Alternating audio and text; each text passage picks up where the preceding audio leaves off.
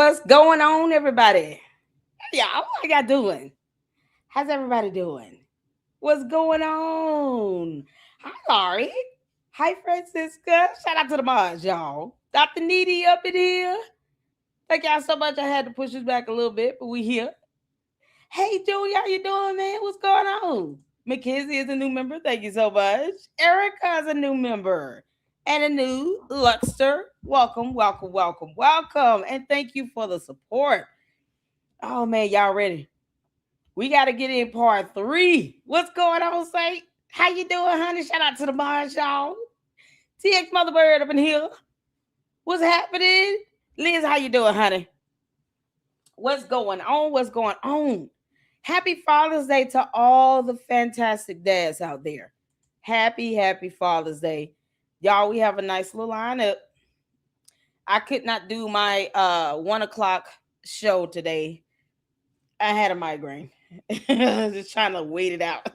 So I will be eating in this because I just took some medicine to try to get this migraine subsided, because I did want to do this live and then the one after this on the Carmelo Anthony. His parents out here begging for money, as if $600,000+ they raise is not enough. Can't make this up. So we're gonna tackle that in a separate live, and then I'm gonna do a quick live on. Oh Lord, somebody put up a post on X. Candace, you cannot fake your death to avoid a lawsuit. Go to court. I said, Candace, know this girl sitting up this post. The saddest to announce that Candace Owens has passed away. Like, you could, boy, you talking about the greatest troll host ever. Now we want Candace alive and to go to court. Oh man, so we got some things to get in. Yeah, we got some other videos that you guys have been telling me about, just separate topics to discuss. There's a Marlon and LaShonda Moore that were out here scamming, sentenced to 40 years. They were sentenced to 40 years.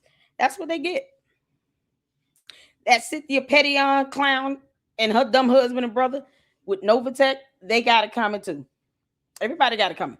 Those crypto scams are no joke. Y'all taking people's money and going out living these lavish lifestyles and then think that you're not supposed to get caught. They got hit with 40 years from stealing $30 million.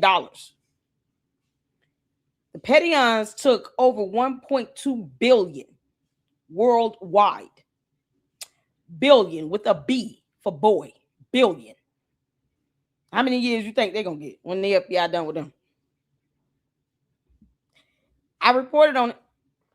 So we got this other report to do, because we report on these pyramid schemes up in here. Don't be scamming people.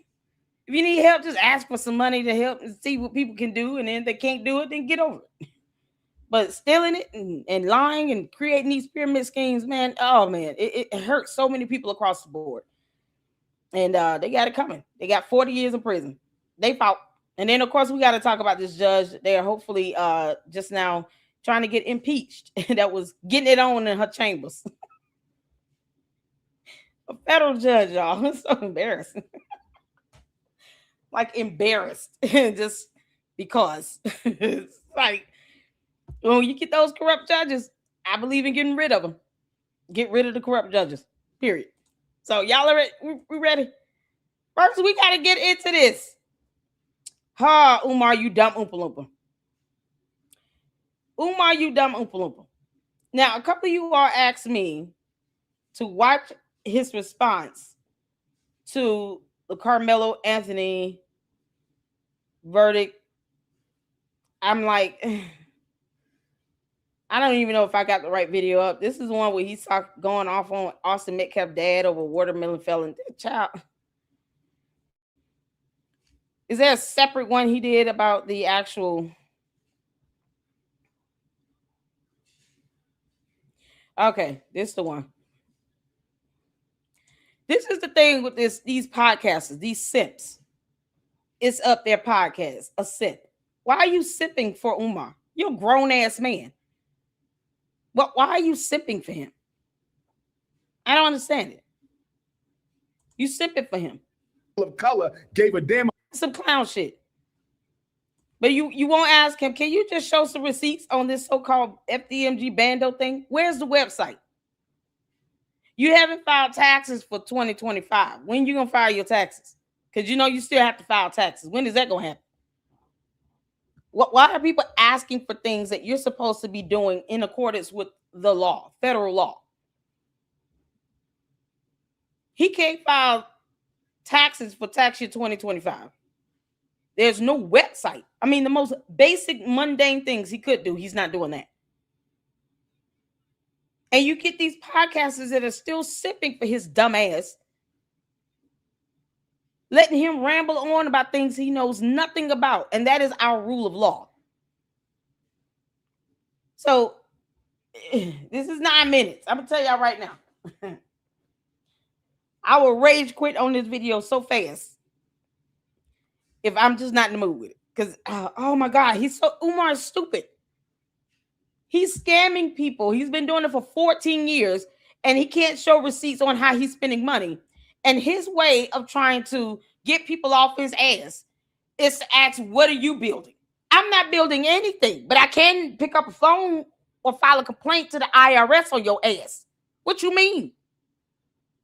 You don't have to build a school to question his dumb ass when he's sitting here telling everybody in the general public to hit his Cash App and PayPal. I've never given him a penny of my money. He won't get it. I don't put money into scams. I will report on it. And the public has the right to know, especially those who are donors and contributors, have the right to know what the hell he's doing with the money. You got this stupid ass conscious community that think that somehow soft shit works in the court of law, and that they're afraid to sue him in a civil matter because of incarceration rates, where if you sue him, he's not going to prison over that. So it would be irrelevant. But yet they're too stupid to just say, you know what? He's not going to go to jail. So incarceration rates have nothing to do with a civil lawsuit. We need to get discovery out of him. We need to know what he's doing with the money. It's been 14 years and he's been sitting here peddling this nonsense about a school. Why should we let him take advantage of the Black community where he claims that he's only getting his money from? Out of his mouth, not mine. He's the one saying, only the Black people are giving me money. But he has no way of actually proving that. But since he want to make this accusation because he's an idiot, that means you're taking money from the Black community that you claim you care so much about and love. And you won't tell these same Black people that put the money in your pocket how you spent it. Or else they got to be challenged with, what school are you building? None. I'm not building no school. I don't care if a donor gave him $5 one time. They have the right to know. And you get these simps that get him on their podcast and they won't ask him that. What the hell Umar gonna do to this dude? If you were to ask him, show the receipts, man. Shut all this shit up. Show the receipts on how you spent the money. Worst that will happen is this dumbass gets up and walks out. And you're platforming this bullshit. Umar didn't go to law school. What the hell he gonna say about a verdict? He doesn't even want to get sued. That's how much of a punk he is. He's a coward. Umar does not even want to get sued for discovery to show receipts. What the hell? Why would he care about what's going on with anything in the criminal court of law? Umar does not care about the Black community because he tells that same Black community, don't ask me to show you any money about how I spent your money. Don't ask me to show you receipts. Don't ask me to show you vendor invoices and contracts. Don't ask me about no permits. You go build a school. They hit my Cash App and my PayPal anyway. Because his bum ass doesn't want to get a job. But yet, somehow he thinks he has an opinion about something. I personally don't care, but since you all asked, we'll go over it. It's Up There podcast. You're a coward and a clown, and you're no different than the Breakfast Club and Charlemagne and any other of these goons and fools and simps that sit here and kisses Umar's left nut. Enjoy that scrotum juice. Son. Stupid. But let that have been a black mother or a black father. They would have forgave them the minute they got the phone call. I do want to start somewhere, though, that is pressing on Black America. There's a lot of people speaking about it. I want to start with the Carmelo Anthony case. Yes, sir. To me, it feels bigger than a courtroom. There's a young black man that's convicted and there's a white young man that's dead. The family is grieving, the internet is divided, and black parents are looking at this wondering how. Yeah, because I'm on one today. Arthur Levine, let me be completely honest with you. I could care less. I'm not political, honey.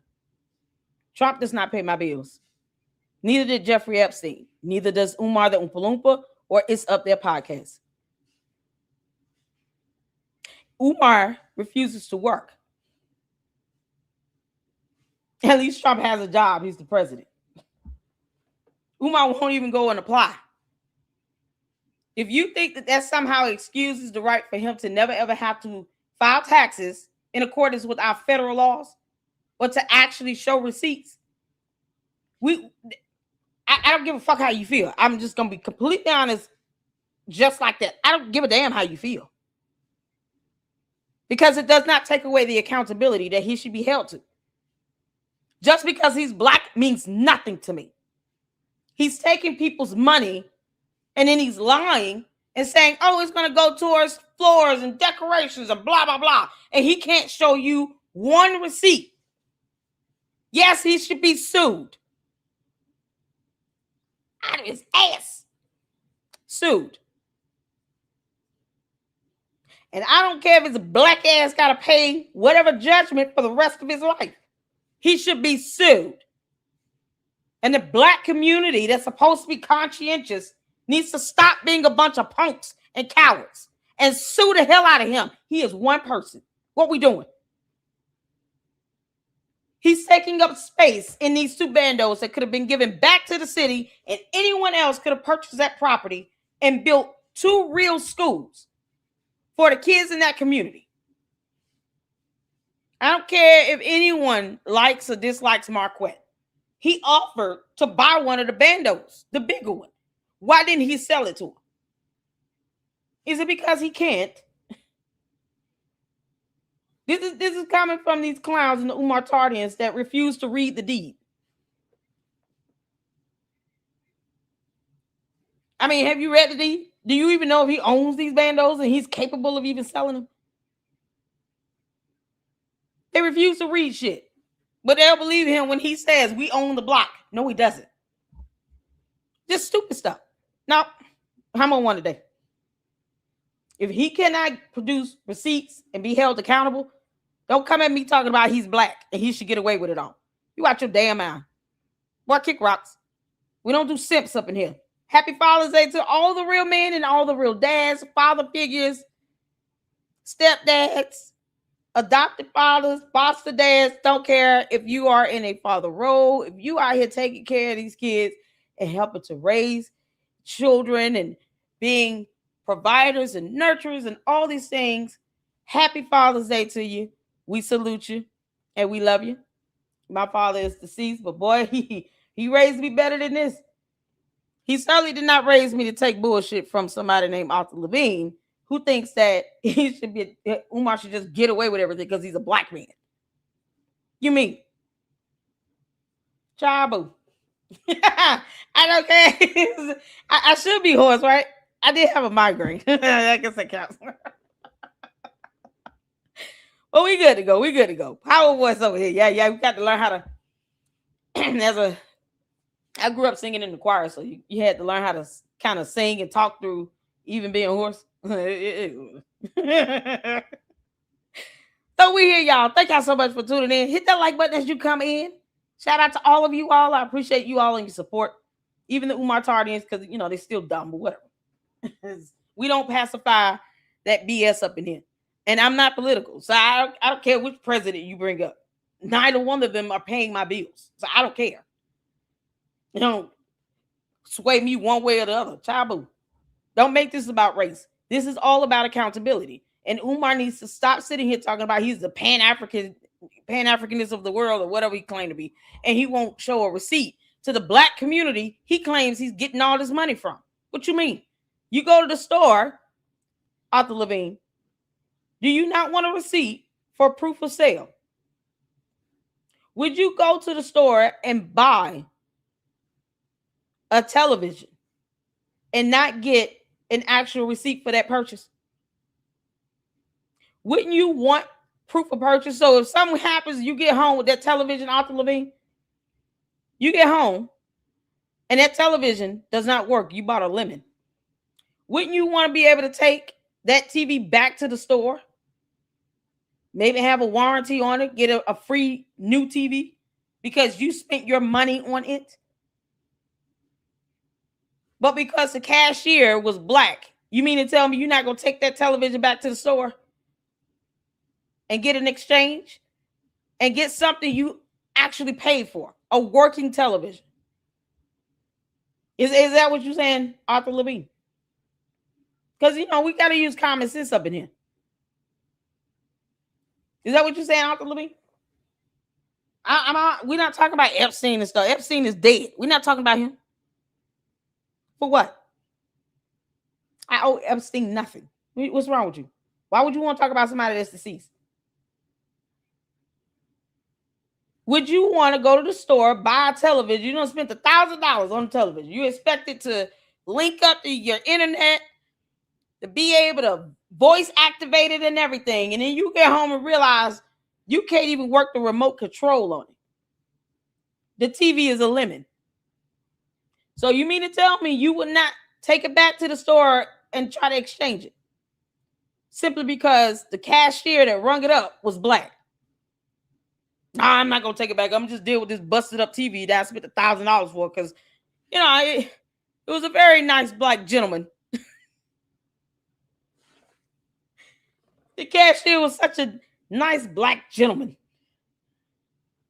that cashed me out, and he forgot to give me a receipt, but never mind that because he was black. Now, the goal is to get a working television, but now screw that television working and my $1,000 I spent on it. Now I'm just going to hold on to this because the cashier was a nice black gentleman. He didn't give me a receipt, and I'm not going to make a fuss about it because this person I don't know, this black cashier I don't even know, that does not have to pay my bills. He doesn't pay my rent, my mortgage, don't buy me groceries. He rung me up, and he was so nice. He did it with a smile. He was so charismatic and enthusiastic. Y'all see where I'm going here? He didn't give me a receipt for that $1,000 television.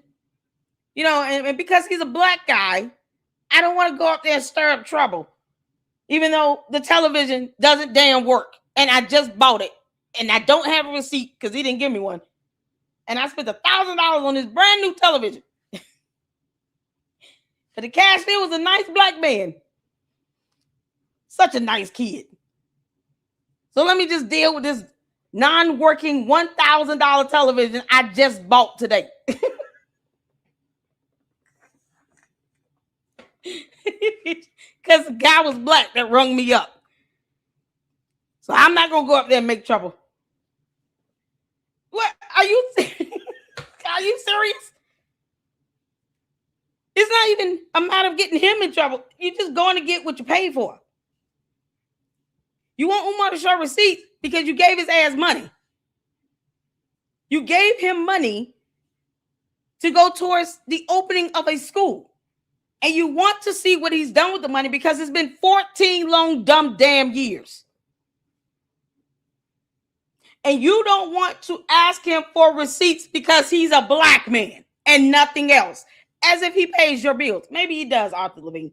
Maybe Umar Johnson pays your bills. But you done gave Umar this $1,000 in exchange for a brand new television. He was your cashier. Guess what?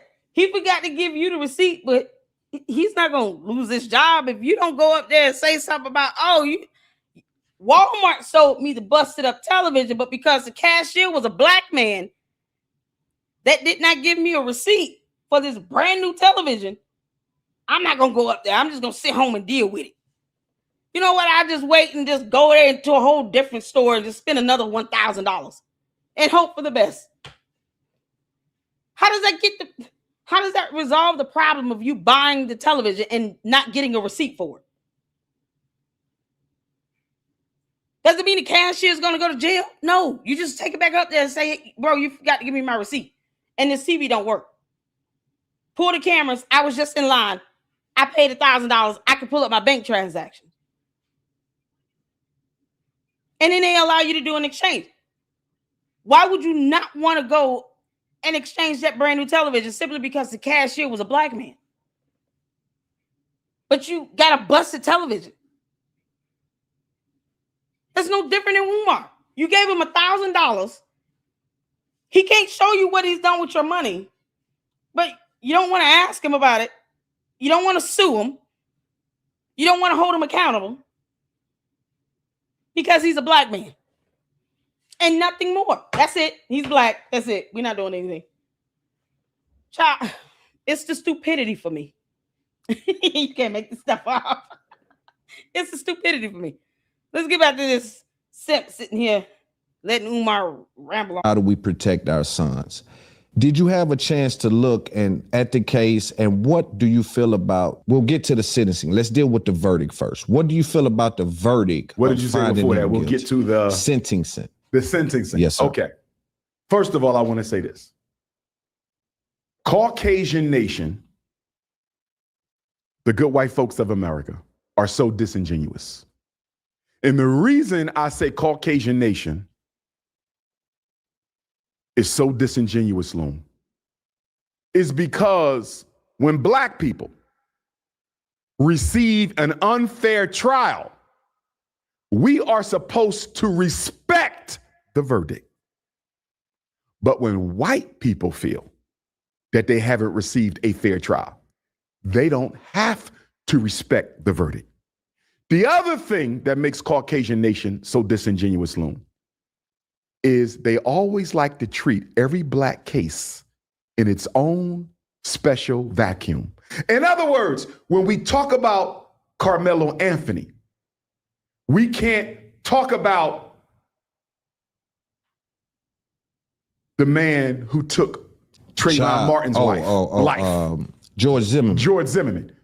You can't put it in context. Can't mix it. We can't talk about Rick Child, who took Cyrus Carmack Belton's life. We can't talk about Kyle Rittenhouse getting off, Rick Child getting off. Daniel Penny choked a man out in a New York subway and got off on standing his ground, and the man never touched him.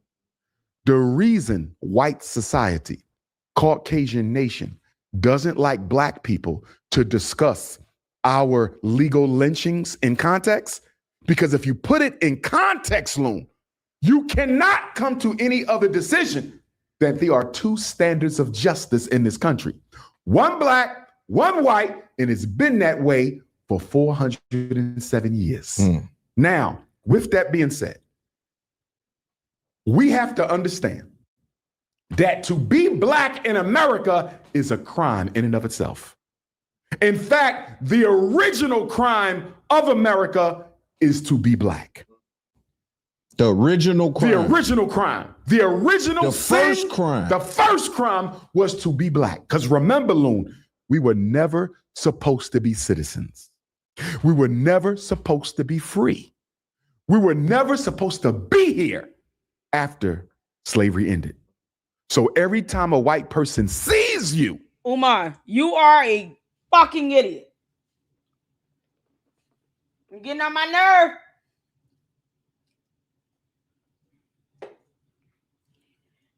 He's sitting here saying you're not supposed to talk about it. Says who? First of all, our justice system, because Umar doesn't care about it, allows you to be able to appeal based on if there were any legal errors committed during the hearing, during the trial. Each state have specific laws. We also have court rules that determine how these appeals should be filed and how they proceed through the courts. See, Umar's not going to tell you any of that shit because it doesn't fit his moot point that he's making right now. while he's just sitting here being a dumbass.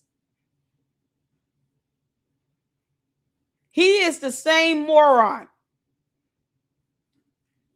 that run around telling black people to give him money. But how dare you ask me to show you evidence on how I spent your money? How dare you ask me why I don't have a job? How dare you ask me to show you receipts? The audacity and the gall of you to try to hold me accountable. See, Umar, I can sound like a televangelist as well, since you're doing it. The audacity and the gall of you to say that you're going to sue me for discovery. How dare you tell me I owe you evidence? Lady Luck Club is in the Book of Negroes.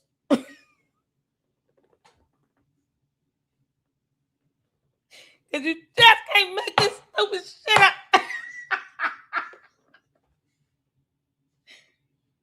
Oh, man. Oh, Umar. You better be glad my headache medication is working. Because I'm on one today. Umar, you are the epitome of stupidity, racism, bias, discrimination, and prejudice. Coming from someone that talks about being a Pan-Africanist, spelled with a K, not a C, while he demands that people find him venues to yell and scream at, but then lies to the public about being the most requested. Yeah, I'm gonna tell y'all right now, he's an idiot. Umar's an idiot. He's making this thing about race and not about the pursuit of justice. All these other cases he named, if you stop focusing on the race and focus on the lack of application of law and evidence, and making sure that these people go through the appellate process, ensure when you're out here voting that you're voting in the judges in your districts, in your counties that represent you and that will do the right thing, get their ass on the bench, enforce and interpret the laws correctly as it should be done, that have no political bias, that can remain neutral and impartial.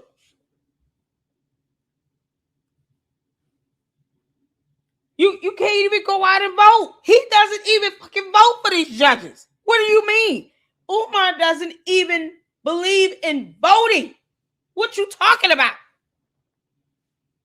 These judges overseeing most of these cases are elected in our criminal courts. And he doesn't even believe in voting. So why would you sit here and have a complaint about how our justice system, not that it's perfect, but even for the things that can be addressed, starting with voting for these judges that are elected? He doesn't even want to do that. So what the hell he got to say? Why are you complaining, Umar? We can't talk about something. No one's stopping you from talking about any of these cases. You're running your mouth now. He tells the Umar Tardians to not vote. U.S. citizens are being told to not vote, listening to Umar Johnson, the dumbass that does not want to get a job. What you mean? What you mean? And all that sausage shit does not work in the court of law. You better ask Pharaoh. Watch many hearings where these sausages go in. I'm not the Lord alphabet, the uppercase alphabet letter name on the papers. These judges sitting here looking like, okay, so if you're not the person that's named as a defendant in this matter, we're going to have that person capious. Keep playing with us if you want to. You're not going to keep wasting the court's time and energy. Simply because you failed to read current laws that apply. Yeah, keep going to court talking about I'm a soft shit and I'm a living man. If you were dead, you would not be in court. If you were dead, Harry Burns, you wouldn't be in court. I hope you're a living man, because a dead one can't go to court.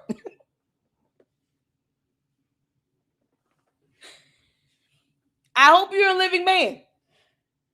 Because otherwise, I mean, what good is court to you if you're dead?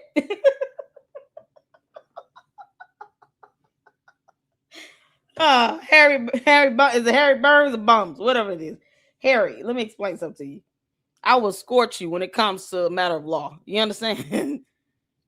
Go to court and think you're gonna challenge that judge talking about I'm a living man and I'm not under your jurisdiction. Oh, okay, walk up out this courtroom and see what happens to you. No. That means you don't fear going to jail then. Because they will KPS your ass and lock you up. Do an FTA if you won't. You sound as if you're familiar with that acronym, so I'm not gonna spell it out. I'll let you tell me what an FTA is. They will KPS you for that FTA and keep moving. These judges are not playing around with y'all clowns no more. You're wasting our tax dollars and the court's time on your bullshit because you don't want to read. Reading is fundamental. And it's not just knowing the laws, knowing court rules as well. You clowns get in there talking about I'm a living man. Well, if you were dead, you wouldn't be here. And we wouldn't be having this hearing. So what are you pleading? Can't make this up. It's a maritime law. Child, please. Work out of here. Yeah, I know, because never mind the landlocked states within the United States. That's not even bordering the sea. Maritime laws do not apply in our nation. On U.S. soil. No. No. I'm gonna let you find out the hard way or the easy way. I don't really care.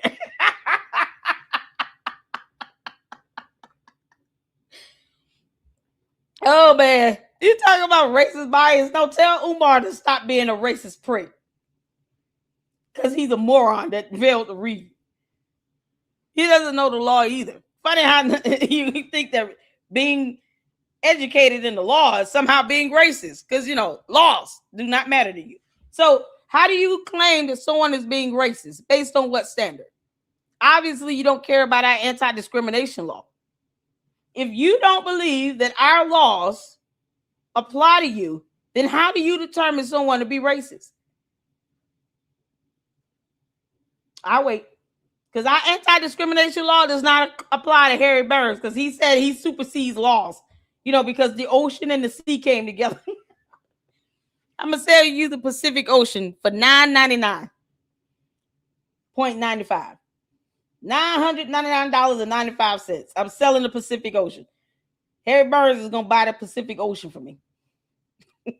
I'll throw in a bridge for free. Umar, you getting on that damn nerve. You got these stupid ass sophomores coming out the woodwork thinking they know laws. And all he can sit here and say is someone's being racist, a term he cannot legally define because he thinks that our U.S. laws do not apply to him. So how do you determine that again? You just making things up. Are you auto-repeating what Umar is saying? Is this going to be just a direct translation of his actual transcript here or what? How bad is this going to get, Harry? Are you simply not going to Google the legal definition of racism for yourself? We know that you don't understand that there are federal laws in place. It's funny how they want to pick and choose when they want to apply federal laws from the United States of America. Only when it's convenient and trying to fit your moot point. That's it. I have the right to speak and all of that. No. You don't want our U.S. laws to apply to you. That includes our Constitution. So if you're saying laws do not apply to you and you're not under our jurisdiction, then don't sit here and try to weaponize our First Amendment. Kick rocks. Can't make this up. Your existence itself is a crime against white humanity. What's going on, Jesby? Now, with the Carmelo Anthony situation, we also see clearly that black people have no legal right to stand your ground, even in a state where standing your ground is legal. That's crazy to me. And so for me, that affects my understanding, because I'm having trouble comprehending how, okay, I'm sitting down, he's standing up.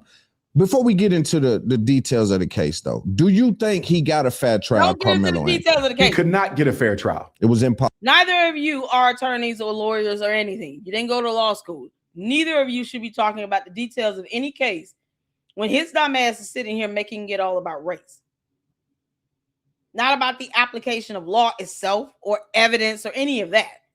How do you say we're going to get into the details of the case after he just got through ranting about it being racially motivated? Then why talk about the details of the case? Umar is a racist. He's an idiot. And I just don't understand this conversation at this point. Two morons about to sit here. No, one moron and one simp. About to get him to try to get into the details of a case regarding criminal law, neither of which are familiar with at all in the state of Texas. God, this is so painful. Oh my God. This is ridiculous. Umar, you're so stupid. Possible. It was impossible. He's in Collin County, Texas. Black people are 10%. If that, how is he going to get a fair trial? Loon, if the trial was going to even attempt to be fair, why would there be no black jurors? You don't need them when we saw the video evidence. I saw it last night. He murdered the boy. He was not being jumped. He was not being attacked or assaulted. Going down into Texas statute codes and penal codes about proportional force, it's going to be irrelevant to Umar because he doesn't understand the definition of that term. So he wouldn't understand the law if you told him the law. If you cited the Texas penal code, to which I covered last night in the video where we watched the video evidence that was admitted in the case during the murder trial, we went over it. And you had this minister of justice, his fake fraudulent ass, ambulance chasing, baby shaking piece of crap, talking about, oh, there's no equal force laws in Texas. It's called proportional force.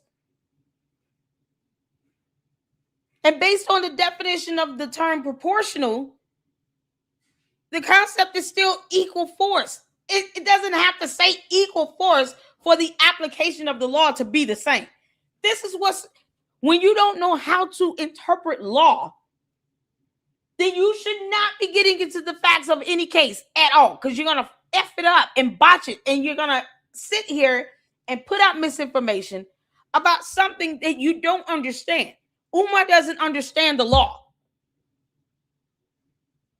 And then you got this simp that keep platforming his dumb ass. All while Umar's just sitting here being racist.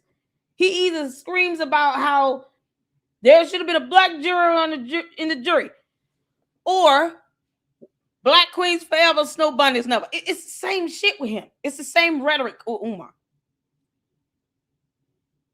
He's not saying anything that makes sense. He's not even saying anything that's logical here. It is expected that Carmelo Anthony is going to file an appeal. He's not going to win it, but he still has the right to file it. That's going to be a whole problem. You know, everybody's going to be in an uproar over that. Oh, he didn't win the appeal. Oh, they so racist. No. He didn't have any legal standing. There was no merit to this appeal where there was a finding of legal errors to justify it. See, it's the application of law. Sitting here saying you need black jurors on a jury when black people saw that video and we all saw what the jury saw, and I could say as a black woman that it was highly unnecessary for Carmelo Anthony to pull out a knife and plunge it into this boy's chest. He was not being jumped or beat up or chased or anything. He chose to walk over to a tent and sit his little happy ass down and did not want to get up. And then telling him, this is not your tent. This is not your school's tent. You can't sit over here. We got people coming here to sit here, reserve spaces here. Why he couldn't sit on all the other open spaces in the bleachers? Or under any other tent at all. He chose to go to that particular spot, sit underneath that tent, and then want to sit there as if they're not telling him, can you please get up, bro? As opposed to him having some self-control and to put that ego and pride to the side and de-escalate. He goes from touch me, see what happens, punch me, see what happens, to pushing a knife in this boy's chest. You're not being threatened if you're telling people, punch me and see what happens. In the eyes of the court, that's not a self-defense tactic. You don't provoke and be aggressive if you are in fear of your life. Fear of your life means I'm going to get up and walk away. And then if they go chasing him while he's trying to leave, that's one thing. He could have gotten up, walked away, but he didn't do that. After threatening them to put their hands on him. After saying, punch me, see what happens. Why do you want people to do that if you're in fear of your life? You don't go out into the street and you see a crazy man on the corner. And he's yelling all kinds of obscene things, and he looks like he's had a hard knock life. He ain't bathed in 40 days and 40 nights. And he's got a baseball bat. Most people like that, we typically avoid. We're going to cross the street, avoid walking past them. You don't walk up to somebody like that and say, hit me and see what happens. Swing that bat at me and see what happens. And then say, I was in fear of my life. I can't believe he punched me with this bat. You went up and you actually dared him to do it. You challenged him to do it when you could have just walked around him. That's the same thing. Carmelo Anthony did not have to tell this boy, punch me to see what happens. Touch me, see what happens. And you talking about I was in fear of my life. Why tell them to punch you then? You welcome in this violence into your life. And then when you react in a way that is not proportional to what you've been given, that you asked for, now all of a sudden it's self-defense. That bullshit did not work. The law defines what proportional force is, and the jury is instructed to follow the law when they're reviewing this evidence. And based on the definition, the legal definition of proportional force in accordance with Texas Penal Code, they did not see any self-defense measures that would be reasonable or proportional to what Austin Metcalf did to him. Putting a knife in someone's chest because someone put their hand on your shoulder is not proportional. That's how the application of law works. And that's why that jury came back in 3 hours and found him guilty. Not because he's black, but because he failed to de-escalate and walk away. And he chose to put a knife in somebody's chest. And they died. That clear cut. And this idiot sitting here talking about, oh, it should have been black jurors there. For us to say the same thing, black jurors would have said the same thing. For the trial to even, the Constitution says you're supposed to be tried by a jury of who? Your peers. They had a jury of all whites. Every man was Caucasian. Huh? 3 Asians.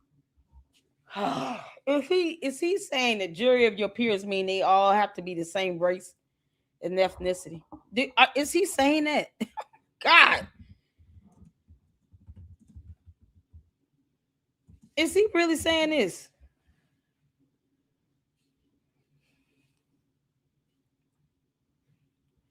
If he just said that the majority of the population in that county are Caucasian,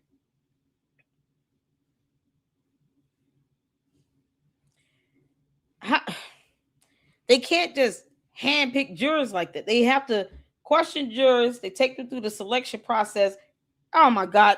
I shouldn't even have to explain this.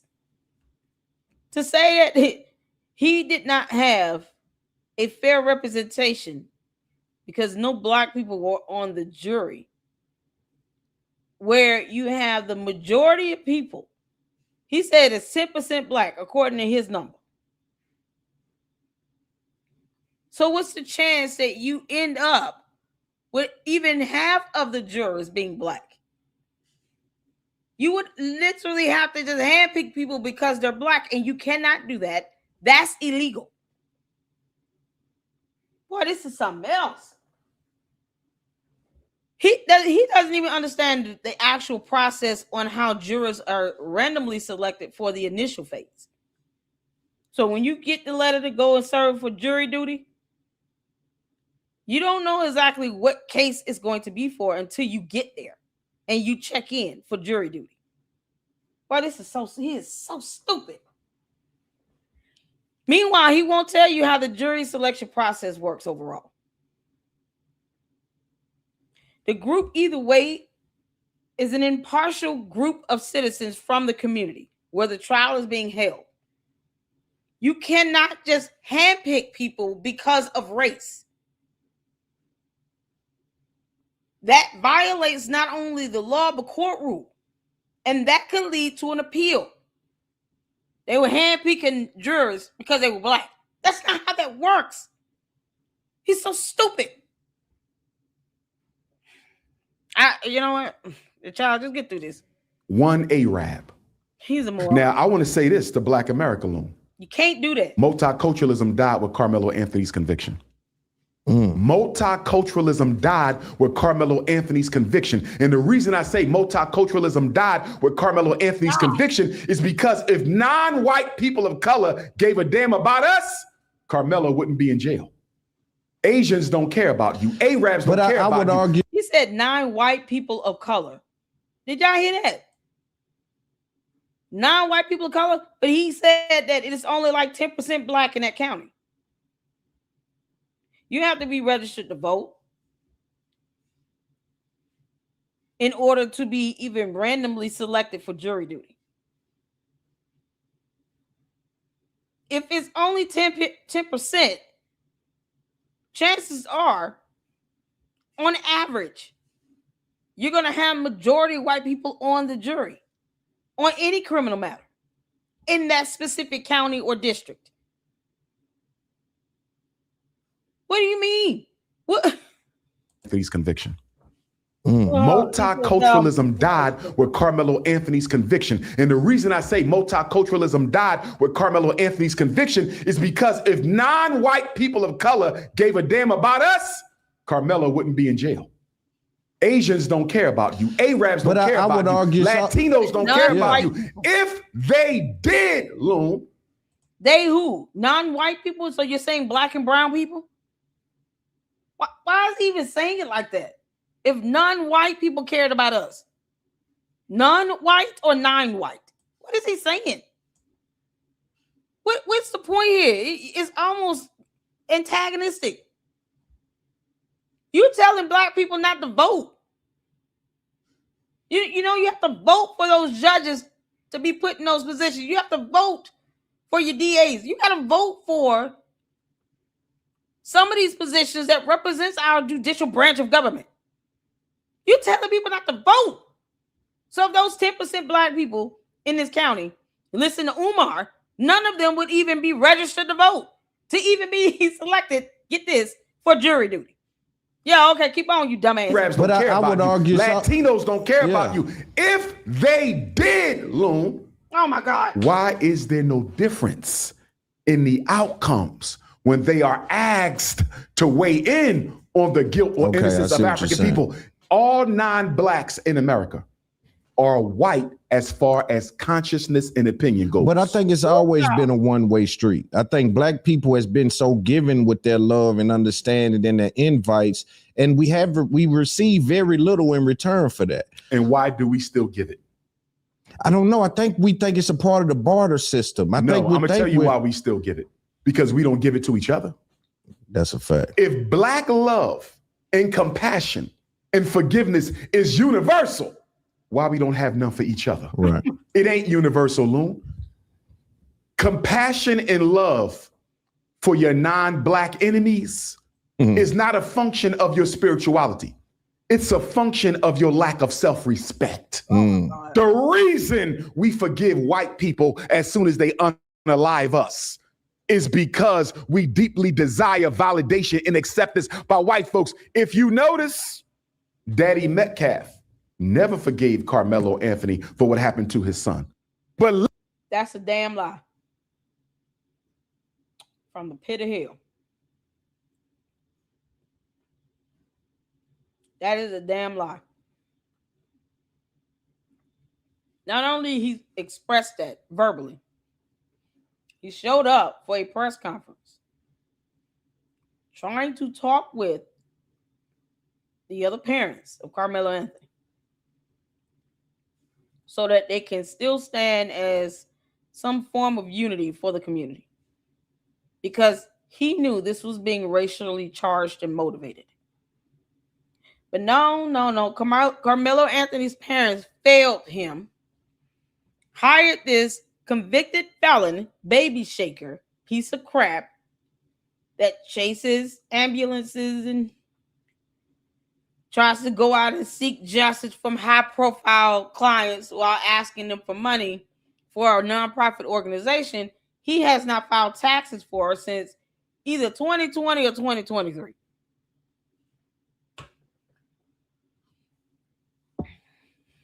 Hey, man.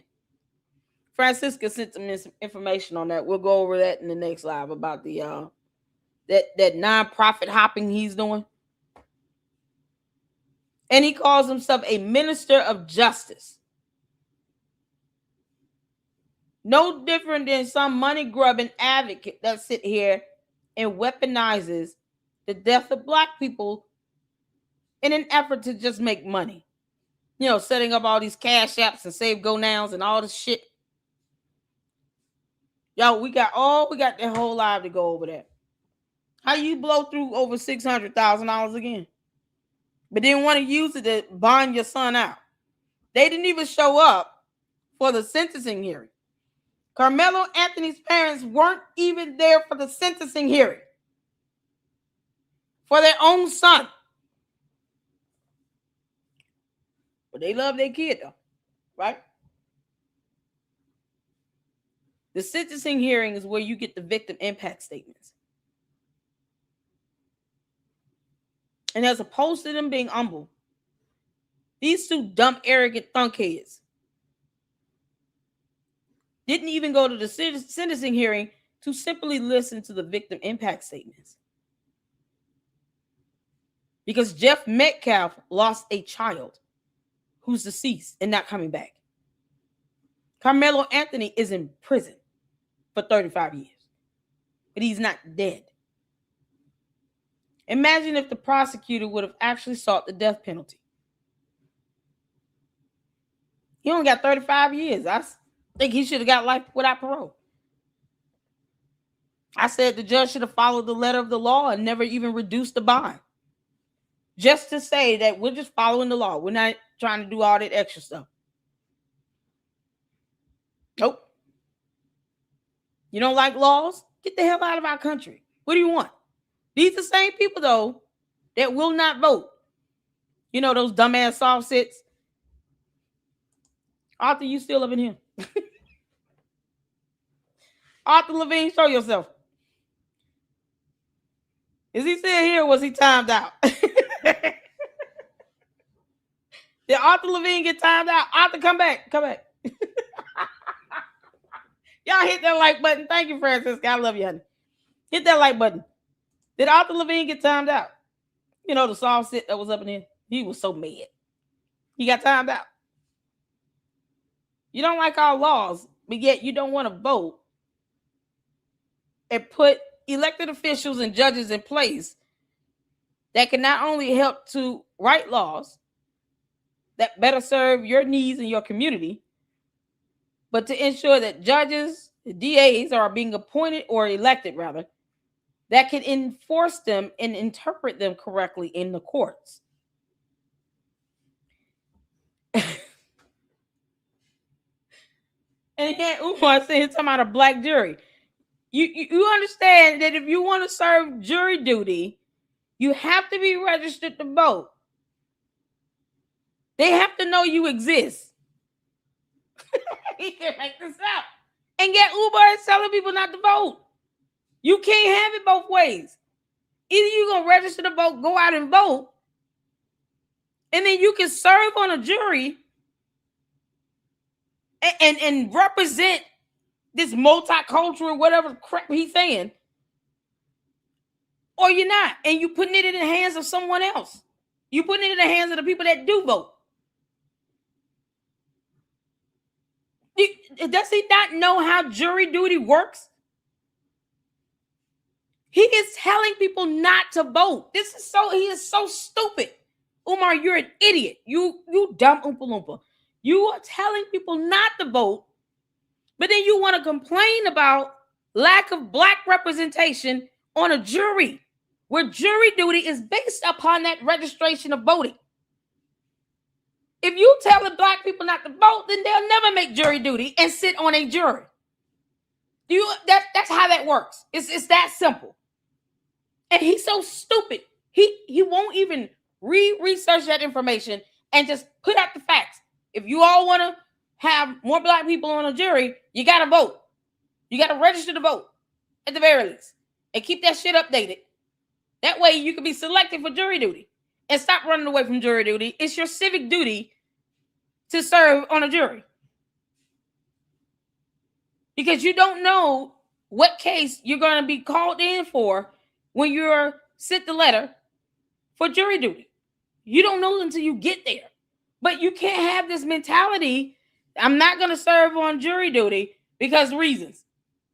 And then when shit like this happens, where you have the people who do vote, especially in that county that is majority white, guess what? Majority white, and they vote. They register to vote. They vote. Then they'll be the ones that are getting the letters to come serve for jury duty. And then when they get down there, who knew we're going to be sitting on the jury for Carmelo Anthony's murder trial? But you don't know that until you report for jury duty. And you have to be registered to vote. And if Umar is saying to black people don't vote, then you'll never make it on a jury. And therefore, you have no complaint about there being a lack of black people in the jury. Carmelo Anthony took this boy's life. It's that simple. Because video evidence shows it. That's it. It's that simple. This was not complex. It's being muddied because of all this racial tension and motivation stirred up in it. If you pull out all the racism and all that shit, what you're left with is the finding of fact, law, and evidence. This case is very straightforward based on the evidence of the video evidence, the testimony, and the witnesses. It's very just straightforward. He admitted to committing the act. He simply tried to excuse it as self-defense. And when they saw that the evidence did not show that he was in any danger, he could have gotten up and walked away if he was in fear of his life, and he failed to do that. By law, by interpretation and definition of self-defense in the state of Texas, he was no longer defending himself based on the video evidence. And that's what the jury saw. So you can put all black people on there, they would have saw the same thing. They would have saw the same thing. You have black people that have seen it and said he's guilty. You can't hope for black people to be on a jury just so they can taint the jury and then be biased. They're supposed to be neutral and impartial. Meanwhile, this minister of justice clown, this fraud, this baby shaking convicted felon, sounds like he collected well more than $10,000. And for what? Because he still can't quote a law correctly. Child, once again, it's the ignorance of it all here. as opposed to these two thunkheads just pulling up the jury duty selection process and all of that and expressing why it's important to be registered to vote. Now, Umar's telling people, black people not to vote, and black people are dumb enough to listen to him and not vote because, reasons, and he's an idiot. Umar, get the hell out of our country. Let that have been a black mother or a black father. They would have forgave him the minute they got the phone call. We don't. And he flat out lied. The father of the victim did forgive Carmelo Anthony. He did forgive him. His parents got arrogant and cocky. And this minister of justice didn't help diddly squat. To the point where you having this man removed from oppressor by the police when he posed no threat to them. Teach people to respect black life because we forgive them as soon as they take black life. You ain't never seen no white person forgive no black person. What about black on black crime, Umar? You dumbass. I don't see him screaming and hollering when it's black on black crime. So if it's two black people involved and one black person take the other black person's life, how this gonna go? If it were two black people and it was still an all-white jury and the actual suspect was found guilty, then what? Because that minister of justice would not have been involved if it was a black on black crime. It kind of, these so-called bummy ass advocates that don't want to get a job and go to work, and they sit here and commit fraud every time they ask for money to still do nothing. They don't even educate themselves. He could have at least gotten his paralegal certificate. And then he calls himself a minister of justice. That's not even a real title in the court of law. He can't represent anybody. You can't say you're seeking justice when you're handpicking the cases you want to involve yourself in, where there's an opportunity for you to sit here and stir it up, talking about, oh, it's all racism. Everybody's racist, because racism, blah, blah, blah, blah, blah. But when it's black on black crime, where the hell is minister of justice at? Yeah, no, it's not as lucrative because you can't claim racism in that. It's the stupidity. Even in a justifiable homicide, which is what Carmelo's situation was, they ain't never forgiven. Only black people do that. It has nothing to do with Jesus, Muhammad, or spirituality. It's about your need for white validation. Do you think that the 35 years felt like justice, though? What it should have never came to that, first of all. It should have never came to that, first of all. So you think he should have got off innocent of the charges that was brought on Carmelo Anthony? How do you seek white validation? And let's say Carmelo Anthony's parents.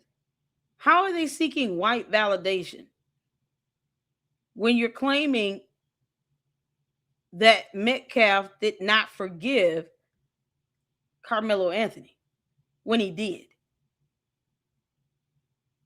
They had him removed from a presser where he tried to talk to them to try to bring some level of continuity with this. And they dogged him out. They got cocky and arrogant. So how is that somehow trying to seek white validation? Evidence is evidence.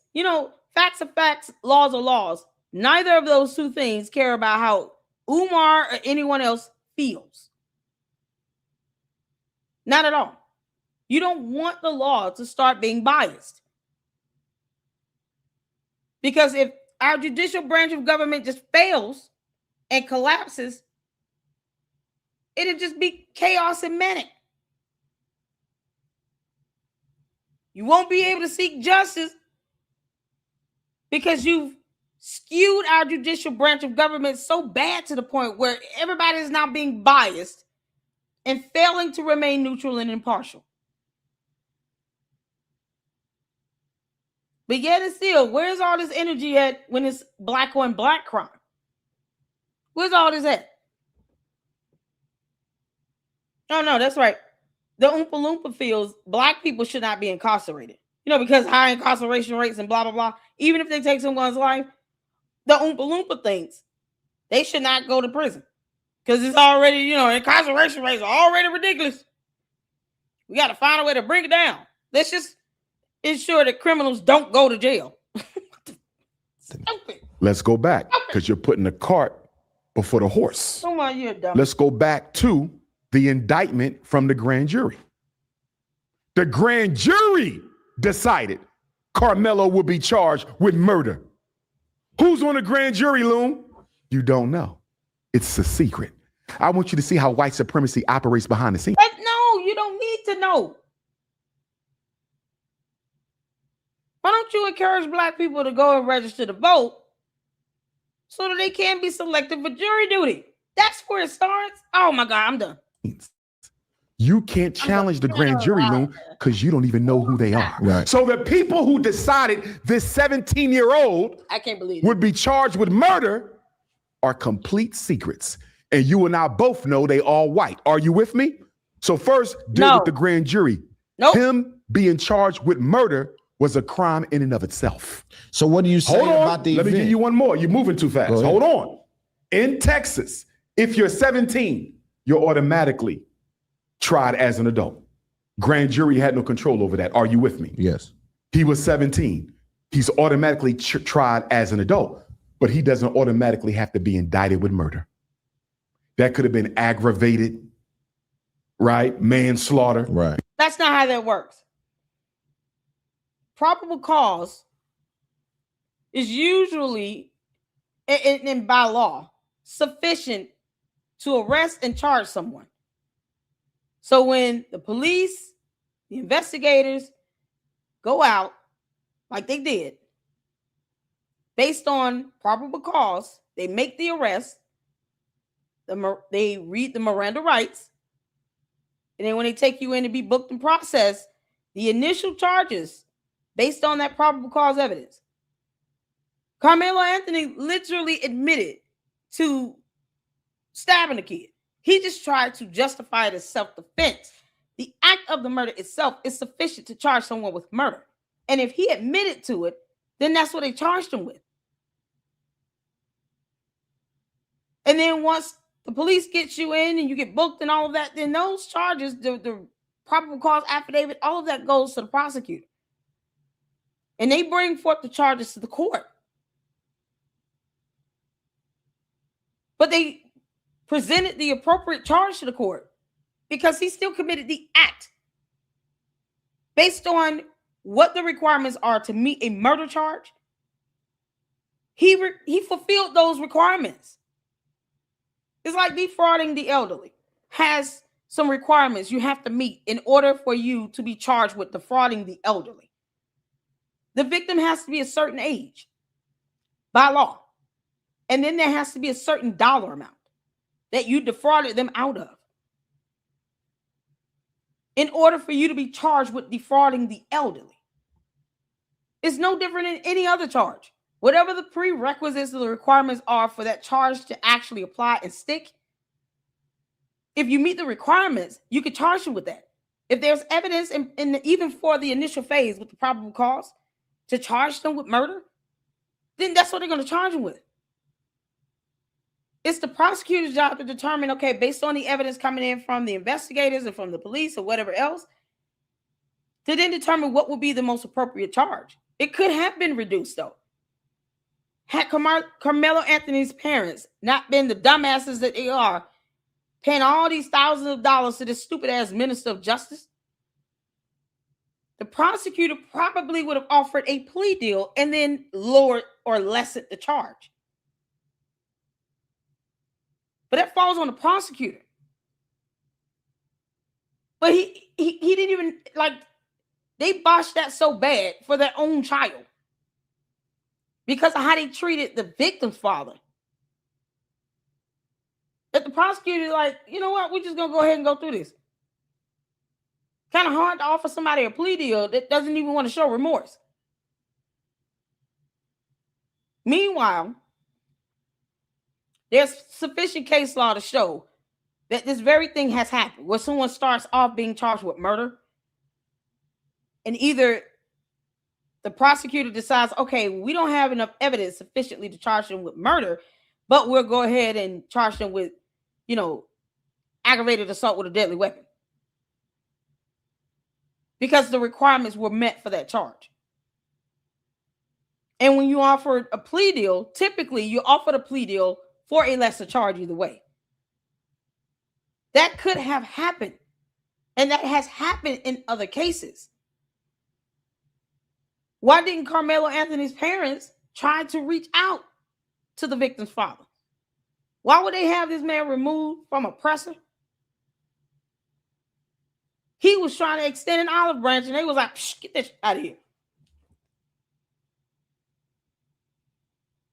Otherwise, the judge even reduced the bond from $1 million, based on the law itself, for that murder charge to $250,000.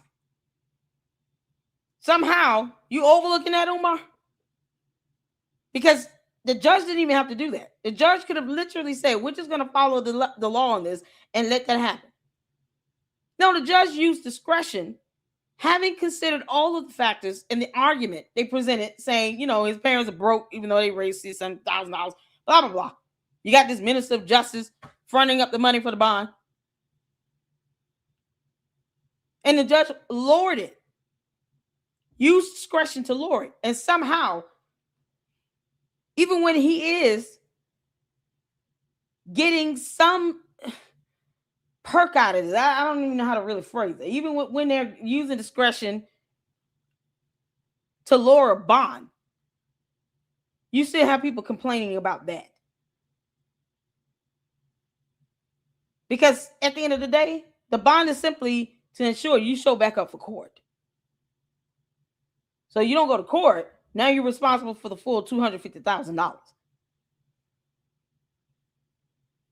But that had no bearing on the evidence itself and what the jury deliberated,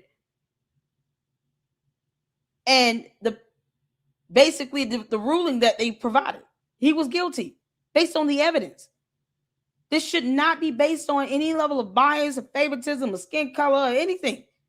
You want it to be based on the law across the board. Otherwise, you let some Oompa Loompa like Umar sit here and go in and try to mess with our judicial branch of government. He's going to F it up. Umar, when the hell are you leaving this country and going to Africa? There's a whole list of crimes they could have went with. So you're saying he should have been charged, just not with the first degree murder or whatever. Was it first degree? He didn't have to be charged at all. Oh my So God. This could have been self. a white young boy body drops, and you think he should not have been charged? The reason you labeled it a white boy is you're putting it within the context of the racism of American society. Let me flip it around for you, Loon. If two 210-pound football players, black football players, walk up to a 135-pound black boy, grab him by the hoodie, put him in a headlock, try to jump him and stomp him out, and that white boy unintentionally stabs him, or he falls onto the white boy's knife, which is what we believe happened. Okay? It's not Austin fell onto Carmelo's knife trying to attack him. This was so dumb. This is not based on what you believe, Umar. It's based on what you can prove beyond a reasonable doubt. And the evidence didn't lie. You had witnesses as well that were there. He took time to pull out a knife out of a backpack and put it in his boy's chest. He was indicted, convicted, found guilty, sentenced to 35 years. And like I said yesterday, and I will repeat myself, he could have easily gotten 50 years to life or life without parole. This case was just straightforward. All this racial bias nonsense is making it complicated. It's a very straightforward case. And the idea that he's going to, get an appeal granted, child, please. Can't make this up. Umar's still stupid. All right, y'all. Let's get to the next one. Because, oh, Lord. Y'all wanted me to show that. Y'all better be glad I love you. I want to talk about this for a minute. This is Umar the dumbass. 4 years ago, for Juneteenth, being stopped and searched by the police. Umar, you dumb Oompa Loompa. Why did you get stopped and searched by the police? He made a whole thing out of this. Somehow tried to denounce Juneteenth, I guess, because reasons. But yet it's still this year. He goes out and celebrate. We got the video on that. You can't make this is crazy. You can't make this stuff up. So I want to watch this. I haven't seen it. Hit the phone where you can see it here. Let's go. Tell me to come over here. Okay.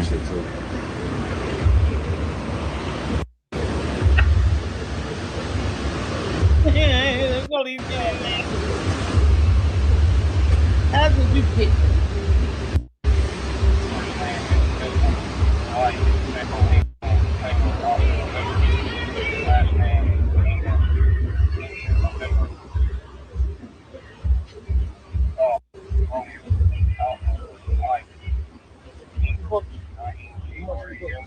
$50.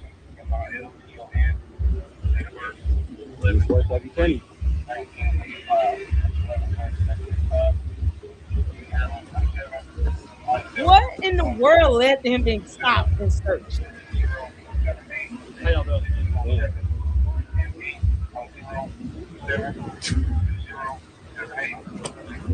Man, this is something else. That dirty, dirty suitcase. Umar, is that the luggage that Malware claims she bought you?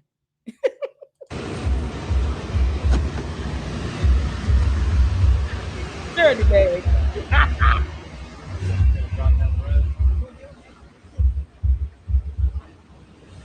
We all know that's not his car. But whose car is that? Can I put my suitcase back together? Is that all right? Or you not done searching? Oh, look how you sitting here being all extra timid with this police officer. Umar, I thought you was hot shit. Sir, you mind if can I put my nasty sloppy slide up back in my suitcase? You done? You just let me know. Well, what happened to that knuck if you buck attitude, Umar?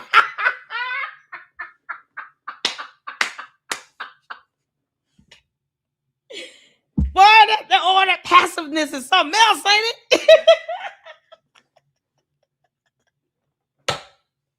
Umar, you're a clown.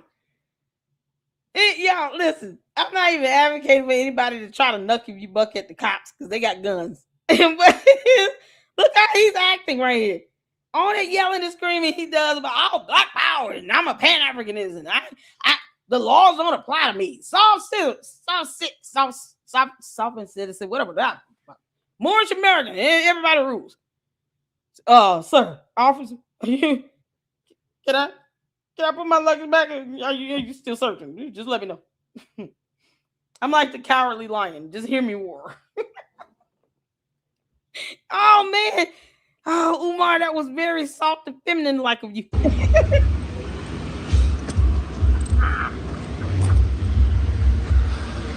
Oh boy. What happened to all that air in your chest, Umar?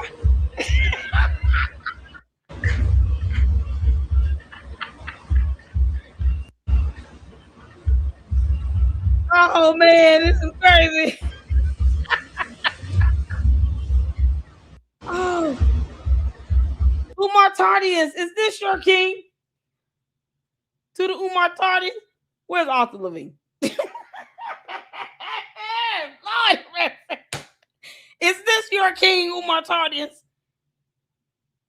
I ain't never heard him. Oh, I gotta go back. Oh, we're gonna have some fun on this one. Oh, Umar, I'm about to go in on you, clown. Boy, this is frightening.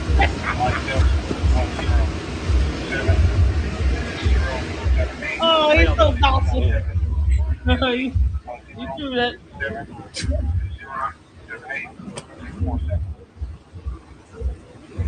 Oh man.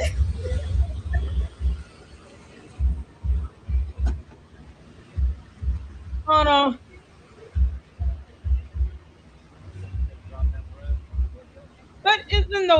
boxes. He's so junky. Can I put my suitcase back together? Is that all right? Can I please put my suitcase back together? Is that okay? Can I do that? Sir, please. Don't go through my bag. Umar, did he find some dead animal parts or something like that?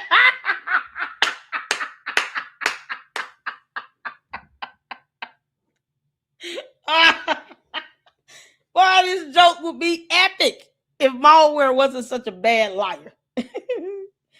Y'all remember when she said that he had animal parts, a gun, and something else in his bag, his dirty bag. His suitcase was nasty. Oh my God. If she wasn't such a horrible pathological liar, let's say any of that was true, boy, it would be epic right now. Because you would expect the police to pull all this stuff out of his suitcase, right? Or you not done searching? Oh. Yeah, you're done searching. Oh, okay. I'll stand back here. Go ahead. Oh, he's such a coward. Chicken legs. Oh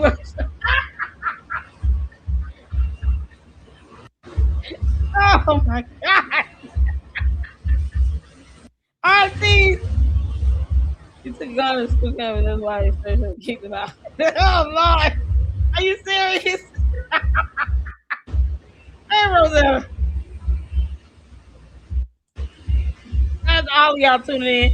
What's going on, Slick? Why isn't he loud now? I know I did. Oh, Umar, you coward. What's going on, Amina? Yo, say it with your chest.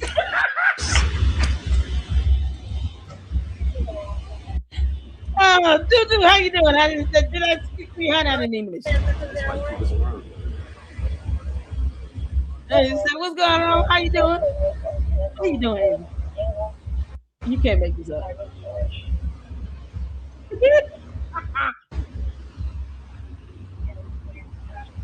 Who that? Oh my God! This dude. How many police officers out there? Oompa Loompa, they must have smelled your fecal matter amount. Boy, that black mold must be releasing a powerful scent. Look how many cops out here.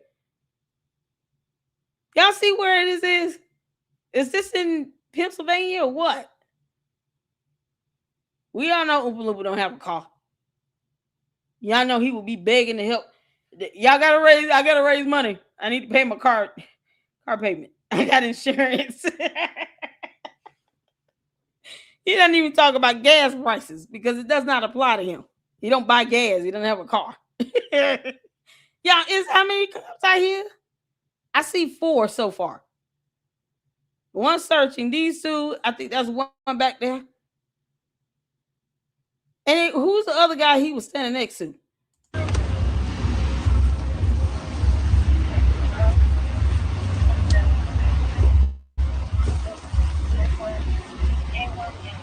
Damn, these cops.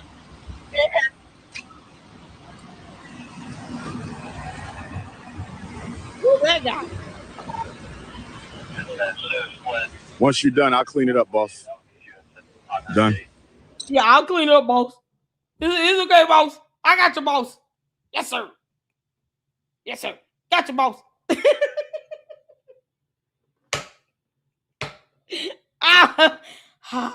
Umar, I'm gonna tell you this right now, you dumbass Oompa Loompa. This video came up as a recommendation, and I am so glad that it did. For once, YouTube got it right.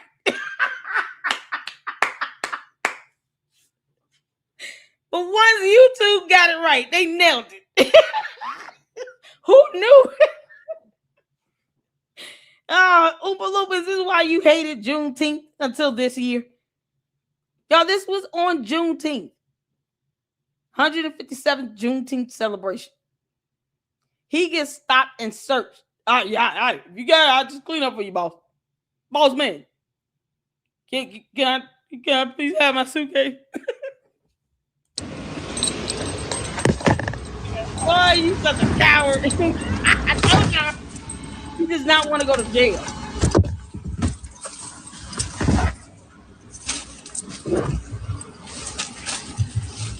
Boy, being all this passes like this, I'm melting.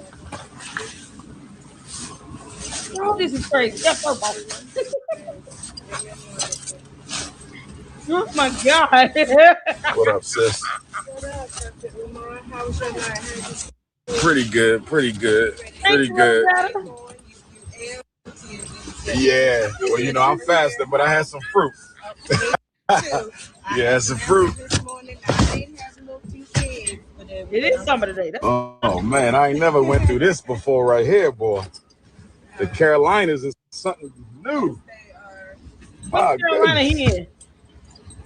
Woo. It's the banner for the table. All right. Exactly. We good to go, or? All right. Sir, are we good to go, boss man? Boss man, we good to go? Is it okay if I keep going or what? Freeze.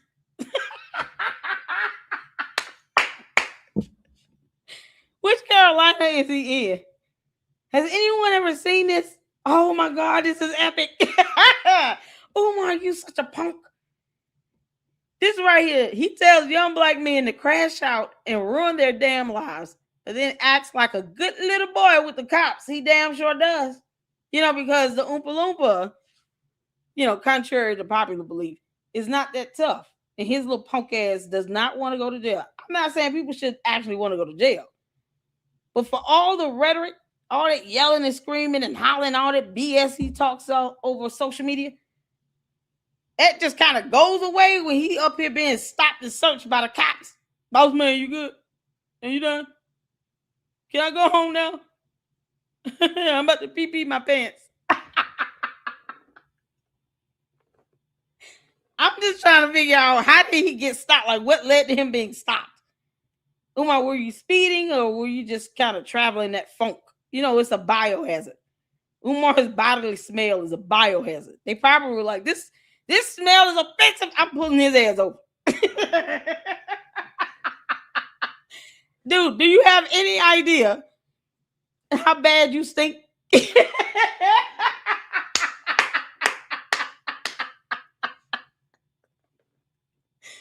Umar must have had the windows rolled down.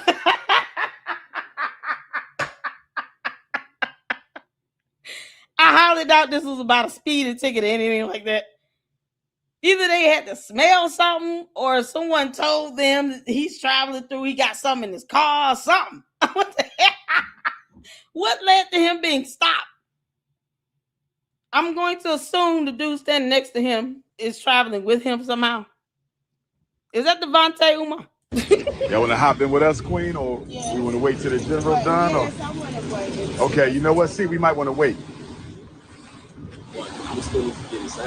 Okay. You know what? Let me get my other cell. So what do I need to do? Do I need to wait? Stay put right here? Okay. Let me get. Boy, he's scared as hell, ain't he?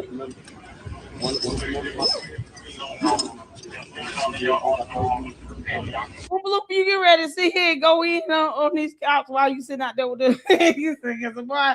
I hope this happens. I hope he's about to sit here and trash talk about these cops while they are able to hear him.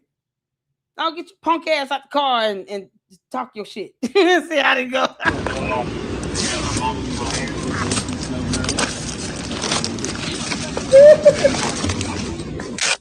Boss man, I'll do it, boss man. You ain't gonna worry about it. I'll do it, boss man. I needed this laugh. Oh my God. Oh my God. Oh man. Oh, he's got it out. Thank you, Rosetta. For the $10 super. You'll have Peace it. and Pan Thank you. Africanism, peace and Pan Africanism. This is your big brother, King Kong Consciousness, Dr. Umar Ifa Tunde. We live and direct HBCU Benedict College, Juneteenth. We're pulling up, damn near strip searched. I don't know if this is Now go on over there and say that where the cops can hear you. Take your bum ass over there and say that real loud. I want you to yell like you do when you outside of FDMG at night. Talking about, I see aliens. Y'all know an alien punched me out when I was a kid. Brothers and sisters, hit my cash up and PayPal. Salute to all the alien Africans out there that's knocking me the hell out.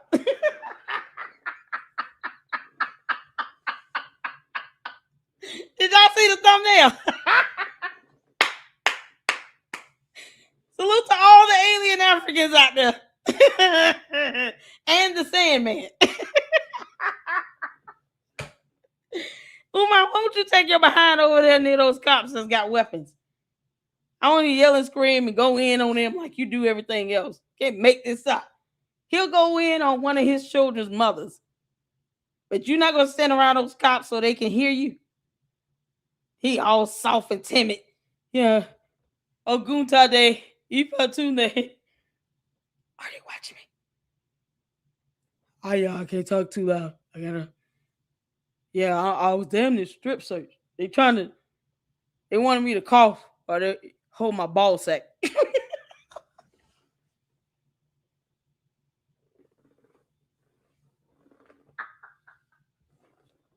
Oh my, you so stupid. FBI, CIA, Homeland Security. I'm here with my good brothers and sisters from the Fred Hampton Gun Club who drove down to provide support and security for your brother, Dr. Umar.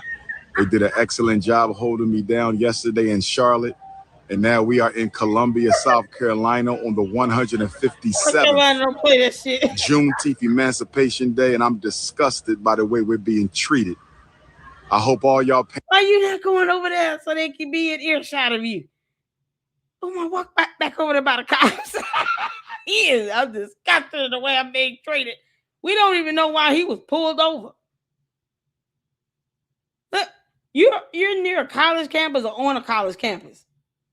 You don't understand every college have their own police unit assigned to them. Benedict College have their own police officers that are basically patrolling the campus. So anything happens, Benedict College's police officers are going to be the first ones there because that's their jurisdiction, so to speak. Then you alert the standard local law enforcement in the area based on your district or county, wherever you are. You all see how many cops out here. And then he's got this, I know all these people with these cars, they can't be waiting for him. That means you're traveling like an entourage. This is crazy. And then you got the woman in the background talking about, well, I hope you're okay. You all right? What happened? They pulled Umar over because he failed to brush his damn teeth. It's got to be a crime. Paying attention to this. I hope all y'all paying attention to this. We supposed to be celebrating freedom, but yet we being accosted by the police. We supposed to be celebrating freedom, and now we're being accosted by the police. They say that they spelled marijuana in one of the comrades' cars. Yeah, that looks about right. Comrade. Umar, the United States of America is not a communistic nation. You don't even use that term on a regular basis. Why are you saying comrades? You want everybody else to be fake outraged with your dumb ass. What the hell you do to get pulled over in the first place? If it was about marijuana, they have the right to stop and search in your car. This is the idiot who thinks somehow having black people on a jury should just immediately decide to let a murderer go free. Now being stopped and searched, this is 4 years ago, for the smell of marijuana. because he still failed to read laws. They actually have the right to stop the search with just that. The probable cause is they're smelling marijuana, which is an illegal substance in South Carolina. This is 4 years ago. So it had to be illegal at the time that you would stop the search. That's enough for them to use as probable cause to search your vehicle. If marijuana is illegal, they don't need to smell marijuana. It's illegal. That's a sign that someone is using it. You are not above the rule of law, Umar. I want you to go over there near those cops and start yelling and screaming about your so-called rights and calling people comrades and shit. I was one of the brothers, one of the allies, brothers in arms.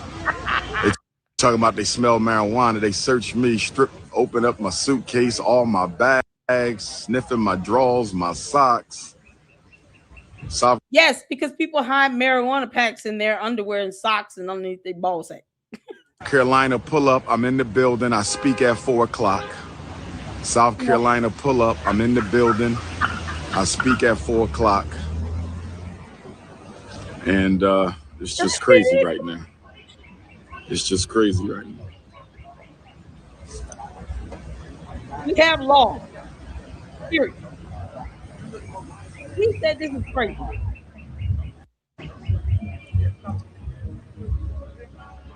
This is crazy. He literally thinks he's above the rule of law. More police. Here come more police. What do you mean?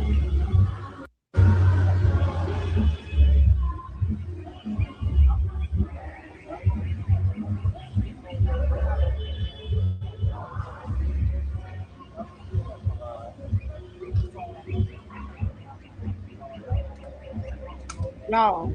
I thought we supposed to be free. You are free. You don't have the freedom to violate the law. Are you out of your mind? Where Arthur Levine at? See, this is why you should walk around talking about I'm a sovereign citizen. I get to do what I want. Not on our U.S. highways. Not according to our laws. If the drug is illegal in the state of South Carolina, it's illegal. So if they smelt it and that warranted them to pull you over, guess what? They have body cams. Why didn't you post the body cam up of this? You're talking about, I thought we were supposed to be free. Not if you're committing a crime. So if you're utilizing an illegal drug and you're in a state that has not legalized marijuana, it is an illegal substance and they have the right to pull you over and search your vehicle for it. They don't know if you trafficking marijuana or something. You could be hiding stacks of marijuana in your suitcase. That's why they searched through all of that. You're not above the rule of law, you dumb Oompa Loompa. You're just not. Yeah. Because maritime laws say they can just do what the hell they want and squat in people's houses and all this dumb shit and never ever suffered any consequence because of reasons. Laws maintain order. Even the Bible says thou art to obey the laws of the land. Don't go to another state with your vehicle smelling like marijuana and it's not legalized in that state. They will pull you over. They will search your vehicle. And he talking about they sniffing his drawers and his socks and shit. You're trying to kill him. They should arrest you for attempted murder. That's got to be attempted murder if somebody goes and spells his drawers and his socks. They need an ambulance on standby. Officer down. I repeat, officer down. Can we get our units out here?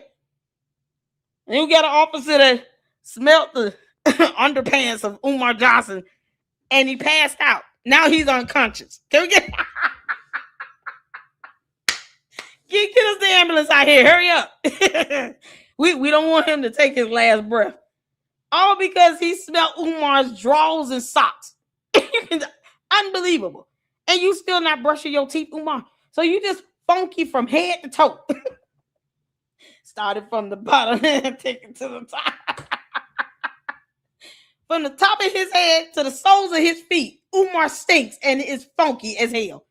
Let the church say amen. That's what they teach our kids in public school. I thought we supposed to be free. That's what the Democratic Party Congressional Caucus told us. I thought we supposed to be free. That's what the black church told us.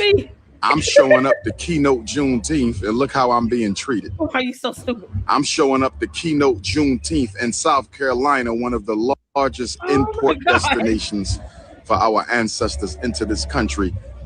And look how we being treated on June. Truth, have you seen this? This is my first time seeing this. Truth Logic said this was an HBCU event where they were searching everyone. But Umar made it seem he was the only one being targeted. You know he's a whole punk ass. That sounds about right. You got an event going on at a college campus in South Carolina. And you're saying that they don't have the right to stop and search if they smell marijuana? And you're going to a college campus smelling like marijuana. What the hell are you trying to teach these college kids to do other than to be high, bums, and unemployed? Oh, and a scammer. What are you teaching them? You want to go to a college campus for an event you probably forced someone to schedule for you because they didn't request your bum ass. This is embarrassing to Benedict College. And this is the impression you want to have on some college kids? Yeah, y'all go ahead and smoke and get high, and they stop and search you for it because it's illegal. Then, you know, just cry out how you're not free. How dare they target me for illegal substances? They smell it. What the fuck is wrong with them? Umar, you just a punk ass. On our day, brothers and sisters. On our day, brothers and sisters, the keynote speaker. Look at how we being treated, brothers and sisters. They don't give a damn about you. They didn't say, oh, you're a keynote speaker? Okay, cool. So we won't search your bags. Once again, any member of the judicial branch of government should remain impartial, neutral, and non-biased. So you think it's okay to commit crime because it's Juneteenth? Umar, if you tried to put a knife in somebody's chest, do you really think you should get away with it simply because it's Juneteenth? They're not going to sit here and say, oh, okay, no, we're not going to stop anybody today because it's Juneteenth. And, you know, people can just commit crimes. That's no different than perjury. You're talking about a purge. All crime is legal now for 24 hours. Happy Juneteenth. What do you mean? Still not free 157 years later. Still not free. South Carolina pull up. Dr. Umar's in the building. He thinks he's supposed to get away with South Carolina pull up. Dr. Umar's in the building. Hey, Uncle Mo. Oh. How you doing, Uncle Mo? Shout out to you.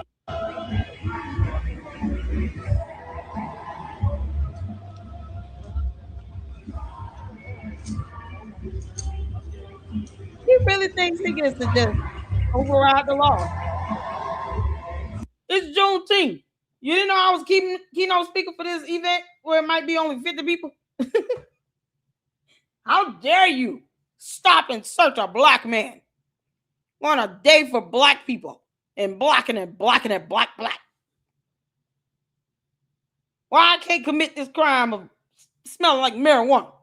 How do you know I smoked it? It could just be an oil. Officer, you good, boss man? He was talking, he wasn't saying a damn word while he was searching his stuff, right? You walk over across the street, now all of a sudden, we're not even free. Look how they keep enslaving us. They said I smell like marijuana. The audacity. That's just my regular body odor. It's a new scent. It's called funky. A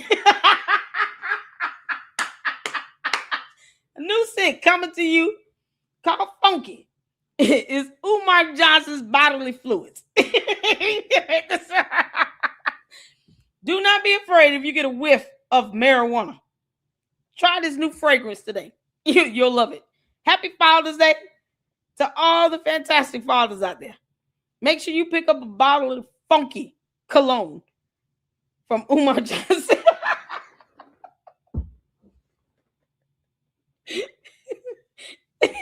And wear it every year for Juneteenth in honor of him being stopped and searched for smelling like marijuana. FBI, CIA. If y'all didn't think Dr. Umar was at the top of the list, y'all know now. If y'all didn't think Dr. Umar was at the top of the list, y'all know now. Who told them we were coming? Status to get away with crime. Who told them we were coming? Who? You tell them? He just did an announcement in this live stream. Y'all come through.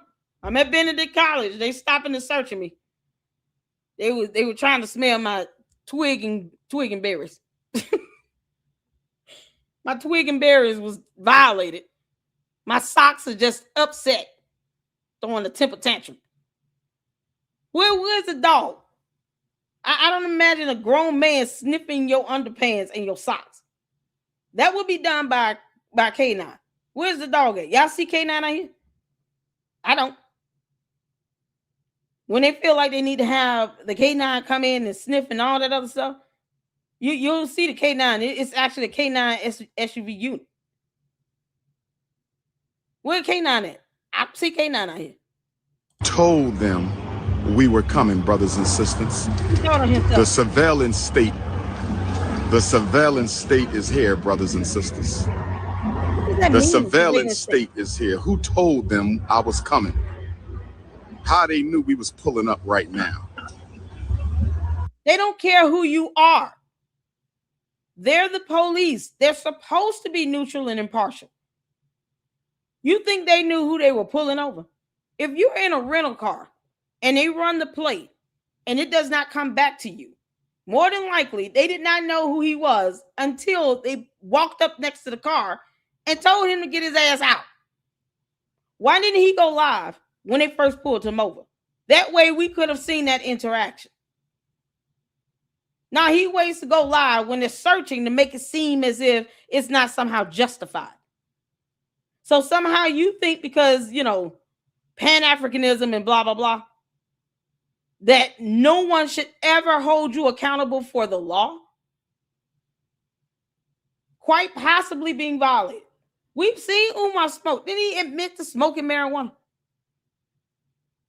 And he acts as if it's impossible. I can't believe these people. It came out and exercised the law on my black ass. This is ridiculous.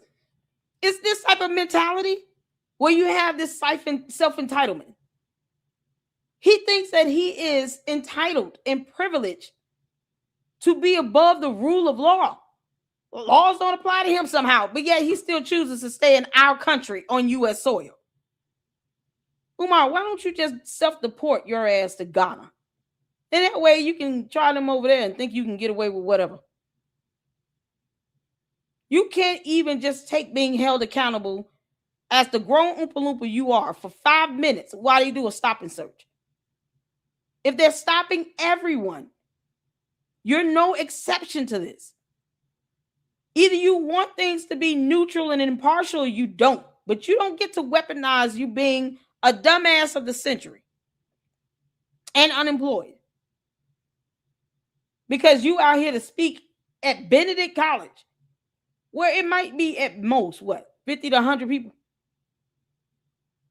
If they still don't know who you are, Umar, it's because you're irrelevant, idiot. COINTELPRO is for real. No, it's called this is what you go through when you're a real activist for the people. Oh my God. This is what you go through when you're a real freedom fighter for the people. You can't make this up. This is what you go through when you're a real freedom fighter for the people. Peace, King. This is what you go through. See, when you sit on YouTube making videos all day, armchair revolutionaries, Facebook revolutionaries, YouTube revolutionary, TikTok revolutionaries, Twitter revolutionaries. We do real work. This is what you go through when you do real work. Real saving the children, real protecting the community. saving the children like Dr. Umar, protecting. It's so funny because he's sitting here talking about we're not free, because reasons. And that, yet the cop that searched the vehicle in his suitcase was black. Are you done, boss man? Let me know. I can put it together if you done searching it. I don't want to make any sudden moves. The cop looking at him like, dude, hell wrong with you? He didn't at one point show any sign that he knew who Umar was. These cops probably don't know who he is. And it's irrelevant. You're not above the rule of law. If everybody is being searched and they are actually smelling marijuana coming from your car to the point where anyone walking past would smell it, that is reasonable enough for them to pull you over, search the vehicle. It's sufficient probable cause to do that. They don't have to get a court order for that. Searching your home is one thing. Your car? No. But yet, he's not even trying to look up the law right now that applies and give them the authority to do this.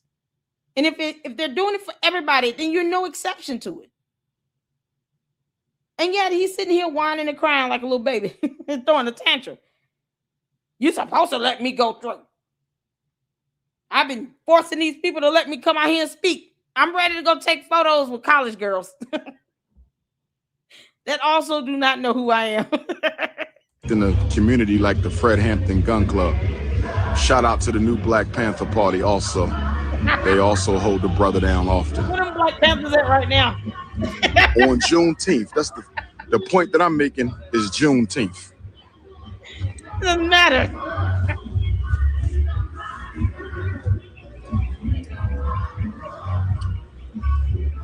They trying to steal my joy today, brothers and sisters.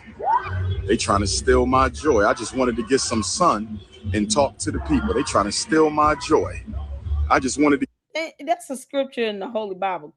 Umar, you dumb Oompa Loompa. I thought you were non-religious or something. So you're a Christian or what? Because if you're a Christian, you believe in obeying the laws of the land.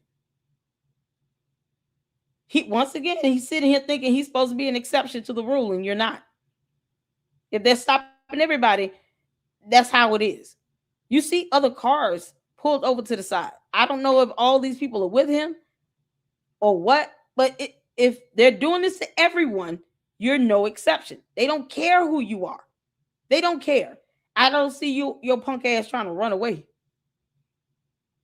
He talking all this smack, but he can't say it near the police officers because he don't want them to hear him. He's not confronting the police with this. He's doing all this on live stream. But yeah, he want to call somebody a struggle streamer.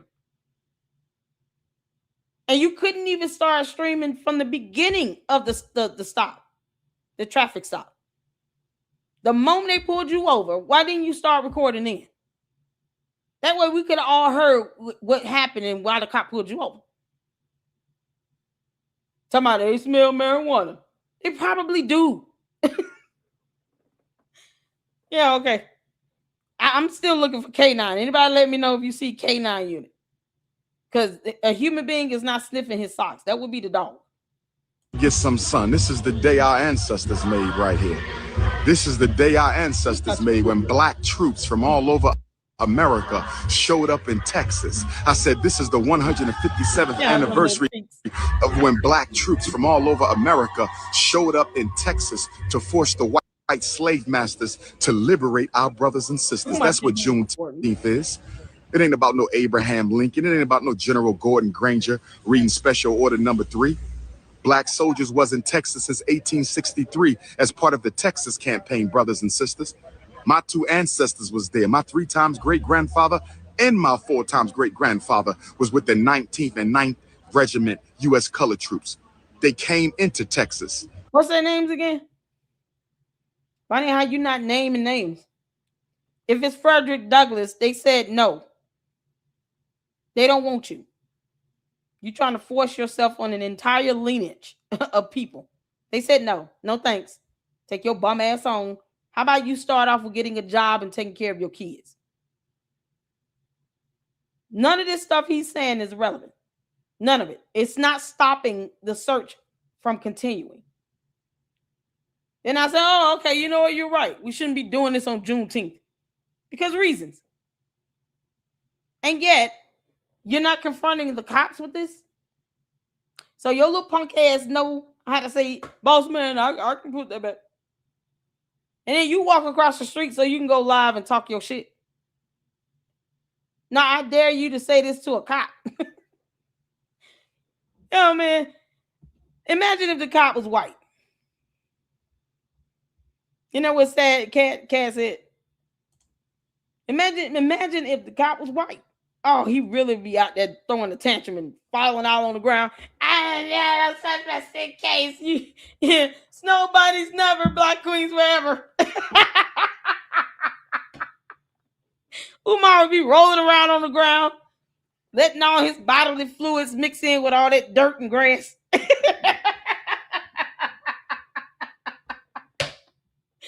Umar be on the ground trying to mark his territory like a dog. Make this out. Leave my suitcase alone. No, don't do that. You didn't tell them to stop. He never said one time, officer, this search is not necessary. I don't think it's sufficient for you to be searching my car like this. He didn't say anything. You good, boss man? I'll put it back. Don't worry about it. we love the boys in blue. What? You let something happen to his bitch ass, and then guess what? He's gonna run to the cops. He keep people around him to try to guard and protect him because he's not that big, bad, and bold. He's running his mouth across the street from the cops. Why not just live stream right next to him? Boy, this is priceless. The entitlement in this idiot is just beyond mind-numbing. He's so delusional. Umar is absolutely delusional. They occupied the cities and they forced the slave masters. They forced the slave masters to let our ancestors go free, brothers and sisters. And this is what I got to deal with on the date I'm honoring my ancestors and honoring black freedom, remembering those who went through the greatest human tragedy and casualty in the history of mankind. This is what I go through. And they got black police doing it to us. They got black police doing it to us. There you go. There's the race thing. Up. Who's waiting on that race baiting thing to come up? Umar, you gonna go over there and call them a coon or what? How this gonna go?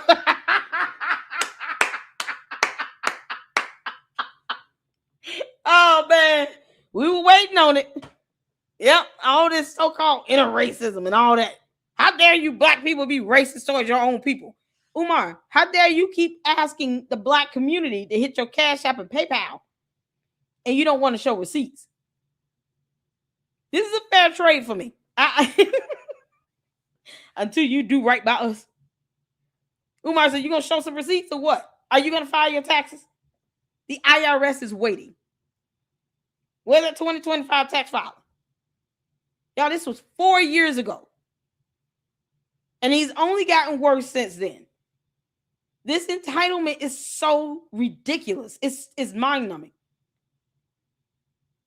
And then he wants to sit here and talk about how the law isn't fair. But yet, you standing there calling the police boss man. Boss, I'll take care of it, boss. I'll take the trash. Don't worry, boss. We got it. What? Oh, man. Get that ass out your chest, Umar, you stupid idiot. Africa, whenever you're ready, we'll send you Umar. But you got to take all the Umartardians for free. You got to take the whole coat. You can't make this up. What's going on, Dorian? How you doing? Whispering his ass off. Exactly. Y'all, he talking so low. Saint said Umar be like, hey, my kundalini.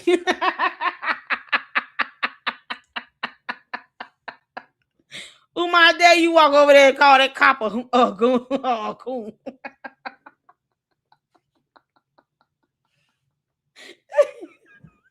Umar, double dog dare you walk over there and call those police officers. You coons. How dare you black men sit here and search me? I know what marijuana smell like. I smell like funky corn chips. There's a difference. They got black police doing it to us. Oh, he's so dumb. This might have been a tree they hung Nat Turner on. Nat Turner, Virginia. Oh this might have been a tree they hung Denmark Vesey on. Oh man, you are insufferable. I speak at 4. Don't nobody give a damn. I speak at 4. South Carolina, pull up Greenville, Charleston, pull up Rock Hill, Columbia. I'm hitting the stage at 4, and I got something to say today. I got something to say today. Oh, the ancestors. I hope all the cops pull his ass over moving forward. Just so we can rub it in. Umar, you gonna get the police body cam and show the full interaction or what? You're very docile in the beginning. The cops can't hear you. You might want to go over there and say it louder. Y'all better speak through me today at 4 o'clock. People like ancestors better speak through me at 4 o'clock today. I got something to say. Nah, he's gonna rant. This ain't making no sense. This ain't making no sense. This ain't making no sense. I'm perplexed. They confiscating all kind of weapons. What is y'all doing? Confiscating weapons.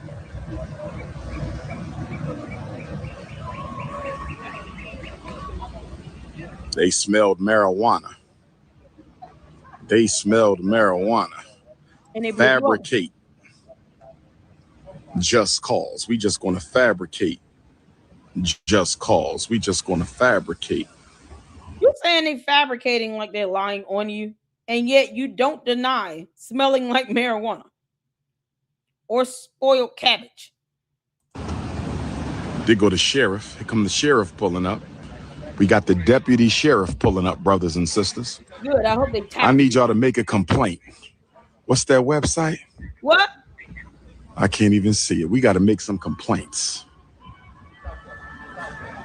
About what? I'm supposed to be signing books and taking pictures right now. I'm supposed to. Oompa Loompa, you dumbass. It's an inconvenience for anyone to get pulled over. You're not special. Laws apply to you. You don't like our laws. Leave this country and never come back. Now you want people to sit here and harass the police department for doing their job. If it happened to anyone else, he would not give a damn. Oh, it happens to him. All of a sudden, laws should not apply. And you out here talking about I'm supposed to be speaking and signing books. Why do anything to get pulled over in the first place? Why does the vehicle smell like marijuana? Because honestly, what happened out of this? And is he registered to carry or licensed to carry? Because you can't cross state lines with these weapons like this. Especially if you're not supposed to have one. Umar ain't on probation or something? To be signing books and taking pictures right now. They got us blocked in with Negro troops. We didn't complain. Not the Negro troops from the Civil War. Negropean troops from the white power structure. Not African troops from the Civil War. Thank you, Katrina. Like 9 out of 10. Exactly. You think he's supposed to come there and do what he wants? He going through another trunk. They with the keynote speaker. They already said that. They here to provide security for Dr. Umar because you got white folks running up on black folks blowing their brains out. They here to provide security for the... That doesn't mean that you are licensed to carry or that you should have a weapon on your person. Just because they searched your vehicle does not mean that they are not going to search everyone else's vehicle, that's especially with you.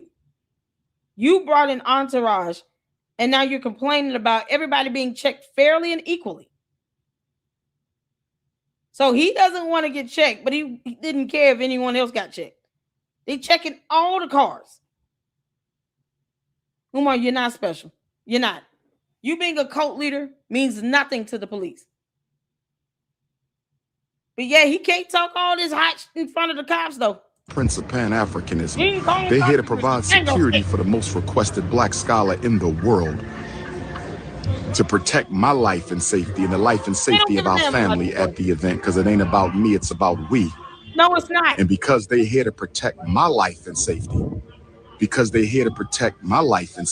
got to go through this. They got Dylan. It's not about me, but it's about we. But they got to protect my life and safety, not ours.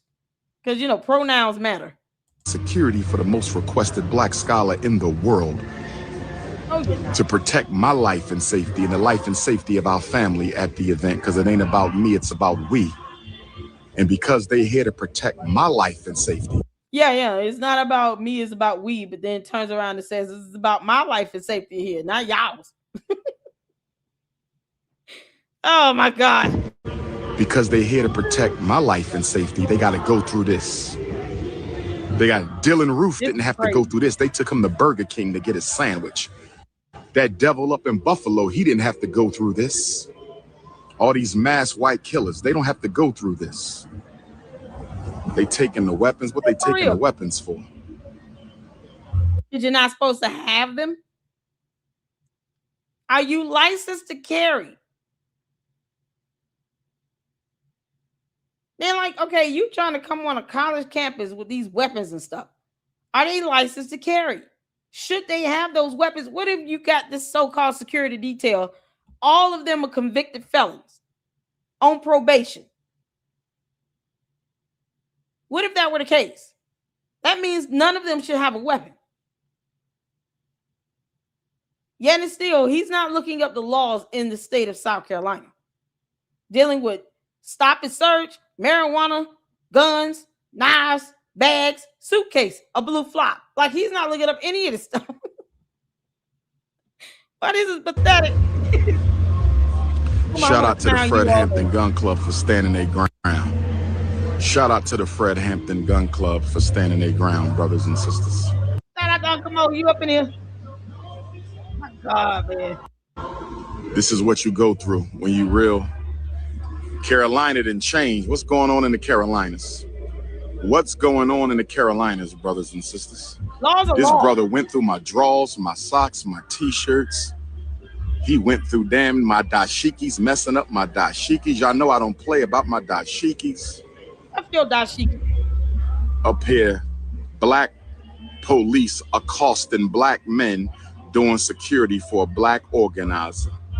Black police. That smells like marijuana and carrying weapons. Meanwhile, he's not going to tell you if they're licensed to carry. No, he ain't going to do that. No, he's somehow going to make this a thing about racism. You know, because other black people are doing their jobs. And then he wants everybody to file a complaint. On what? How dare you all stop Umar? You should have let the dogs bite his ass. He's accosting a black security team. Fred Hampton Gun Club, brothers and sisters. Support the Fred Hampton Gun Club. Support the Fred Hampton Gun Club. Why is so bad? Support the Fred Hampton Gun Club. Oh. Sign Fred Hampton Gun Club. Brothers and sisters, send a cash app. Fred Hampton Gun Club. Brothers. He wants them to send money to his Cash App and PayPal for a gun club when their weapons allegedly are being confiscated. Why would they want to do? Not FDMG though. Now screw having a website. Wouldn't that money be best served to try to get decorations for FDMG? Wouldn't that be best served for those decorations of balloons you want at FDMG? You want people to hit your Cash App and PayPal for a gun club when they're taking your weapons. It's the buffoonery for me. And guess what? His clown ass Umar Tardians are going to just fall for this every time. Brothers and sisters, send a Cash App. Fred Hampton Gun Club. Brothers and sisters, send a Cash App. Fred Hampton Gun Club. Brothers and sisters, send a Cash App. $. Fred Hampton Gun Club. Support the shockumentary, brothers and sisters. This is why we need the shockumentary, the war against black men and women, our boys and girls from childhood to adulthood. Benedict College, HBCU. We at Benedict College. This is how we get treated at an HBCU. I'm not going to blame the HBCU though. Hit the Cash App for the shockumentary. $ Dr. Umar Johnson. Oh my God. Hit the Cash App for the shockumentary. $ Dr. Umar Johnson. Hit your Zelle for the shockumentary. 215-989-9858. For the shockumentary. 215-989-9858. Hit your Cash App for FDMG. $ FDMG School. Hit your Cash App for FDMG. $ FDMG School. Hit your Cash App for the shockumentary. $ Dr. Umar Johnson. Hit your Cash App for the Fred Hampton Gun Club. $ Fred Hampton Gun Club, because we do the work.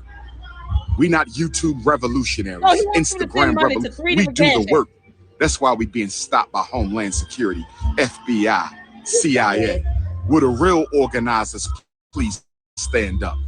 Would the real activists please stand up? I'm supposed to be inside, but I ain't leaving my brothers and sisters out here. You punk ass.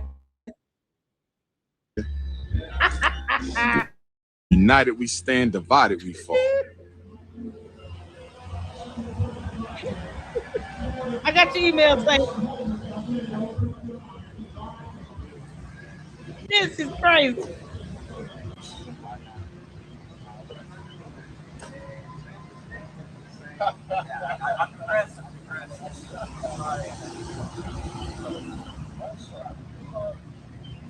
Oh my God, y'all. Okay, so Francisca and Saint sent an email. Francisca email is regarding the search in this video. He was speaking at a college, and I think he said Benedict College.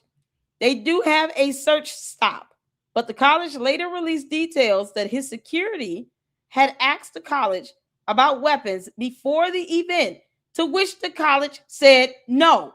They don't have to allow you to bring weapons on their campus. That's not your property. You have to follow the rules and regulations and guidelines for that school. You do not own Benedict College, Umar, or any other school for that matter.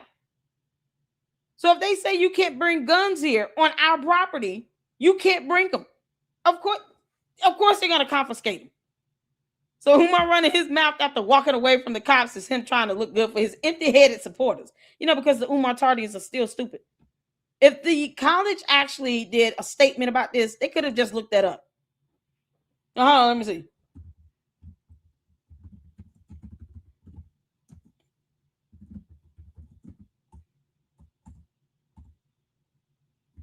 Because this is crazy.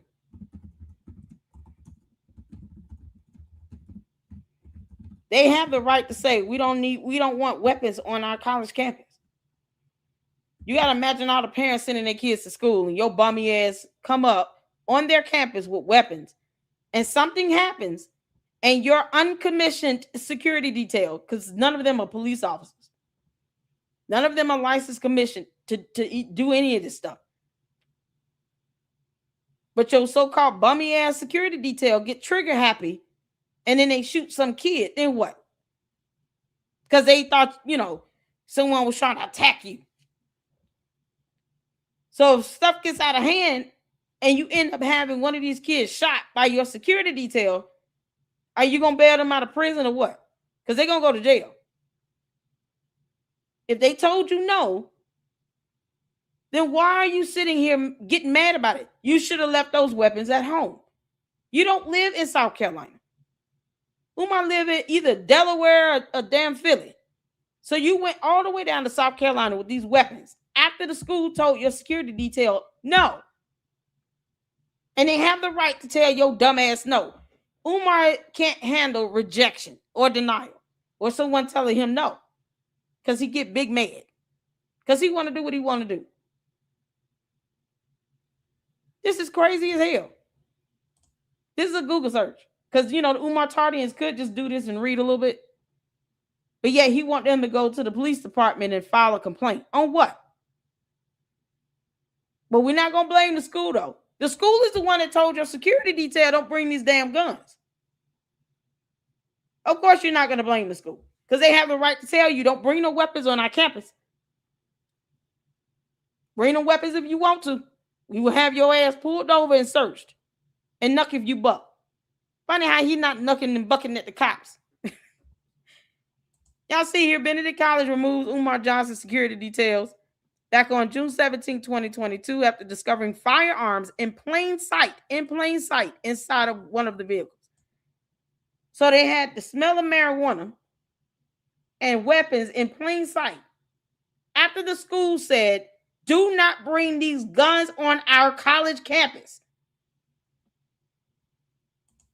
This is how you research.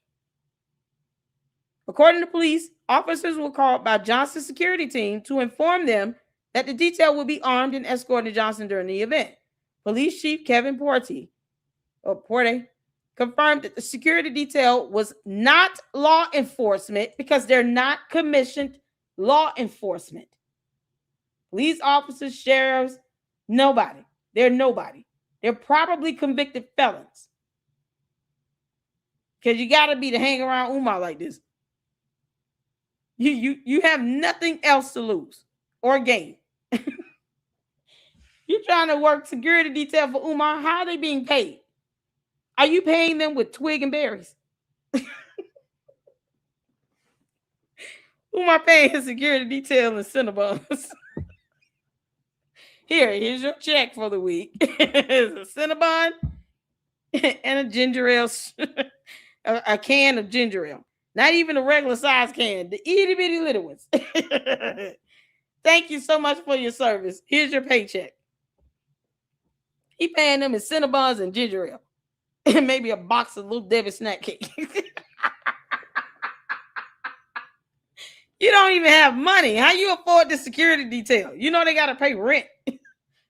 Paying them in snack cakes. They're not licensed or commissioned law enforcement at all. And that none of his members had concealed weapons permit. Because you need a permit. Because this is a thing. Boy, shout out to Francisca. I told y'all our research game over here in the LLC is strong. And saying I got your email too. You can't make this stuff up, man. So they just disregarded the fact that they're not commissioned law enforcement. They're not licensed or have a permit to have a concealed weapon. And they disregarded all of that and brought that anyway. And now he is whining, crying, and throwing a tantrum because he violated laws and wanted to do what he wanted to do. I'm scheduled to speak at 4. We don't give a damn. Boy, if you don't sit down. Sir, we will tase you and pepper spray you.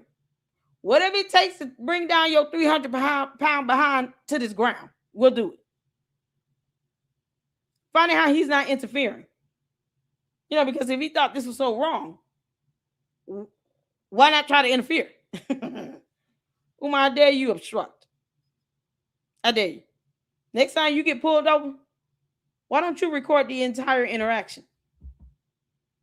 All this tough talk, but we heard how he was talking in the beginning. Yes, sir, boss. I'll do it. Don't worry about it, boss. I got it.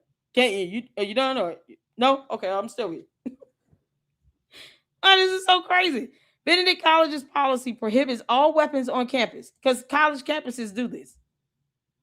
Most college campuses prohibit weapons. This is how they keep the kids safe. You and your bummy ass security details that are not law enforcement and did not have a permit for concealed weapons. If y'all would have made it past these cops and something happened, you would be in prison for the rest of your life. And I would advocate for that. Because you could just respect our rule of law. You're not above the law. Upon arrival, police found handguns and rifles inside a vehicle in plain view. So if they can see it in plain view, that is probable cause for them to search the vehicle, especially if you don't have a permit and you're not law enforcement. And the school has a policy, no weapons at all. And you're trying to get on school property, on the school's campus, with all these weapons, handguns and rifles. What the hell you need a rifle for? What you need a rifle for? If you feel like these kids are just going to come out the woodworks and tackle your ass or something like that, why are you there? Why go to this school? If you have to have non-law enforcement security detail that don't have permits to carry weapons or concealed permits at all, somehow escort you to South Carolina, to Benedict College, you probably should have rethought going there. I highly doubt he was requested. He probably forced himself on the school, telling the Umar Tardians, can y'all please find me a venue? I want to go speak at Benedict College. That's not you being invited. That's you forcing yourself on this school. It sounds like something he's very familiar with and should probably be in prison for. You don't get to do what you want to do.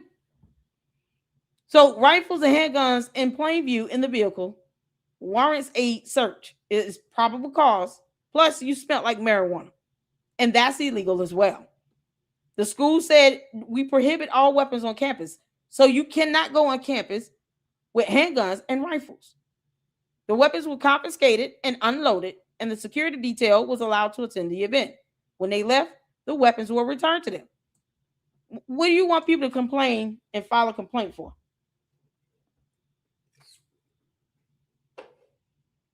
I'm curious.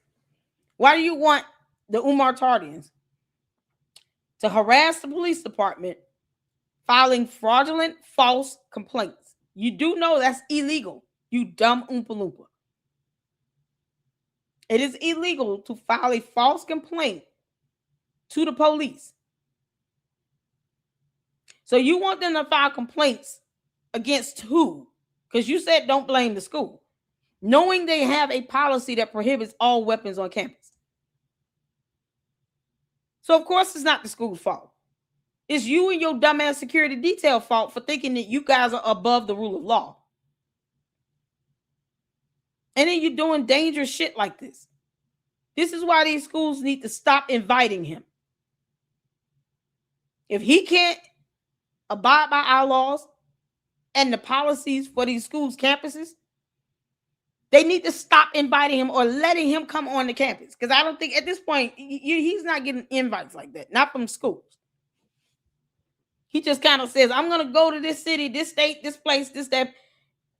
And he has his Umar Tardian sitting here finding venues for him. Not because he's being requested. You're not the most requested anything. You're just an idiot. So they got the stuff back when they left the school campus.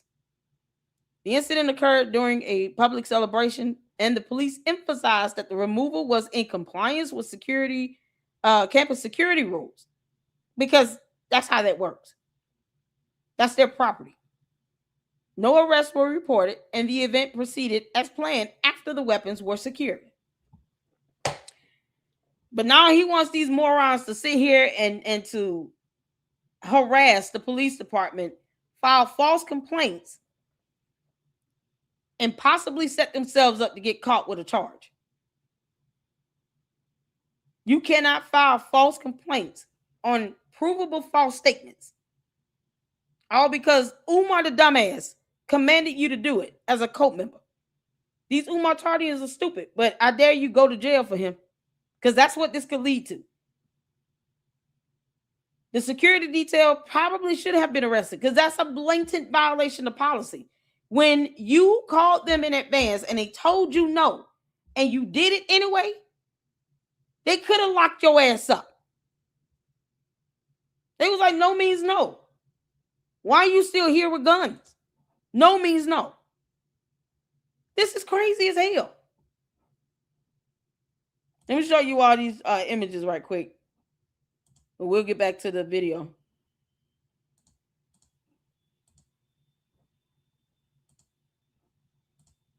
Okay, hold on one second. All right, y'all see this? So shout out to Saint. Shout out to Francisca.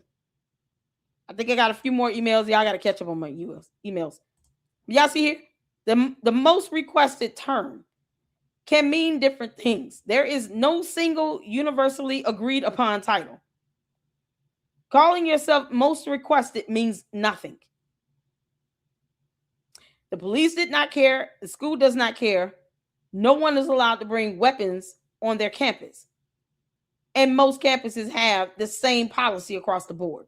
Why would you want to put those kids' lives in danger? Bringing your dumbass security detail that are not licensed, commissioned police officers. They're not law enforcement by any means.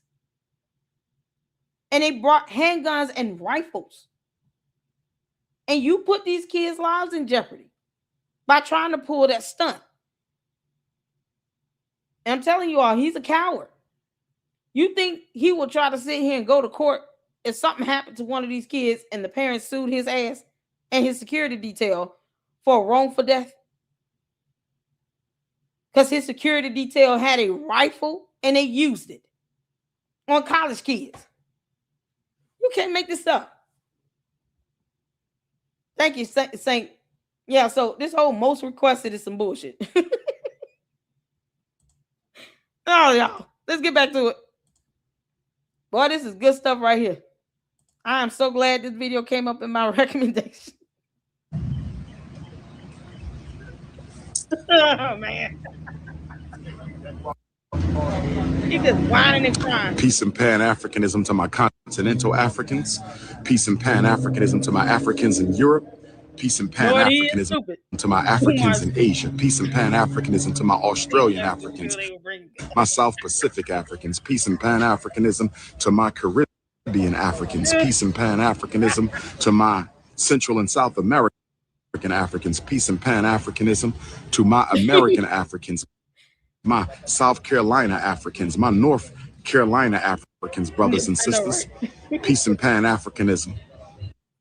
This is what you go through when you really fight for the people. Stopping me at the gate of a Juneteenth celebration where I am the keynote. Stopping me at the gate of the Juneteenth celebration where I am the keynote. Stopping me at the gate of the Juneteenth celebration in my security detail, Fred Hampton Gun Club, and I'm the keynote speaker on Juneteenth. I need y'all to see the irony, the contradiction. I need you to see the hypocrisy. This is a day for Black ancestors to be celebrated. This is a day we memorialize those who was put through the greatest unnatural human disaster ever in recorded history. And we being accosted at a Black festival by Black police at a Black college. We being accosted at a Black festival by Black police at a Black college. Oh, Lord have mercy. I'm fasting. You know he lying like hell when we start. Oh, God, it's so gross. It's so nasty. I didn't think it would come out there like that clean.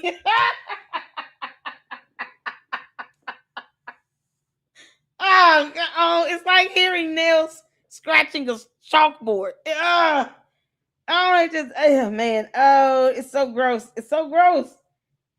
And he's breathing hard and deep. Ew, you got them boogies in your nose. You just breathing it in and swallowing. He is so nasty. You're a slob. And why are you out here glistening like this? He still refuses to bathe. Even 4 years ago, he wasn't bathing and shaving this shit off of his face. This has been quite a Pan-African fast season. Today is the 19th. We started on the 10th. So this is 1, 2, 3, 4, 5, 6, 7. Praise. Nasty. Sniffling in like that, you gross pig. Now you all see this article link here. So, we read here in the LLC. I don't expect the Umar Tardians to read, but whatever. Hey, it's a virus. How you doing, honey? So just so you all see the link there. This information is real. And they told him no. And if you want to look at the school policy, you can go to Benedict College's website and look at their policies. And it will show that they do not allow weapons at all. And these dumbasses trying to bring a handgun and a rifle. That was in plain view. They weren't even trying to hide it. It was in plain view in the car. Being the keynote speaker means, I guess, you get to bring guns to a college campus, because of reasons. God. Umar is insufferable. Praise be to the Most High. This is the 9th day. 9 is the ancestors. This is the 9th day. 9 is the ancestors. This is the 9th day. 9 is the ancestors.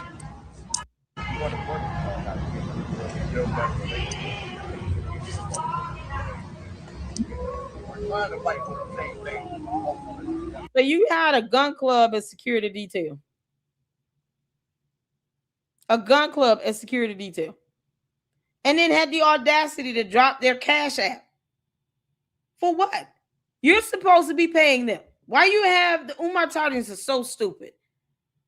When I tell you all, this is why I don't sit here and try to send a message to these stupid cult members. The brainwashing is beyond reason. Beyond this world. They're literally sending money to the cash app for the gun club when he should be paying them from his money, revenue, whatever he's getting.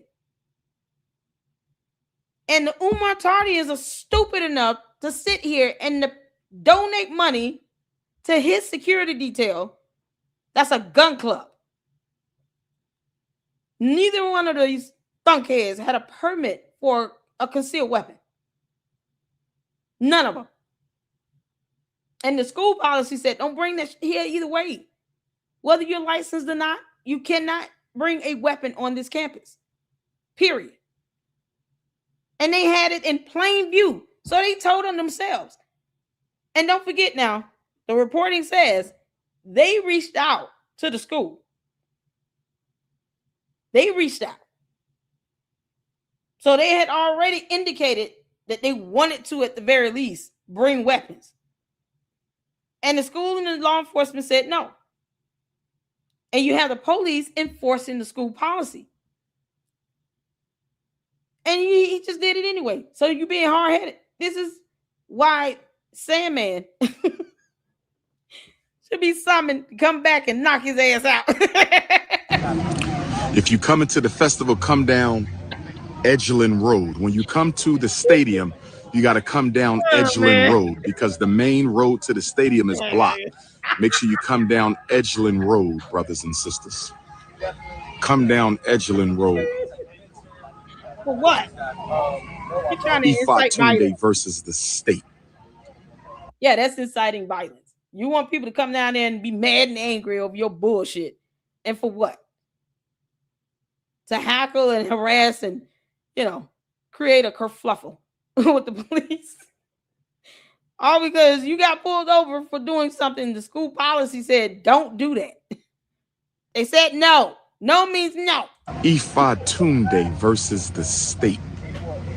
Ifa Tunde versus the state. I got to fight the state of South Carolina. We fighting the state of the city of Wilmington. Want to block the festival. What's going on, brothers and sisters?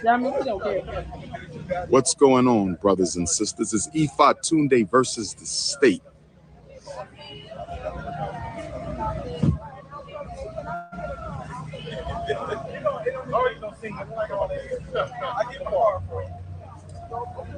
I mean, how he won't tell that to their face.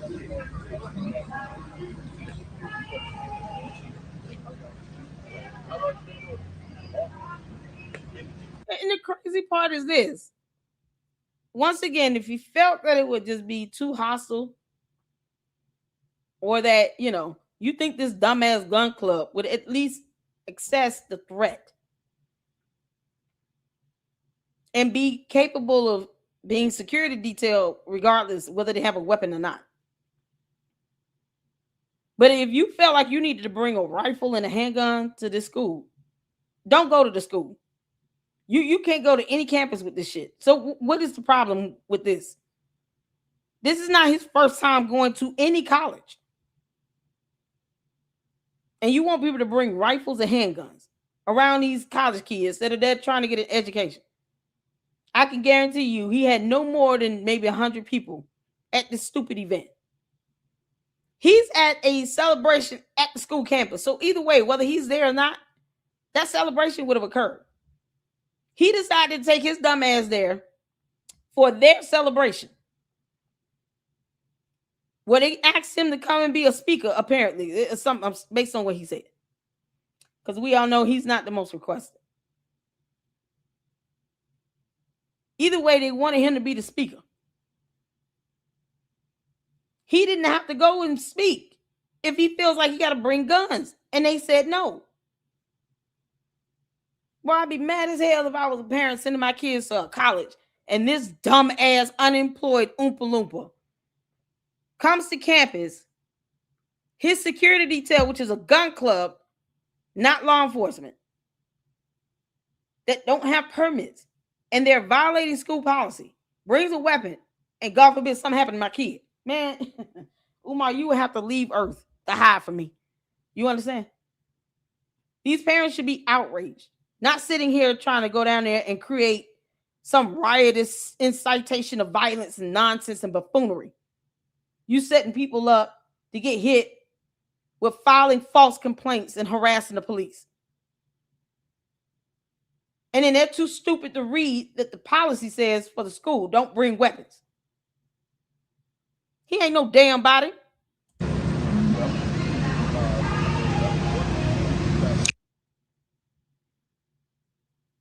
Oh, Lord have mercy.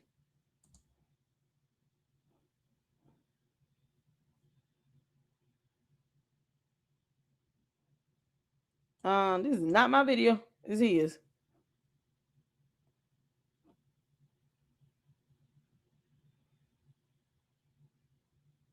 Oh, he's such an idiot.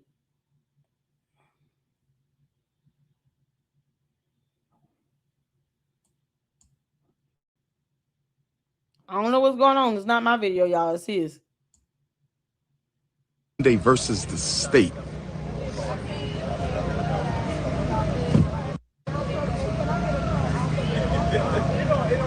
You can't cut that all out.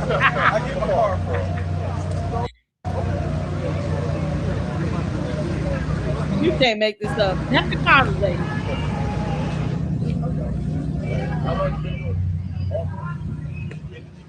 He could have just left. He could have left.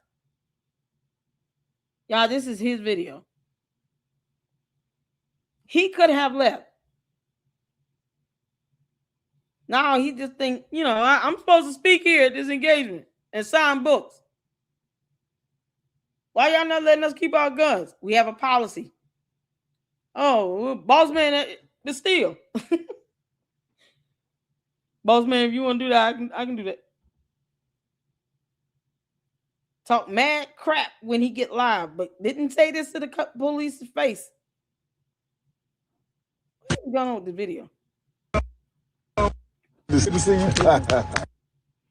Umar, you're so stupid. You can't even keep a live stream going. What is going on? Y'all, this is not my video. Are you live? Who is that?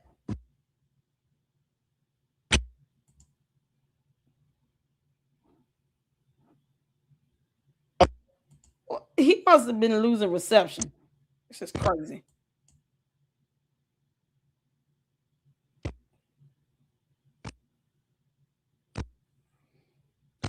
Yeah, he been sitting here walking around and just thinking that red tent up there, right, Bob?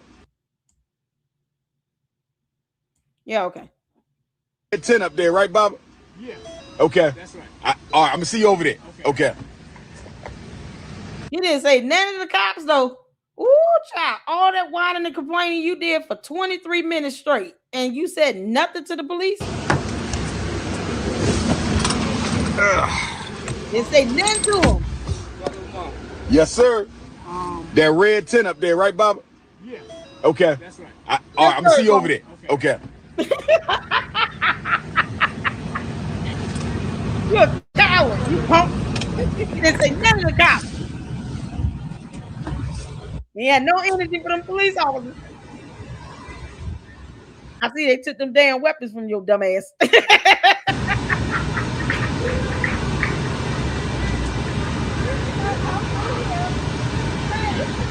is lifeless. Oh, he's so big mad. He's big mad. Oh man, they took the damn guns in there. You dumbass.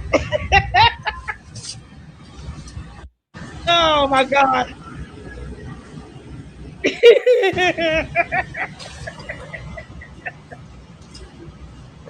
Umar, I dare you to take the guns back. I dare you.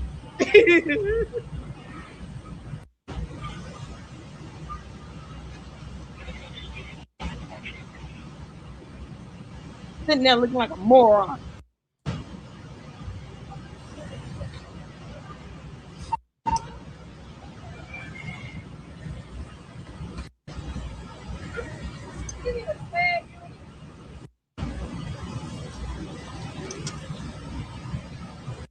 Umar, you deadbeat.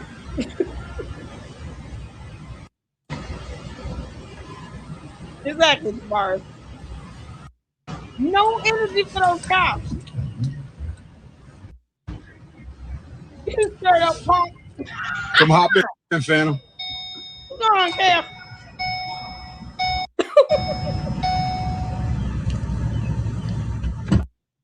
Oh, this is crazy. What's the deal? How long you been here? Like hour and a half, 2 hours. Now, where can I park? That's the red tent. Where Where are you speaking at? There, on the stage, but I want to be by my tent. That's where the book's at. All right. That's where my sister. I don't know if they're gonna let you park down here. Okay, where did you park? Up there. Yeah, no, he was like, yeah, no, yes, sir, bro, man. All right, yeah, okay. Yeah, them police set his ass straight. I see you didn't demand those weapons to be put back in that car. You think I need to be up there or down here? Not the fucking them Okay. cops, man. Oh, this is good. Yeah, the rough trip. Nah, well, they just stopped us right there. Everything else was straight. I think you gotta go that way. I don't know what's going on. I don't even know how they knew we was coming, bro. You called your security detail, alerted them. They told them themselves, you dumbass. He didn't ask the police. How did y'all know I was coming? Don't he announce these so-called little stops and stuff? So, I mean, that's something you can look at on his Instagram. Yeah, that's everybody. You lost. They tell everybody go to the other way. Funk ass. When it stops you, you went over What? the other side. Oh, so we behind the stage. That's cool. You speaking on this stage? I guess. How many stages is it? Well, you said the stadium. I know. They told. Yeah. And you know I was looking for your other car. Okay. Nah, this is rental. As you should. Yeah. Let me end this real quick. I gotta end this live. Bye, you dumbass. Hold on, let me pull over the Instagram. Is this the one from? Because this is the Mademoiselle. So he went live. Hold on.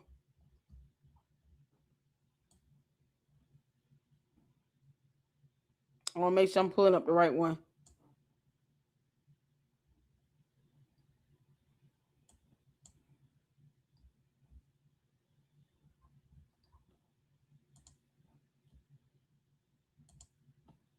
All right. He went live for Juneteenth. This dumb Oompa Loompa has railed against Juneteenth for years. All of a sudden, he's celebrating. As much crap as he talks about Juneteenth, why are you celebrating it? Now, that police stop and search was 4 years ago. This was Saturday. And this is a King Kong Consciousness update. I'm out here at the Juneteenth Fest, Point Comfort, Virginia, near Hampton University. Shout out to all my Hampton University students and alumni. Long live the late, great Booker T. Washington. But I came to the fest today.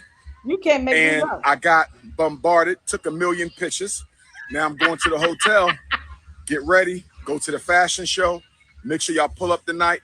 The Prince of Pan-Africanism, Dr. Umar Ifatunde, is hosting the fashion show in Gala tonight. Juneteenth fashion show in Gala. 227 Mercury Boulevard. That's 227 Mercury Boulevard in Hampton, Virginia, tonight, Friday night. Happy Juneteenth to everybody. Doors open up at 6, program at 7. I'm in the building, King Kong, pictures with all my 7 cities queens. You feel me? Strong on with all my alpha male, African, unapologetically African alpha males in the building. King Kong, Hampton, Virginia. I'm going to see y'all tonight.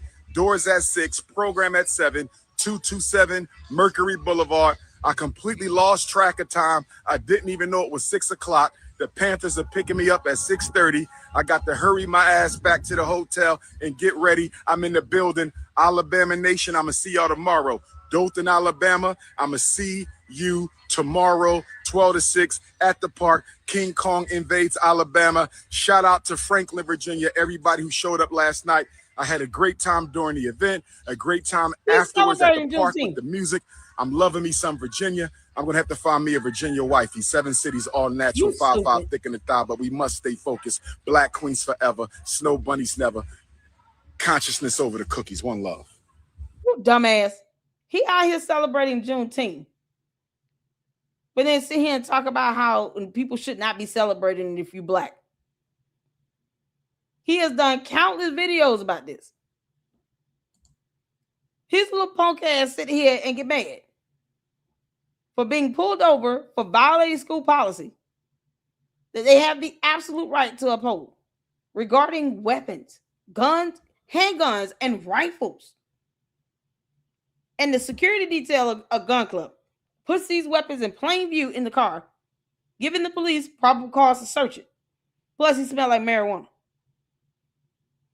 And he's standing there whining and complaining for 20 minutes straight, 23 minutes straight, but had no energy for those police officers. Man, and he's in here celebrating Juneteenth after years of dogging out the holiday. How dare you all celebrate emancipation and stuff? What? You're a Pan-Africanist. You should not be celebrating this. What do you mean? Why are you out there at that barbecue? He's so dumb.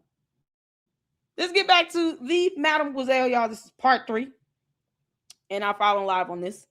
If I run a little over with the Carmelo live, we'll get to it. But we want to finish this up. I want to finish this up. All right, so y'all hit the 4 we can see in here. This dumbass hypocrite. Yesterday, Black Power today, and Black Power. Hold on, let me go back a little bit. Still continue to do so because that is his paycheck. Again, where the fuck does Dr. Umar work? Like, I need y'all to understand. Where does he work? I need somebody to comment down below. I want to know. Where does he work? And don't say he's an influencer. Don't say that. That's not a good answer. That's not a good answer. Simply because he's out here. I'm a professional and I worked in all these schools. What schools? Powell. I can't find it. See, wait, we win. I don't see you doing it though. You don't see me doing it? No. Okay.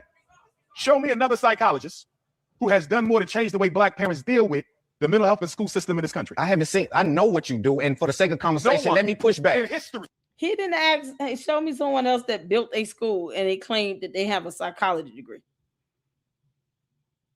Because he can't practice psychology. He brings up everything but why he refuses to show receipts. What a tax filers, Umar? Because I'm waiting. I hope the IRS take his ass down. For the sake of conversation, I will push back. Where's the result? Show me some numbers. Show me something tangible Thank I can you. look at. I tell you what I'm gonna do. I'm gonna have every parent I've ever saved and child I help email you directly, and then you can take it from there, my brother. All right, now I'll definitely have it. I'll pull it up on the interview. Black. You see, and here's the Black Power yesterday, Black Power today. You rude Oompa Loompa. No, none of that is going to work. And you tell all these weird ass women to sit here and call me if you want to. I'm going to use their emails against you. Because I wouldn't have a problem with it. I will use those emails against his ass and file them in with a complaint. Dear IRS, this idiot is taking money. He's not filing taxes. He's trying to avoid filing taxes. And he refuses to show receipts. Go get his ass. And here's some emails where he's sitting here.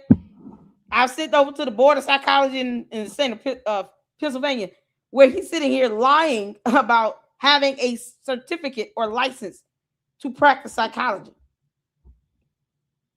Yeah, keep filing that cease and desist order, Umar. And black power tomorrow. But most of all, black queens forever, snow bunnies never. Look how he's trying to avoid accountability. And this stupid ass black conscious community does not want to sue him.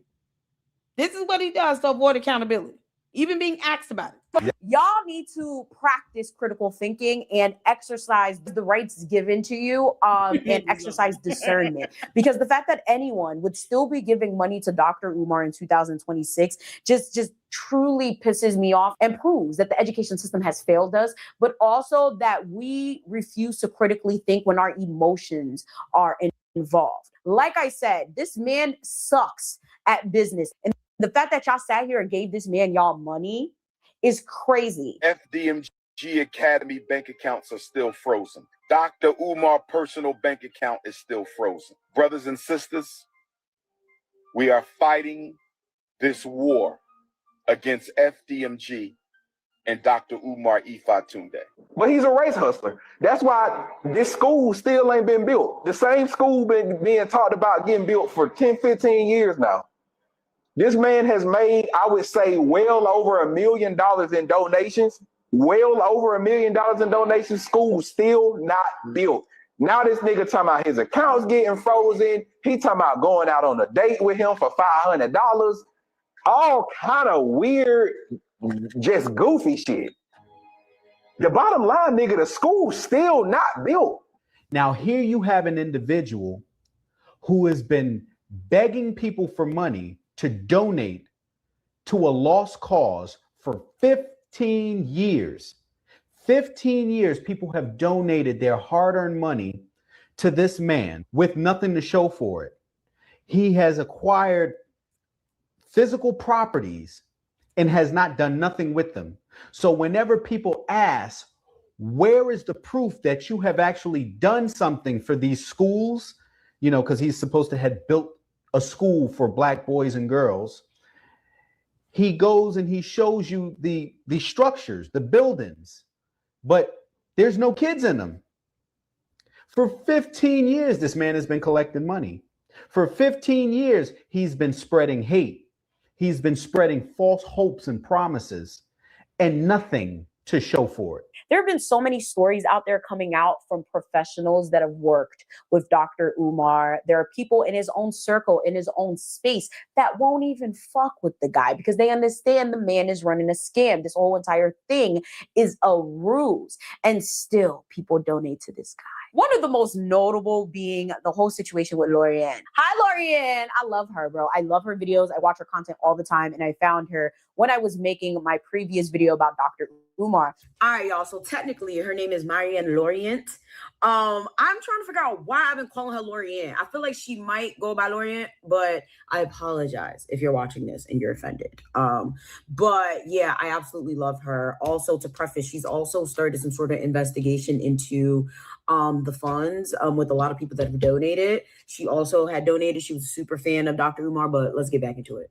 So Lorianne is actually Haitian as well. She is a producer, a director. She makes short films. They're actually pretty good. And she did a short film on Dr. Umar. Let me just tell you right now, that shit was so funny. I ain't gonna hold you though. I couldn't watch the whole thing. It was cringe. Lorianne, shout outs to you for sitting there doing that shit because it wouldn't be me. Okay, it wouldn't be me. I would not have sat there and done that. And there are so many accusations. Okay, the whole situation with Lorianne could be an entire video in itself, but I'm not about to sit here and go through that rabbit hole again. Hear it from Lorianne herself. I can't do the live on my phone and play the audio of Dr. Umar's message. Yes, family, he took the liberty and calling me today and had the audacity to leave a voice message. My phone rang and his face showed up. My heart dropped. I did not answer the call. I allowed it to go to voicemail. Please refrain from calling, refrain from texting. You and I are not friends, sir. You and I had a business relationship that you betrayed, that went south. There's no salvaging that. There's no comeback with that. You have burned the bridge. There's no rebuild. So I really don't understand. This is like the second time you reached out. He reached out the first time with the lady. I said in my last video that I wasn't going to give her any credit. So this time, boldly, he called himself. Yes, sir. Don't call me. Ain't nothing to talk about. Absolutely. Okay, two things. I don't know if the Mademoiselle knows what has transpired with malware and the many lies that malware has told. This video is pretty recent. I think she did this in the last week, 9 days ago. So there has been a lot that has transpired with it. Marion Lawrence, malware, having lied about several things and refusing to provide receipts. So I don't know if the Mademoiselle knows that or she's just being nice or whatever, but neither here nor there. Secondly, this right here is everything. Because I, for one, keep saying, why won't Umar take his ass to Ghana and try to pull this stunt in Ghana? No Holy Cow said he came to South Africa. We knew he was a joke. The party that hosted him there regretted it and is in shambles because everything Umar touches gets drained and have the life sucked out of it and is left ruinous. I can believe that. The difference is you have people that are just, okay, if we give you a chance and you burn us, that's it. For some reason, his cult members think everybody is supposed to sit here and let him do what he wants to do. South Africa said, F you, get out. Why won't he open up a school in South Africa? Because they're not playing that shit. How many times have I said, you go to South Africa if you want to, go to Ghana with that nonsense if you want to. They're going to beat your ass in the streets. We are too nice here in the U.S. And we take this whole aspect of him being a black man to the point where it's illogical. Don't nobody owe him anything because he's black. No one owes him any money. No one has to support a scam. He's been lying for over a decade about opening up a school. And these morons think that it should take that long to open a bando, not build it from the ground up. And then has the audacity to refuse to tell people what he's doing with the money, unless you got to be building your own school, to which, why would anyone donate money to his dumbass if they're able to build their own school? We're not going to support you building one or creating one or opening a bando or a crack house or one if I can just build my own school. Then there would be no reason to give him any money. You don't need to hit his Cash App and PayPal if you're building your own institution. This is how stupid he is and how stupid the Umartarians are. The logic is flawed with that dumbass nonsense. So they think they're sitting here sizing up somebody talking about, well, where is your school? If I built a school, I wouldn't even be thinking about yours. I wouldn't give a damn about FDMG. If his donors, who are still giving his ass money, decided to open their own school, you think Umar's going to give them money for their school to be open? No, he's going to sit around and call you coons and hate on you forever. Because that's what he does. He hates on anybody that has managed to do the right thing and simply open a bando into a school. You have so many people that are, in that group spectrum, whatever, Pan-Africanist, Ifatundes, all that stuff. You got people who have opened up schools and have in a third of the time. And you see Umar sitting here supporting those schools? No, he doesn't even bring them up. So what would be the purpose of telling someone, go build your own institution? Okay, cool. So I'm not giving your dumb ass money. Because my money is going to go towards me opening a school, right? Wouldn't that be the logic? That's how flawed that is. It's no different than, and I always say this, no different than scammers saying, are you in this pyramid scheme? Are you a part of Novatech? It's a crypto scam. Why would I be a part of a crypto scam? That's their rationale for everything. When scammers are trying to get away with their scam, the first thing they say is, well, you're not in the scam. So how you gonna tell us if it's a scam? It's a scam. And you can find out the hard way. Umar running a scam, and he can find out the hard way through the IRS, through the FBI, and everything in between. People need to start suing his ass. Because at the end of the day, even if you get discovery, it's more than what he's trying to give up on his own. But they won't even do that. This conscious community sitting here talking about, oh, we don't like to sue people. And yet he still will not give receipts. We don't want to see you talking about we wax the floors. You coons should not be happy. We wax the floors. But that could have been done for free by volunteers.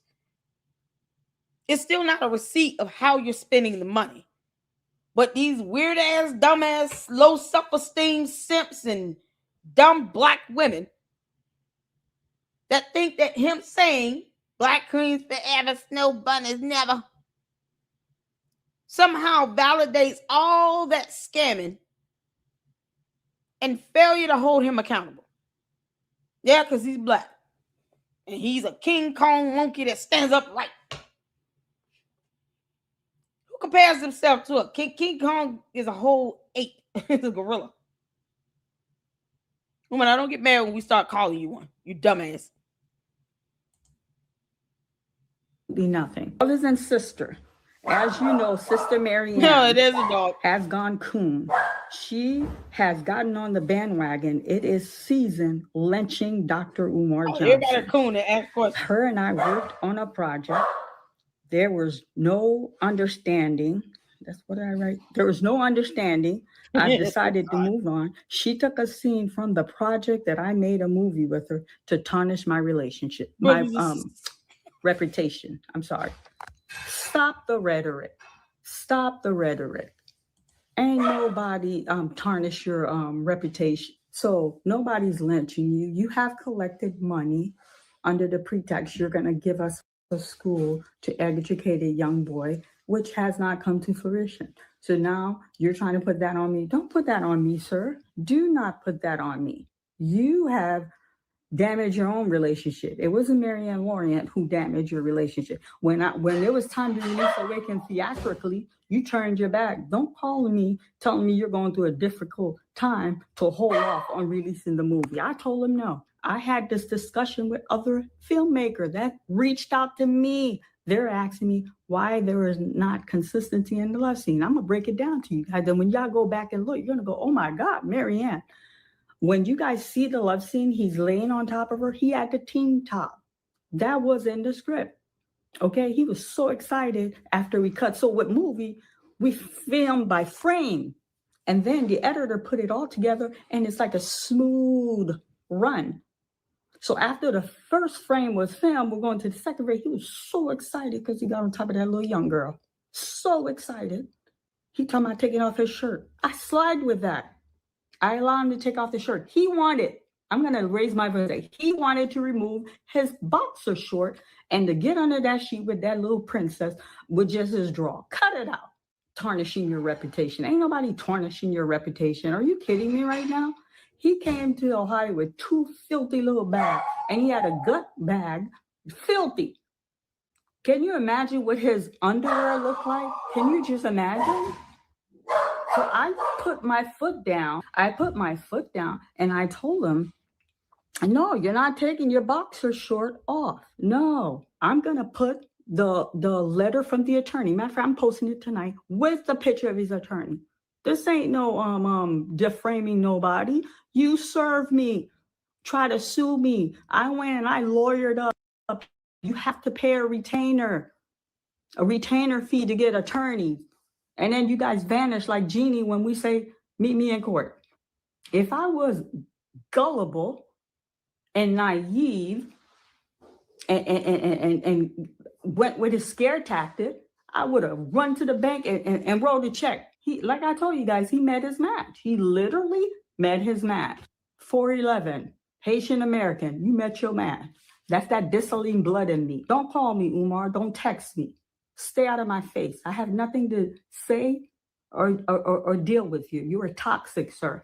And any of you who are watching this, who are in the mental health field, reach out to him. Something is going on with him. He's like a train wreck. He's like deteriorating right in front of our eyes. If you guys want to go down that rabbit hole, I'm going to link Lorian's channel down below because y'all, the entire thing is crazy. Dr. Umar has been in business with so many people that he has fucked over. This is deeper than just, oh, well, he's building a school and he's a visionary and da-da-da. Well, it takes a lot to build a school. Like, I need y'all to understand exactly what you're supporting. I really don't think you guys understand the severity. Little did I know, the black contractors was not going to do us any justice. Yeah. Man. We got robbed. We got scammed, man, our own people. Which is unfortunate, yeah. Very unfortunate. Then one day, last September, I said, you know what? I'm going to have to use white folks. I waited 3 years to try to get my people. We got to school in 17. We got to school in 19. I saw it in 17. We got it in 19. This is 2023, right? So February of 19 to 20 to 21 to 22 to 23, 4 years. February, March, April, May, June, July, August. It'll be 4.5 in August. I decided to call up a white man, HVAC. He had both units on the roof in 2 days. It's not giving up on our people, though. Because when we go across the street to the Frederick Douglass High School, which is 4 times bigger, I still want to find some black contractors. I'm never giving up on my people. Yeah, that's what but I also have to face reality.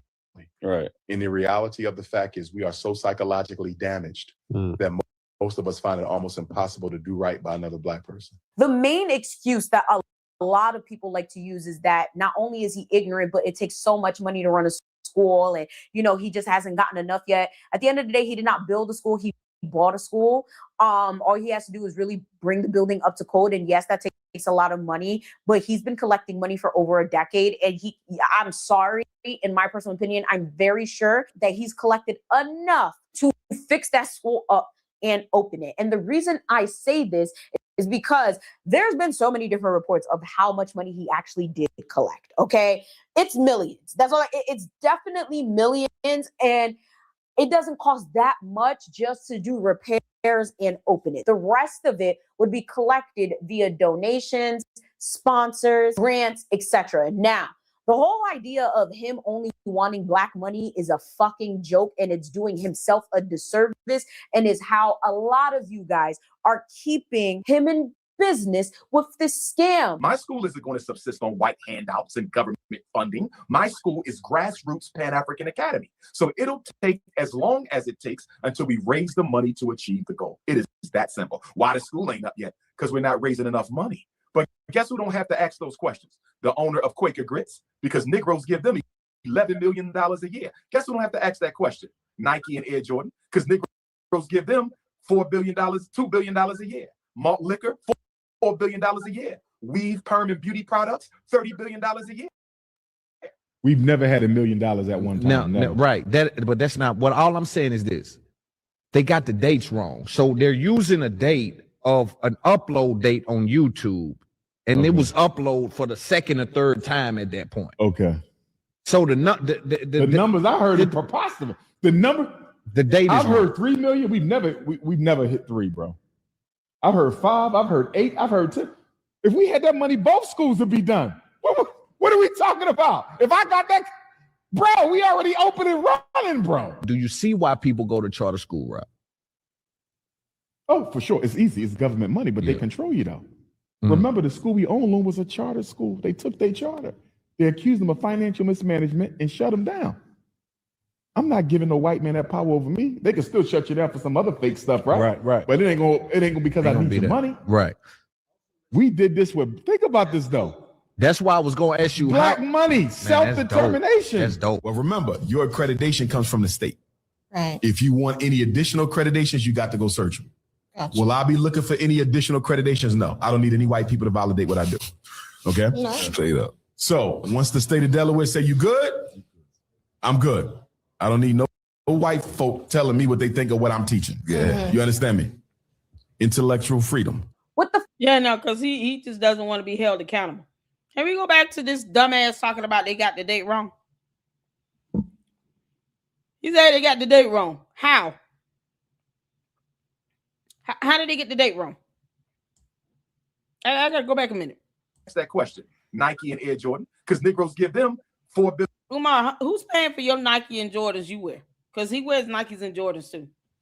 You were wearing at least a $200 pair of Nikes the day you went and cleaned out those toilets with your hand in one thin glove on. You were wearing some Nikes and Jordans. That's all I see him wear on his feet. Every time he goes live and he points his camera down towards his feet, every time we see his shoes, it's Nikes and Jordans.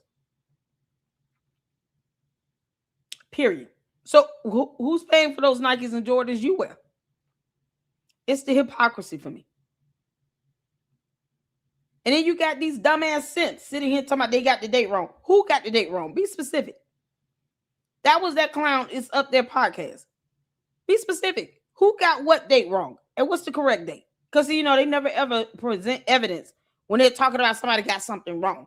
No, you're trying to just skirt around and sugarcoat the bullshit for him by lying about a date that you could not even provide evidence to prove that it was incorrect. So what's the correct date? On what? What does the date have to do with the amount of money you raised? You think he would just look at the tax filings to say, look, your taxes don't even reflect that you're spending any money. Even if you brought in $1 million, if you don't report expenses, why are you still asking for money? Theoretically, the $1 million should still be sitting there. This is the same idiot that hired a homeless person to do work in the bando that had to sue him to get money. And he allowed the man to live in the building while he did the work in the building. What was the permit for that? We don't even know if he's paying people to do anything in these bandos or the smaller one. Like I said in the last live stream, who are these people that wax the floors?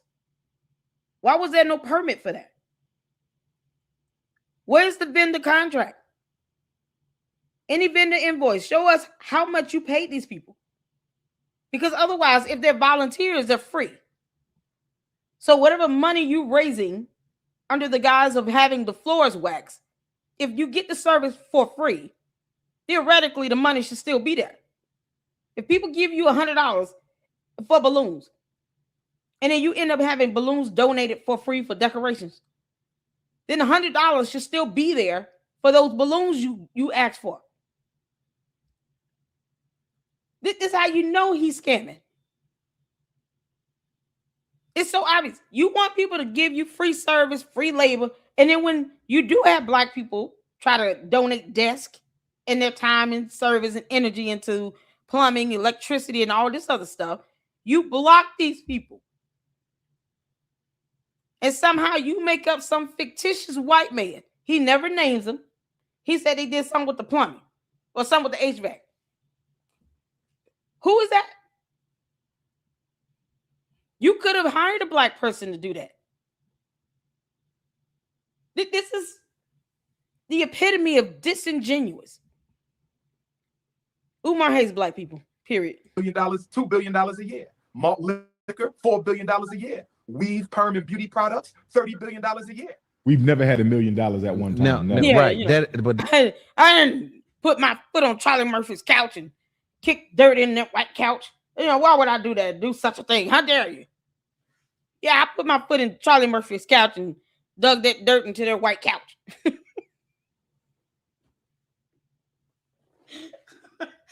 Oh man, that Dave Chappelle skit. Epic. It's just iconic. But it's the hypocrisy for me. He just lies like there's no tomorrow. He doesn't give a damn. Umar, hell is hot. You stupid liar. That's not what. All I'm saying is this: they got the dates wrong. So they're using a date of an upload date on YouTube, and it was Yeah, he failed to show this because he will never show us what the hell he's talking about. This simp sitting here with these two rings back to back like this on his hands, kissing Umar's ass of all people, a man who is unemployed. Hell wrong with you? You're a grown man.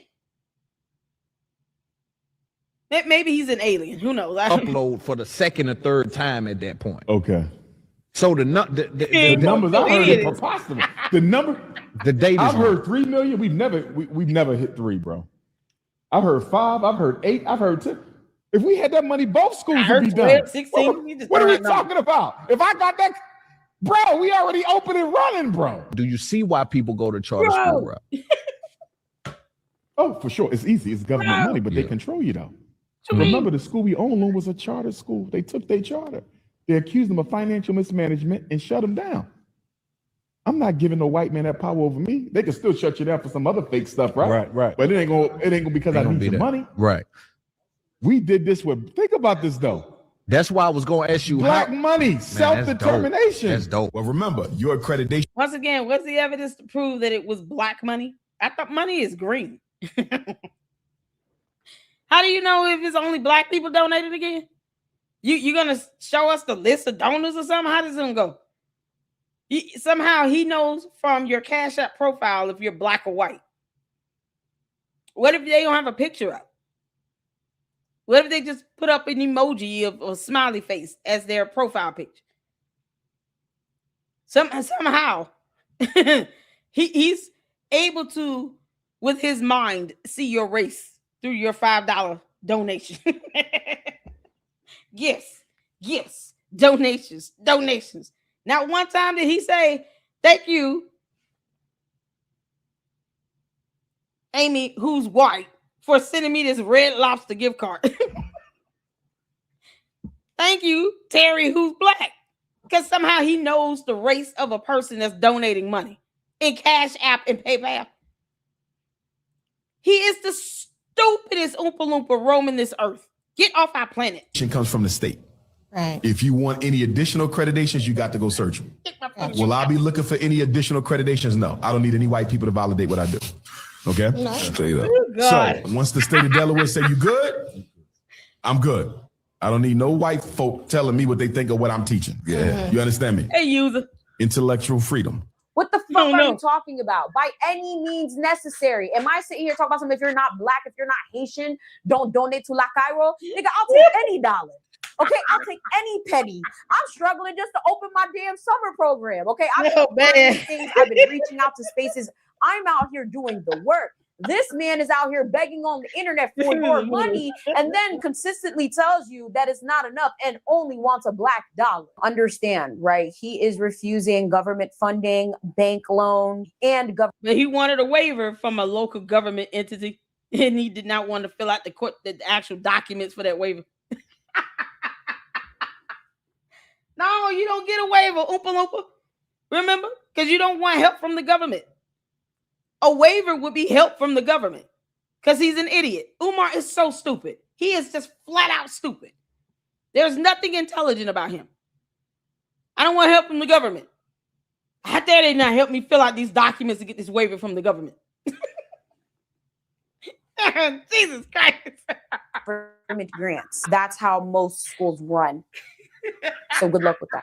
Why do y'all think that that's okay? Like, I really want a supporter of his to comment down below why you think it's okay for him to only accept black money when he's trying to open a black school and the entire premise and purpose of a school, most notably one that he is building and one with a higher mission that he only collect black funds by any fucking means necessary. Collect all the damn money. Okay? Collect all the damn money. Like, what do you mean? Like, this is where Umar Tardy is at. Can y'all hit my cash? I'm trying to take my kids to Universal Studios. For real. Please hit my Cash App and subscribe and hit the like button and hype this stuff up so YouTube can pay me all the money. Make this up. I would gladly take $7,000 from Israel. It does not offend me. Where the Umar Tardy is at? When it comes to these Cash Apps over here, these dummies will still sit here and give Umar money, but they won't give a content creator money because we read. His ass gets caught up in many lies, and they don't care. So, might as well take advantage of them because that's what they want. They want a big dumbass who is not licensed and certified to be a psychologist to lie to them every day. You know, and then talk about racism and black queens, whatever. Nobody's never in the blah, blah, blah. Child boo. Umar, how much you paying in rent or mortgage somewhere? Ridiculous. You truly want to help and you truly want to open.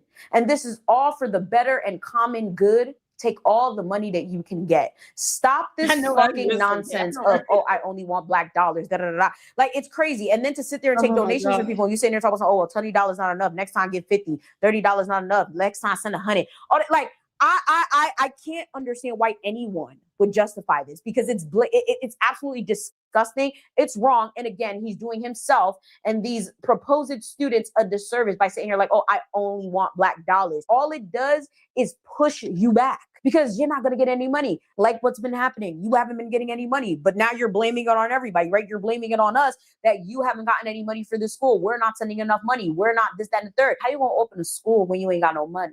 He's relying on the black community to fund this school. They haven't even been able to open the school with the lack of funds, according to him, right? So how is he planning on consistently keeping the doors open with his lack of funding, okay, that we haven't been giving him because we're not giving him enough money, right? Like, so you're going to open the school and then what? He doesn't want to take any non-black dollars, no government funds, no none of that. So just from the shit that he says, it's not opening. Like, it doesn't make logical sense. Shout out to St. Louis. Y'all be seeing stuff saying he's been raising money for 10 years. That's a damn lie. The first donation was spring of 14, St. Louis, Missouri. There was brothers and sisters there. It was a jam-packed house, okay? And we raised that money to pay the attorney to enter a bid in order to try and purchase the St. Paul's College in Lawrenceville, Virginia, which was a former HBCU built by a close friend of Booker T. Washington and George Washington Carver. That was our original goal. Raise $2 million real quick and get to HBCU. We were unsuccessful. And this was 6 years ago, you said, yes? That was the spring of 2014. Okay. And St. Paul's was sold about 2 or 3 years later to the Chinese. And that is an insult to our ancestors. We let the Chinese buy an HBCU with all these black millionaires. That's an insult. So it's been 6.5 the money, started getting donations. From what I understand, you raised about $750,000, yes? Well said. $750,000. About 20 months ago, you end up purchasing 2 buildings, yes? 4 buildings. 4 buildings, okay. For about 2 schools, 4 buildings. 2 schools, 4 buildings for $400,000. It was more than that. Okay. Well, everybody wants to know, where's the extra money? Where'd the extra money go? And why is it taking so long to open this school? Like people feel like, and I'm not just going to say people feel, because I'm also going to share a story with you as well. Yes, but I feel like, you know, the time that 6 years, long time to be raising money. You know what I mean? And to get the buildings that you ended up getting that are in disrepair. People are looking for you to be more transparent. And when they don't see this transparency, it makes them feel, you know, skeptical. Okay. Let me speak to some of that. Yes, please. Oh, I'm transparent. Now, I'm being told that there, you know, people say when your actual donors will ask certain things, they said you will sometimes block them and all this type of stuff. That is not true. Those are not donors. Those are haters. My donors have direct access to me. I talk to them. I know who they are. Most of them are repeat donors. My donors range everywhere from black professionals. I have lawyers. I have engineers. I have business owners, all the way down to the retired great-grandma who's sending me $10 a month because she want to see this plan come to fruition. Haters don't donate. Donors don't hate. So my accountability is only to those who donate. I want to be very clear about that. It's only to those who donate. So people who ask random questions, they'll never get answers because you don't support this. Now, with that being said, let me also say this. The other question that you asked, it's 6 years, he don't have the school yet. I'm not to blame for that. The community is to blame for that. And one of our own steps up with the track record, the experience, the credentials, and the resume to do something like build a school to save black boys with the hell that black boys are catching in this country. We don't support him because, number one, we don't want him to get the credit. Number two, we don't want the responsibility of doing for self. And number three, you understand? We want to find an excuse to keep on depending on white folks. So that's really the answer to that. But I want to answer your other piece. You said, what you do with the leftover money? We are running short on the repair money. We don't have it all. We have most of it, but we don't have it all to cover the repairs of the Garvey building. So to me, it is a very common sense question. Something that I don't even think needs to be asked. For somebody to say, what are you doing with the leftover money? We're paying for security so people don't vandalize the property like they've already done.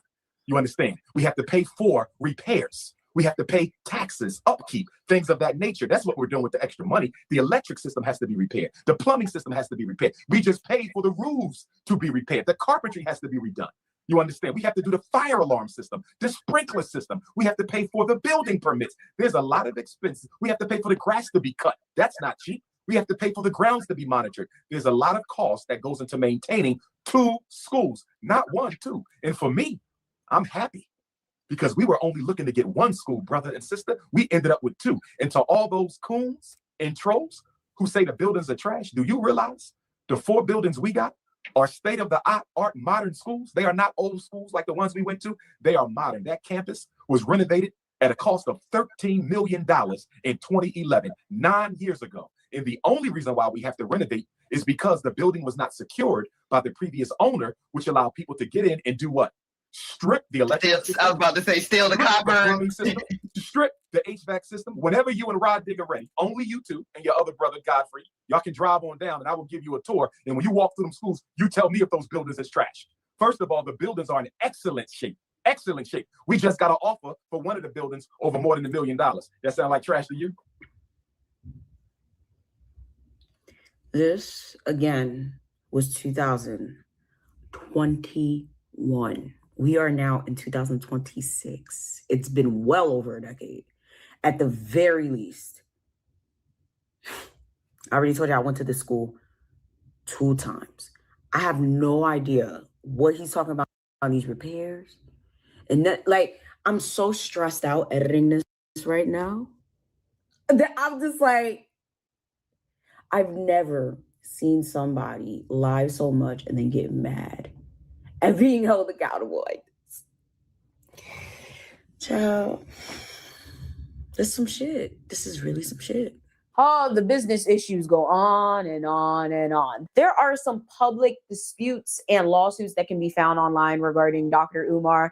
And I really need y'all to do that too. Like I said, regular, shit, anyone can look this up, okay? And again, this is public record and this happens all the time to Dr. Umar, okay? There is a record, but yet a pattern of him breaking contracts and breaking promises with business people. So why the fuck would y'all give this man your money to do anything, let alone open a school and then teach your children? What children? Better yet, a lot of y'all kids is fucking grown as hell now. He ain't teaching none of y'all kids no more that initially started donating to this. But it's quite interesting how a lot of people keep negating the fact that he continuously just takes money and runs with it. All right, y'all. So there's actually this lawyer that broke down all of his lawsuits about 5 years ago, but I'm sure there's more out now. But if you guys are interested, go and watch it. Again, it's going to be linked down below. I'm going to have an entire playlist. And of course, his latest business venture, we have Date with the Doc. I got a new program coming out for the ladies. It's called Lunch with the Doctor. It's called Lunch with the Doctor. You make a $500 donation to FDMG Academy, ladies. $500 donation to FDMG Academy, and you get a free lunch with Dr. Umar, restaurant of your choice in the state of Wilmington, Delaware. I said we got a new program called Lunch with Dr. Umar. Private lunch. Ladies, you got to donate. Yes. Brothers, don't hate. We got to stop hating. Brothers, we got to stop hating. Don't hate, my ninja. Because if I ask your wife if she want that luncheon, if I ask your wife if she want that luncheon, if I ask your baby mom, do she want that luncheon with the doctor, we know what she gonna say, ninja. Don't test my intellectual gangster.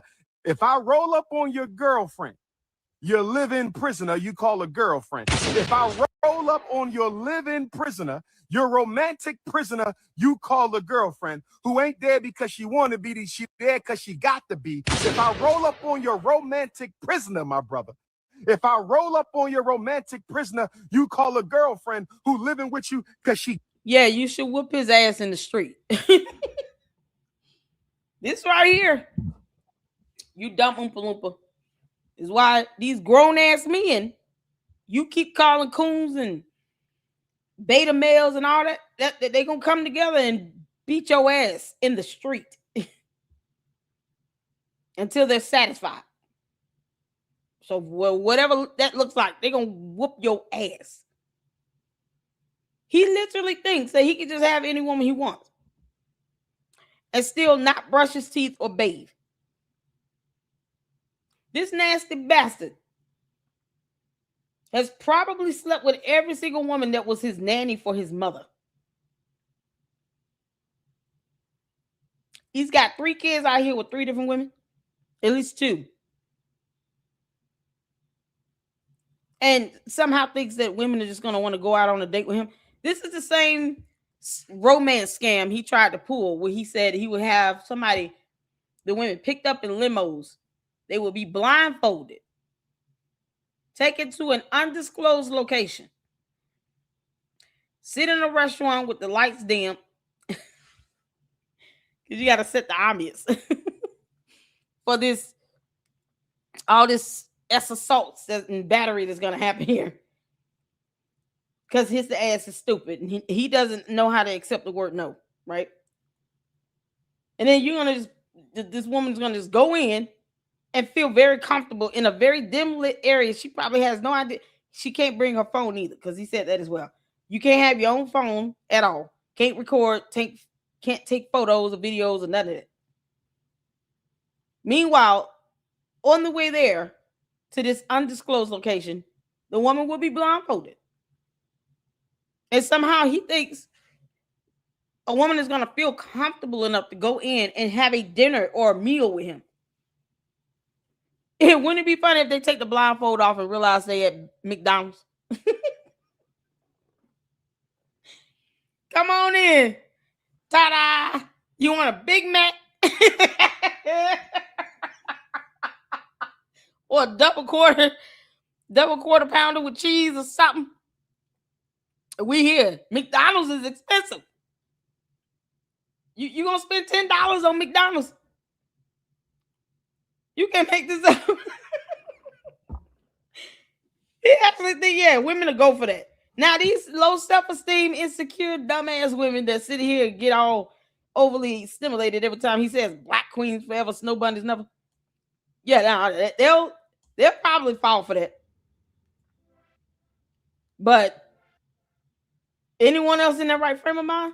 No. The moment you say they got to be blindfolded, go to an undisclosed location, and cannot have their cell phone. Done. Personally, I wouldn't want to be around him either way. But imagine that. Getting picked up and they told you got to wear a blindfold just to have a meal with Umar Johnson. You say, I got to give up my phone? No. You need to call him. What's his number? Tell him I'm not coming. I don't know what he's trying to do. Next thing you know, it's just you and him in a room with his gun club security detail with their handguns and rifles outside the door trying to keep you from running away.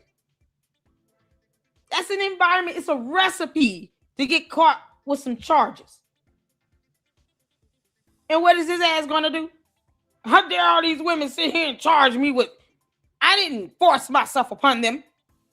I just blindfolded them and brought them to this undisclosed location, told them they couldn't have a cell phone, they can't take pictures, they can't do videos, it's going to be dimly lit.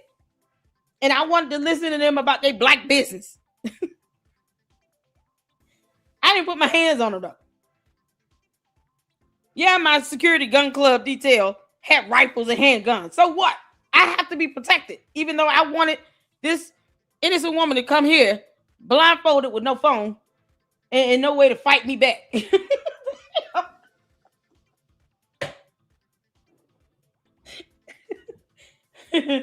Oh my God. At some point, Debo and him is going to whoop your ass, Umar. I'm telling you right now. You got it coming. Because she want to. Do she want that lunch date with the doctor? I'm so not impressed. Better yet, I am disgusted. Who the fuck? Oh, he's so gross. He's so gross. With Dr. Umar, unless you were blind, deaf. Exactly, Jim. He is a walking felony. I've been saying this. The fact that he can't accept no means no, he can't handle rejection and denial. He'll hate on someone for actually building a school, but then want that same person to give him money for not opening a school. Boy, he's a walking felony. Then he turned around and said he wanted a paddle room for all the single women and all the single moms. He want a paddle room. Let's not forget, he's never been married. He does not take care of his kids, and he dogs out the children's mother. It's still the mother's fault for one of his daughters that he knows he has not been a part of her life. She's now over 21, and it's still the mama's fault for this grown ass woman who is his daughter that wanted to have a conversation, still being ignored by this dumbass idiot. Her mama won't let her talk to me. She's 24. Yeah, no, but he'll take your wife and your baby mama and put them in an environment where they get to holler stranger danger. Because that's exactly what needs to happen. Or dumb. No offense to the women that have dated him and come out with very telling information about him and help educate the masses about what a piece of shit he is. But why the fuck would anybody willingly date Dr. Umar unless they were under some sort of spell? Like, what the fuck? Like, yo, you're charging people to go on dates with you to raise money for the school. It's the audacity of it all for me. Like, ew. When I'm telling you, when I saw this, I literally low-key threw up a little bit. Like, you know how like when you drink something and yeah, that was me. I was like, oh, this is disgusting. I rebuke you in the name of fucking Satan, not Jesus, in the name of fucking Satan, because only Satan could cleanse your dumb ass. Okay, this is so fucking nuts. Like, when I saw this, I was like, wow. I hope that, I can't even say that. I was about to say, I hope one day I develop a fan base as strong as that, but I don't need stupid people following me. Quite frankly, I just don't. That is a first. I have never heard anyone say that. Oh, wow. This right here is a sign that not only is common sense in the garbage can, like people are no longer exercising their discernment, but like people really will fall for anything that talks nicely to them, especially if they are uneducated and don't necessarily understand exactly what the person is saying. As long as the person is saying something that sounds decent enough to them, they're going to support them. Not look into anything, not fact check, nada. Like, it's so sad because there's so much shit that I didn't even cover in this video that you can find on your own with a simple search. And y'all refuse to do it. Listen, if that's what you want, again, I rebuke you in the name of Satan, because only the devil himself can bless this mess. Woo, Chad, amen. Or the devil worshipers say amen, because he got to be worshiping the devil. Like, this is demonic work to literally sit here and scam your audience like this and then be like so outside with it, okay? So blatantly open with it, with no shame. You have to be serving the devil. Like, you can't be of God or anything good. There can't be any ancestors, deities, or any spirit with good intentions that are condoning this shit. That's why I'm just gonna chop it up to mental health issues, because they ain't no fuck away. Guys, how can I forget him gambling for funds for the school? Well, I will not chop this up to mental health. Nope. And this is the thing. The women he is so-called dated and had relations with that have come out, so far I've only heard two. They both said the same thing. Oh, it's a mental health thing. Stop weaponizing mental health, trying to excuse away his bullshit. No one told him to go live and talk about some female giving him $500. That's a romance scam, by the way. Just so they can sit here and have a meal they got to pay for. They're paying him $500 for a meal. That is the epitome of a romance scam. And yet, the women that have come out claiming to have relations with him are both trying to say, oh, it's a mental health thing. No, it's a lack of accountability thing. When are we going to stop passing the buck on mental health and call evil for what we see it as? Umar is a pathological lying piece of cult leader and a narcissist that believes he is entitled and above the rule of law, that doesn't care about any, allegations of sorts for SA, because he's setting himself up for those allegations.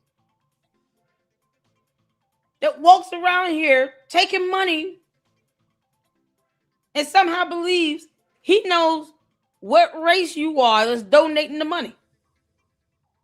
Scamming, lying about opening up a bando into a school. None of that has anything to do with mental health. He's just a narcissist. He's a cult leader. He's a dumbass. He tries to be the loudest person in the room.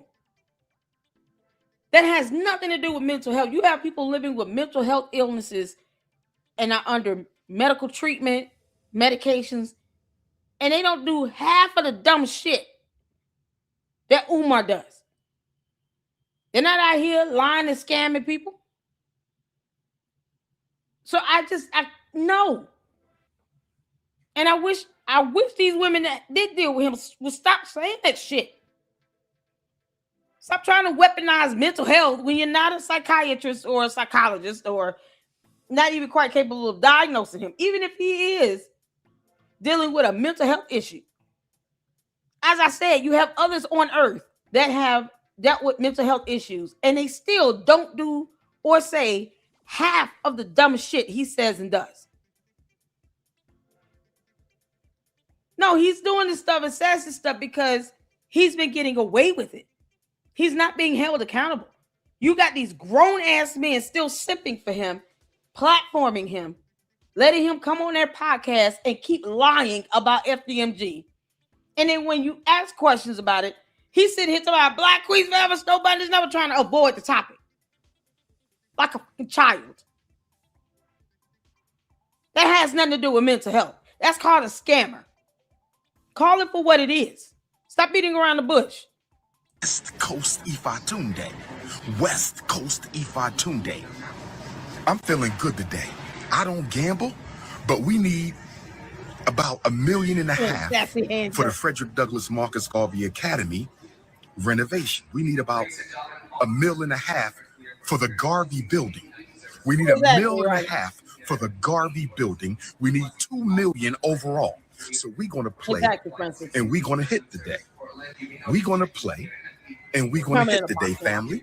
Let me show you what we're about to do. Let me show you what we're about to do, family. It's some bullshit. We're about to get us some money for the Frederick Douglass Marcus Garvey Academy. We're about to get some money. I need that 1.2 right there. Y'all see that? That's what we need. There are plenty of people out there that have opened schools with limited funds. Okay? Listen to me again. There are plenty of people out there that have opened schools with limited funds. Just in case you didn't hear me, there are plenty of people out there that have opened schools with limited funds. This Black woman opened her own school with only $5,000. Marva Collins worked within the Chicago school system for 14 years. She concluded that the system was broken and didn't help the students excel. So Collins took $5,000 of her own money and opened the West Side Preparatory School in Chicago. She believed that no one should rule any child out of the educational picture. She stressed the idea of using education to better the lives of her people. She was dedicated to educating the children of Chicago. After only a year of opening her school, her students' test scores were significantly higher than they tested the year prior. Ms. Collins used her brilliance to create a method of teaching that would push the students to give their best. Her method was called the Collins Method. It was centered on students learning through phonics, math, reading, English, and classic literature. She was able to teach the children that were viewed as undesirables, anything ranging from Homer to Plato. My wife's family, her sister is a principal of a school right now. Her mother was a teacher, and her father was and is a principal who actually ended up making his own school in East New York, Brooklyn. It's called the Trey Whitfield School. You can look it up. So he's been doing this since like 1983. And how he started was he started small. He started with 3 portable trailers that were behind like a church. Nobody was doing anything with them. And he went to the church because he was a principal like you. And he said, I guess he got the same inspiration to start his own thing. So he talked to the people at the church. He ended up negotiating some sort of rent where he had to pay $500 a month per trailer. And he had like 280 kids. Murray. Now, he didn't have a lot of money. He didn't have a lot of donations and stuff like that. So what did he do? He said like a lot of schools and stuff, they would just throw out old desks and books and stuff like that. He'd go around to different schools and get desks. He'd go to the Board of Education and they'd give him stuff that they were getting rid of, you know what I mean? That they didn't want, books, whatever, all kind of different supplies. So he was using his resources. He did this till about the year 2000, where he then sees like a 4-story big ass building, Something pretty comparable to what you're talking about. Actually, it might be bigger than. It might be like those buildings combined, the ones that you bought. But this is in Brooklyn, in East New York, like right off Atlantic Avenue. So anyway, he gets to this building. He said he didn't have $1 for the building, but he goes to the man. He's like, "Yo, I want to get this building for a school," and the guy's like,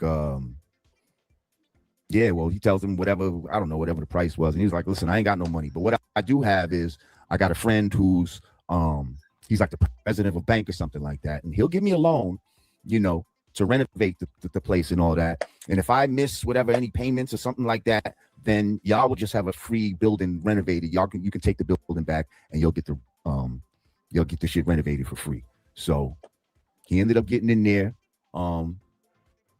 And that was in the year 2000. In the year 2020, and this school now has gone on. It's a black school. They don't take no government grants or nothing like that. He does fundraisers and all this. He knows some people in the sports industry and all, because he used to play football back in the days. What's the name of the school? It's called the Trey Whitfield School. Now, I talked to him. He's willing to sit down with you and give you any tips or anything like that of how he did it. You know what I mean? And how he continues to do it. Because this man, and he's been on CNBC, all kind of other stuff like that. But the thing is, he doesn't even have the type of notoriety that you have. With someone who's an expert in something, and I'm not speaking to you, I'm speaking to the detractors who say I can help him with that. This is I think they talk about the real estate part of it. You're an educator, but not a real estate guy. But we already have the real estate, so that's not even an issue. Right, but did we choose? We already have the real estate, so that's not even an issue. Right, but did we choose the right real estate? Did we take the money and do the best fiduciary thing with the money? Brother, I just told you that the schools that we got was a $13 million project 9 years ago in excellent shape. We got a steal for that campus. It was a steal. It was the best thing I could have possibly got. I have no regrets. Okay. See, that's when we start feeding into the lies. That's why you got to come see the school, my brother. Absolutely. And see it for yourself, because you have people telling you that the school ain't in good shape. The school is in excellent shape. As a matter of fact, King Randall comes into mind. King Randall is the founder of X for Boys, and it's also called New Brothers Keepers Academy, and it's in Albany, Georgia. And he's operating on limited funds, but he's open and he's operating. And he did not get nowhere near as much money as Dr. Umar in the beginning, yet still has a school. This is a black boys boarding school, okay? When you look inside a vehicle, you're gonna take the oil cap. You're gonna look at the oil cap. While Umar Johnson's been only talking about doing this for years, King Randall's been actually doing this for years. You're gonna be traveling with your wife and your kids one day, and you're gonna wanna know what this is, because you and your wife and kids might be traveling somewhere. Y'all might be in the middle of nowhere, but if you were looking at your mile markers, you will know exactly where you are. You understand? Yes, sir. Say mile markers. Mile markers. A mile marker tells us where we are on a street. You understand that? Yes, sir. Well, I'll start with the Extra Boys program so people can differentiate. So the Extra Boys program was started in 2019 when I was 19 years old. I took 20 young men to the city of Atlanta, Georgia on a field trip there to the Center for African American History and the Center for Civil and Human Rights. I took them there, and the reason I started this organization was because many of the young men in Albany don't have any rehabilitation programs for juvenile offenders. There are no programs here except for online therapy that they only do for 3 months for 1 day a week, and I think that's not going to help with recidivism. I believe they needed more consistency. And that's what I started doing. I started it out of my house. I started teaching them how to work on cars, taught them how to change oil and brakes, taught them how to change ceiling fans and toilets, paint houses, welding, firearms training, how to grow your own food. This is what we did for our first and second year. Then I started housing. You know what's so crazy? How many times Umar brings this up? If anything, he hates on them. He'll hate on anybody that's actually got a school. How many times does Umar bring this up? How many times does he say, y'all make sure you guys go and support King Randall? Send him some donations as well. Make sure you guys, we take care of black boys and black communities, right? Umar, you the dumbest, biggest hater on earth. He hates black people. It's that simple. Some of the children at my house, I started boarding some of them, and discovering that a lot of them couldn't read and write was where I got the idea to start the school. So in 2 years' time, we've been raising money. We first went viral, and then we started raising money online. And then, we got to buy a resource center, which is where I'm sitting now in my office. And we have 40 acres of land that we purchased back in May of 2021. That's where we'll teach the boys how to fend, for themselves, grow their own food, live off the land. And then also we purchased our school, our 41,000 square foot school, basketball gym, 25 classrooms, cafeteria, etc. We purchased that back in November. And right now we're in the process of renovations. You can go on my social media pages and see everything that we've been doing as far as renovations. All of our bank statements are online, everything you need to see. Did he say bank statements? My Lord. You see, now it's very possible to the Umar Tardians to show proof of how money is being spent. King Randall shows bank statements, not sit here and call his own supporters coons and haters. And then get mad when they sit here and say, we're going to sue you. This is unbelievable. But you have to be a huge donor of the Oompa Loompa to still not get a tour of FDMG. You can't tour unless you're donating. How would you know that? What if I just make up a username and just lie about it and fake some receipts? Because he's not going to go back and check and see if you donated to him. You realize, like, people could create a fake PayPal transaction thing and just say, I've been donating. Now I want to see the scoop.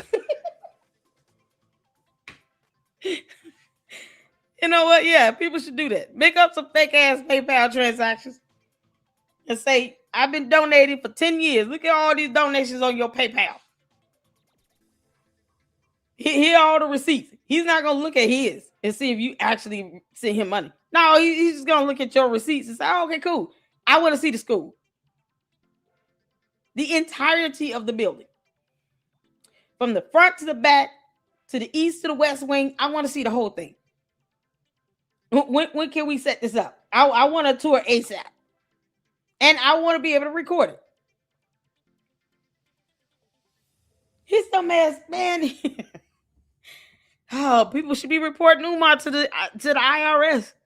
Period. From us, financially, whatever, everything's there. Complete transparency from us, so everybody can see everything as far as what we're working on. And Dr. Umar had the nerve, got audacity to take credit for the boys' work.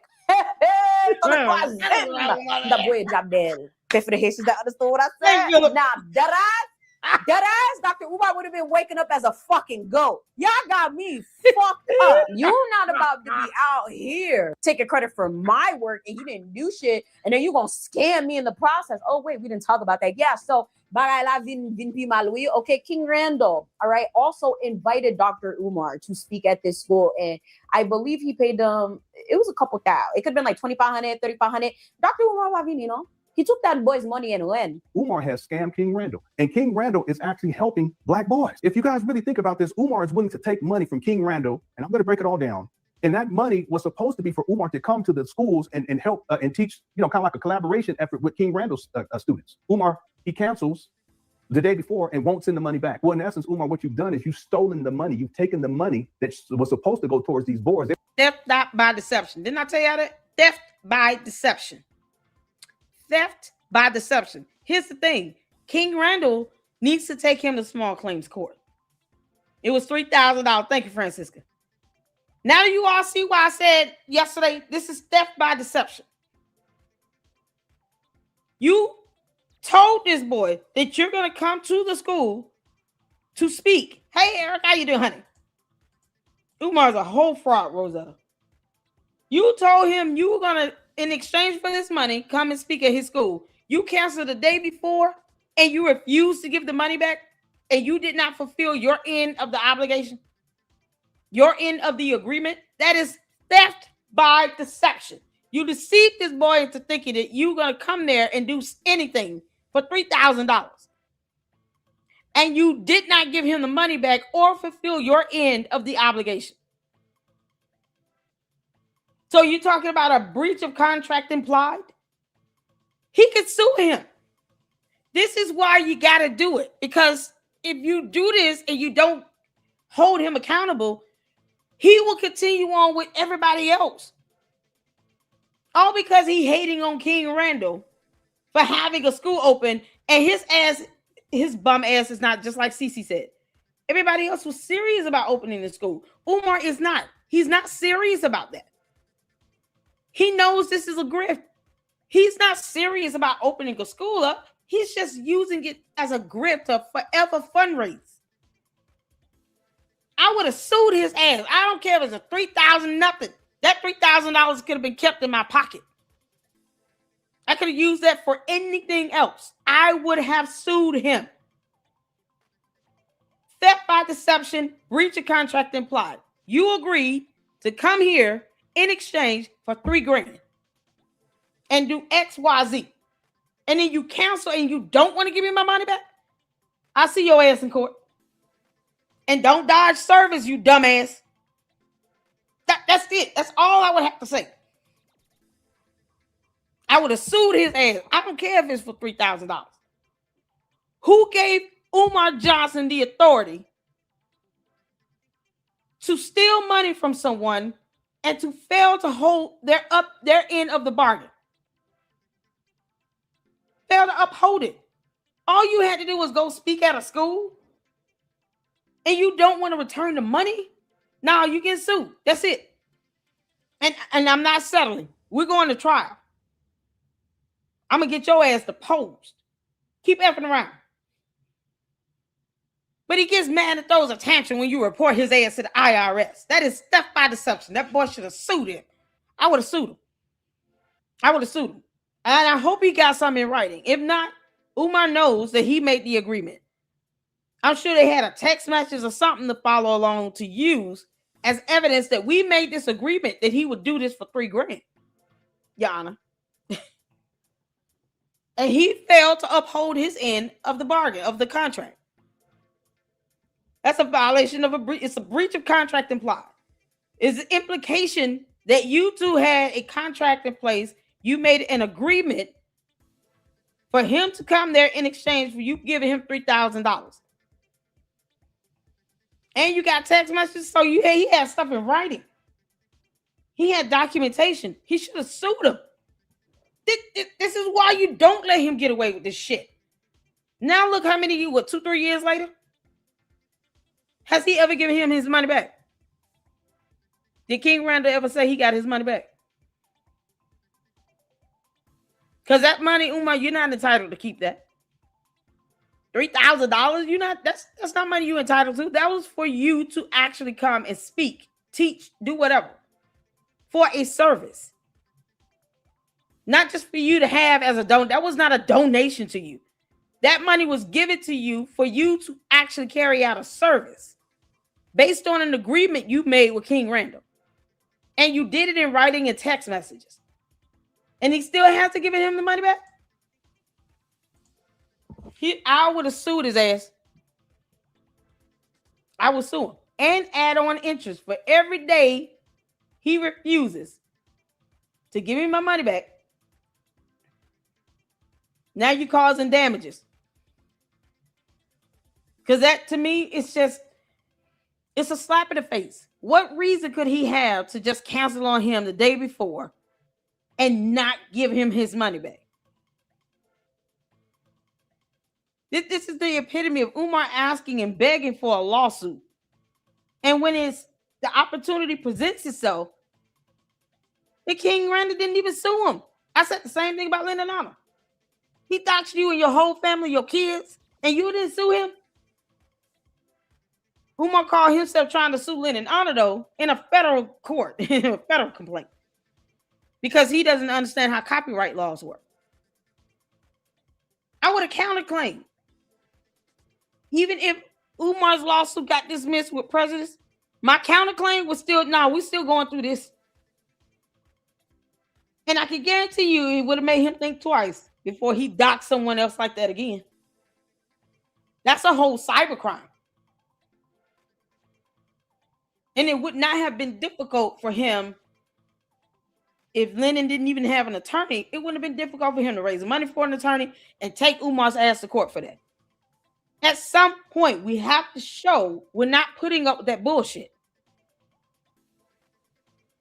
Umar, I'll report you to feds if you do some bullshit like that. You can't make this up. All because you don't like somebody's commentary. You better kick rocks. He was trying to get you out there to help out and do your thing. But guess what? Umar doesn't work with boys. He never has. He doesn't work with black boys. He focuses on and targets the mothers of these boys so that he can sexually exploit them and financially exploit them. Now, I want everyone to understand something. I've been telling people this for a long time. I've been telling you all the same thing. He's a scammer. He's a scam artist. He's a charlatan. He's a misogynist. He preys on single black mothers under the guise of opening up a school for black boys. And there's still no school. A school is a place of learning, not some bandos, trap bandos up there in Wilmington, Delaware, that's sitting up there and got people, homeless people sleeping on the steps. That's not a school. Umar plans to charge $500 a month in an impoverished community for these children to attend. I wonder how much King Randall's charging the parents of these black boys that he's helping. He's actually helping these black boys. Do we need to get to the receipts? Let's get to the receipts. Look at the young men there. The young men are dressed. They're dressed, looking, professional. They have their certificates there. You know, it looks like they're inside of a church, well presented. The photograph looks good. Looks like a professional photographer took the picture. You don't see any of this with Umar. And then you have the picture of King Randall. You know, he looks like a boss. Okay. Now, let's get into the scam part. Okay. And this is King Randall's. Already checked this out. This is his official page. Okay. 28,000, almost 29,000 posts. They do have a website. Umar doesn't even have a website for FMG. Do you guys know that? This is what we want to get to right here. Look where my cursor is at. It says at New Emerging King is actually doing what Dr. Umar has been talking about doing for years. Okay. And then look up here. It says King Randall. This is what he says. He says, "Yep, tried to collaborate and bring him to my school to speak a few years ago. Paid him $2,500." I'm sorry, I got supers. My bad, user. Let me go through the supers right quick. Thank y'all so much for the support. I appreciate it. Rosetta gifted 2 LLC memberships. Thank you so much. If you guys got a membership, make sure you thank Rosetta for the support.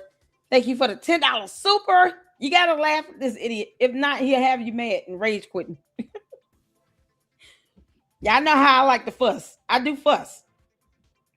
But Umar doesn't make me angry. He's just disgusting to me. He's deplorable and demonic and evil and a liar and a cult leader. So you gotta laugh at some point. So I appreciate that. Thank you so much. And I thank you for the $10 super. Thank you, Truth Music Logic, for the $1.99 super. When you get time, look up Fred Hampton's bio. I sure will. Is that the gun club thing? That's the gun club. I'll look it up. Thank you so much for the $1.99 super. I appreciate that. And Rosetta gifted another LLC membership. Thank you so much for the support. I appreciate that. And then we got user 225 with the $1.99 super. The M's bid was good, only minus she likes small. That's why I don't know if she understands what's transpired. You know, maybe she's kind of like just not wanting to address that. I don't know. But we all know, like, Malware has lied. She has flat out lied. And it was annoying. That's why I had to just clown her ass out, try to make light of that. Oh, we got so many good thumbnails out of that. Because she still lied, you know. It is what it is. But I'm not here to knock anybody if they want to support her. If she wants to support her, that's on her. But I can't support people who will lie and have you, you know, looking crazy and then won't present evidence. Like no. So she still did a great job with this video. I agree with that. But yeah, I don't know. I haven't talked with the Mademoiselle. So I don't know if she knows what's occurred, if she's seen any videos about it or anything. I don't know. But yeah. Oh man. Shout out to you for that $1.99 super. I appreciate it. Let's get back to it, y'all. Umar, where's the website again? $100 along with purchasing the flights. He canceled day before and never gave us a refund. Charged it to the game and kept it moving. Randall says, LOL, I ain't got time to be lying on the line. Mind you, I used to defend this man with my whole chest, and he did. Thought it would be a great idea for him to come to my school and speak as he has a school also. Over the past few days since I've talked. Let's just assume it's a mushroom user. Thank you for the $1.99 super. Twig and berries. About our fundraiser and all the successes that we've had with the Extra Boys program. Of course, many people are in the comments, etc., sharing the video talking about Dr. Umar or whatever like that. I think he's on the cusp of maybe losing his buildings or something of that nature. Not sure what's going on with that. But my big thing is always sharing everything about where people's money is going. I've always been, very transparent about that. If we asked for paint, I showed y'all the paint. If we asked for new toilets or something, I showed y'all us buying the toilets. I showed everything that you guys have given. We have an Amazon wish list. We don't just ask for monetary donations. We ask for people to buy specific things. If we ask for laptops, I've shared it. If we asked to get the kids haircuts, I've shared it. Our program has remained free, so we're still tuition free in our program like we have been for the past 6.5 years. I just think if Dr. Umar would have started something like with what he had, I think people would have been more apt to give him, and I honestly think he would have gotten where he needed to be had he had proof of concept, because he's a great orator. He talks very well. If I could talk that great, I'm sure we'd have, No, he just yells and screams and says the same old thing over and over again. It's almost to be expected that he's going to say Black Queens forever, Snow Bunnies never, at least 6 times. After he does the dumbest roll call ever, where everybody is an African. It's like a gimmick. And no, he's not intelligent. The bastard doesn't even know laws. That's not intelligent. When you can't look up definitions of terms, or you're sitting here calling something a fact, but then it's somehow based on your opinion. That's not a sign of intelligence. Millions of dollars raised. But I still started with something. I started out of my house originally. I started in my dining room at 19. And after listening to him, that's why I started it. I just wanted to start something. I knew that I couldn't start something mass scale. So I'm just like, I'm going to start with whatever I got. And we started with $0. I was cutting hair, fixing cars, painting houses. I mean, that's what I was doing to support the program originally. And then I learned how to utilize social media to be able to raise money. And we started doing that. And we went project by project. We failed, we succeeded, etc. But I've always continued sharing what it is that we're doing. So I know a lot of people always ask why they won't see us on the Breakfast Club or etc. I'm not a comedian. I don't critique people's dating life. I don't, talk about what people should be doing. I don't belittle my donors. We don't do any of those things. We just share what we got going on. If we don't raise enough money, we pivot. If we don't get things done, we pivot. And we keep going. So we definitely failed. We failed some students, etc. But we kept moving and we kept going. I finally got the answer to my question. That's what Dr. Umar does. He scams. Yeah, that's the answer. So from what I gather, right, he does speaking engagements, okay? He does speaking engagements. He does consultations. From what I can gather online, it says that he worked for Philadelphia Public Schools at one point or whatever. From what his nephew said, it seems like he might have worked at certain charters.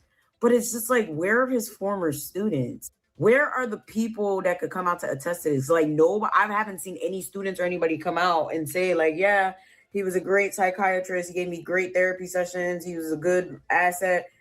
Anyone that's spoken out, it ain't been positive. So I'm just, I genuinely don't understand it. This is crazy. This is asinine. Like, it gets to a point. Like, when are y'all gonna open your eyes and see that he's just not a good person? Okay, if anything, like, okay, maybe he will open the school, right? Maybe he wasn't a scammer, but he's not a good person. There's a reason a majority of people in his own space do not fuck with him. All right. It is not about, oh, well, they're jealous or, he just had a falling out. No, the man's an ass. But that's the thing. Umar run around here as old as he is, talking about you a hater. You're a hater. Nobody is hating on someone that might be on an IRS investigation. Who the hell would hate on that? The same thing I say about candy asses. You see here talking about you hating on Candace Owens. Why would I hate on someone that's got 2 lawsuits pending at the same time against them? One of them is a federal lawsuit. Why would I hate on that? Who hates on a bum that's unemployed? Umar is unemployed and a bum. Who would hate on that? He don't bathe, he don't brush his teeth, he don't shower, he don't do anything. He can't even get people to invite him anywhere. He just forces himself upon that city. I'm coming to Alabama. I'm coming to Virginia. I'm coming here. I'm coming there. Meanwhile, he's sitting here telling his own cult members, can you go out and find me a venue since you love me so much? I need to be able to speak at a venue for 50 to 100 people. So he treated everybody like they're his personal secretary. I thought you were being requested, though. You do not sit here and ask people to find you a venue in any city, state, country, continent on earth if you are being requested. If someone is inviting you to speak, They're going to handle all the arrangements.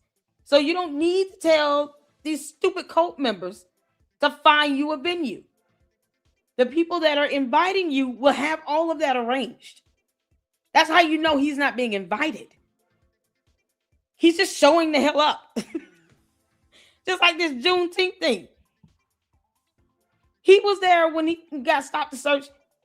Even if they asked him to be the keynote speaker or one of the speakers, he didn't have to send people out to find a venue or do any of that.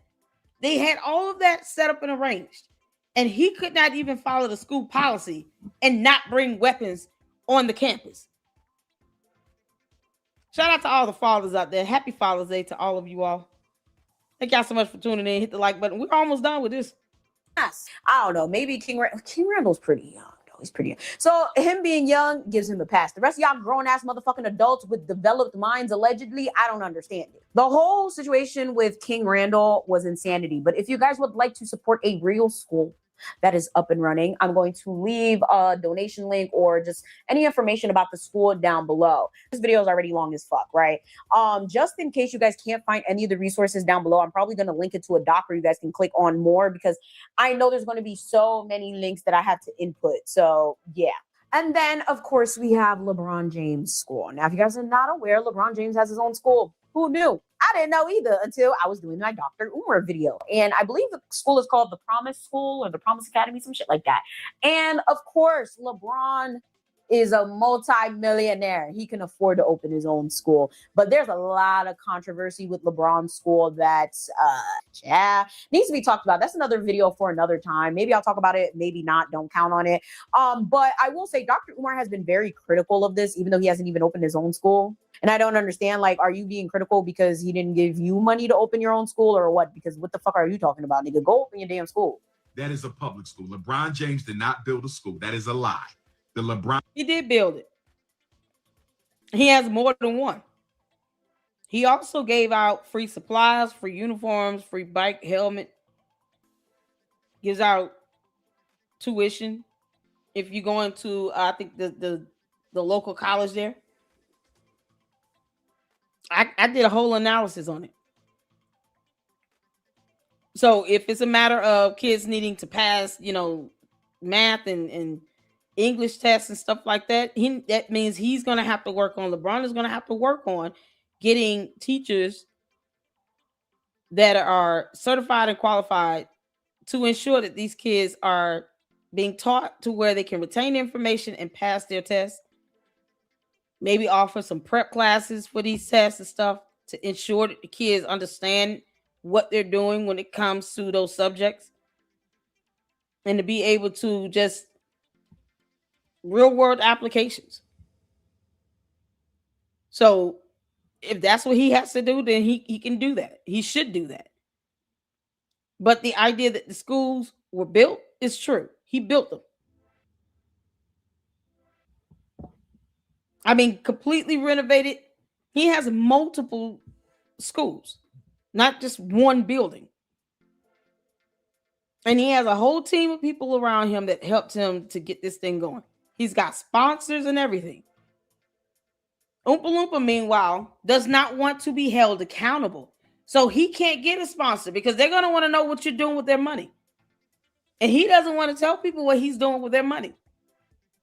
He doesn't want to show that he's taking the money and spending it on FDMG opening up.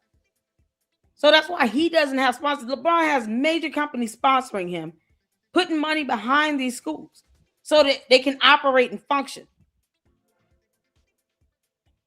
Meanwhile, FDMG is still a damn bando. And he's only opening the smaller bando, not the big one. Because that's not up to code. It's not fit for human habitation. With black mold in it. LeBron James School is a public school. It is paid for by the taxpayers of the state of Ohio. He does not have a school. He does provide incentives. He pays for them to go to college and their parents. He does a lot of good incentives. So I don't have an issue with his incentive. It is not his school. He does not own it. He did not build it. And speaking of LeBron James School, did you see what happened a couple months ago? They got called out because for the past 2 or 3 years, not a single 8th grader in the school, I believe it was, passed the Ohio State math assessment. Now, mind you, LeBron, your student won't be able to do that either. you're not going to even be accredited. So what you talking about, you dumbass? Y'all, he look high as hell right here, don't he? Boy, my freeze game is on point. Umar look high as shit, don't he? But the crack is starting to wear off. He's like, crack, crack. Like somebody just said crack. And he just set up an alert. Eyes all bucked up. Ron pumping millions in here. You feel me? He pumped, so they can't use the excuse, we ain't got enough money. Wow. Y'all get more money than the most schools. Not a single black boy passed the 8th grade math test at the LeBron James public school. You're not even going to be teaching math at FDMG. You're going to be teaching Pan-Africanism. Somehow that's a class. Tells you that paying white women more money to teach black kids ain't gonna work. Because if they don't care about your damn children, it don't matter how much money you pay them, they still not gonna learn. Why am I bringing this up? Because the white teacher unions of America is constantly saying, if you want us to do a better job teaching black kids, pay our teachers more money. Or look at the LeBron James school. They getting more money, still ain't getting educated. LeBron says he will pay for the college education of every parent and every child that attends that school. That's beautiful. Word. Me and my mother going to go to college for free. That's beautiful. You understand? Why are black millionaires opening up charter schools? Explain. Does a black millionaire need a welfare check from the government? If you're worth $1 million, do you need federal housing? Do you need food stamps? Charter school's not the same as public. Charter school's not the same as public. Moore Academy had the lowest test scores in every subject in the state.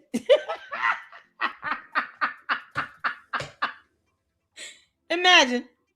And these are the bandos that he wants to convert into FDMG while he can't tell you what the website is for FDMG. What's the website again, Umar? Where's the website?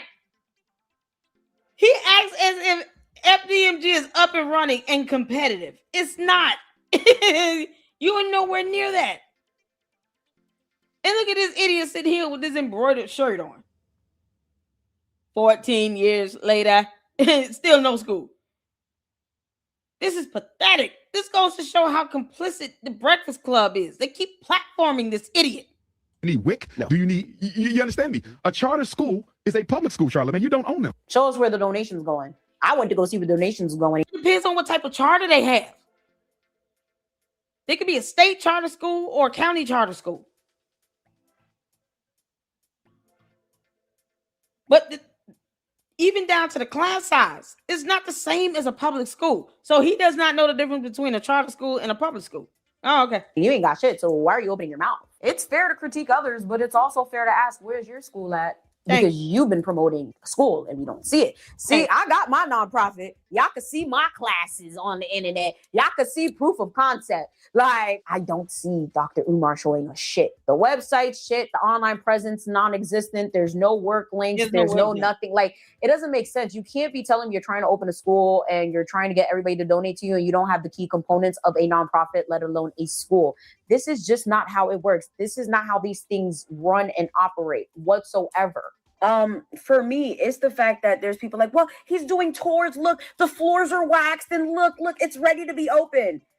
Under whose supervision? Like, I need y'all to understand, even like for those of you guys who are into home ownership, you know, you can't just go knocking down walls, right? Like, you can't just do what you want in your house, even though you own it. Same thing when it comes to business. You cannot just buy a building and knock down walls and not have licenses and permits and you know, like people that actually know what they're doing working on it. That's why I contacted the city, because I'm like, how is he able to show us these tours, but there's nothing on file? That's because he didn't file shit. And if you didn't file shit, you can't open. That's just point blank period. And that's just like such a minuscule thing. Like, everything that he's showing everyone right now is what he should have been doing when he bought that building. However, unfortunately, he couldn't show anything because he wasn't doing anything, because allegedly he ain't had money, but we all know. Okay, he's been collecting money for a very long time.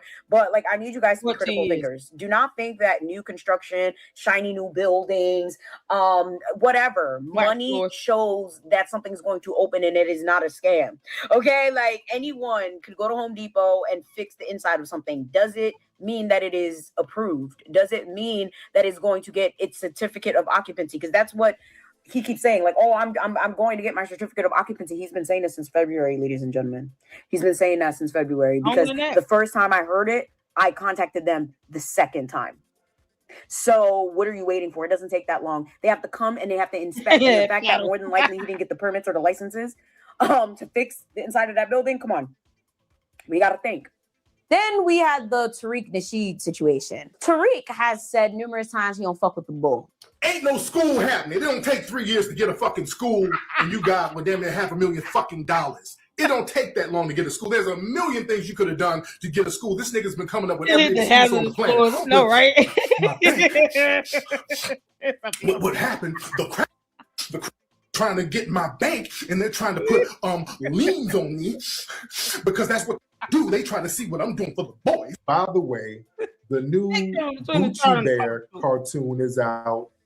I put up a clip earlier, and people kind of lost their minds over this clip.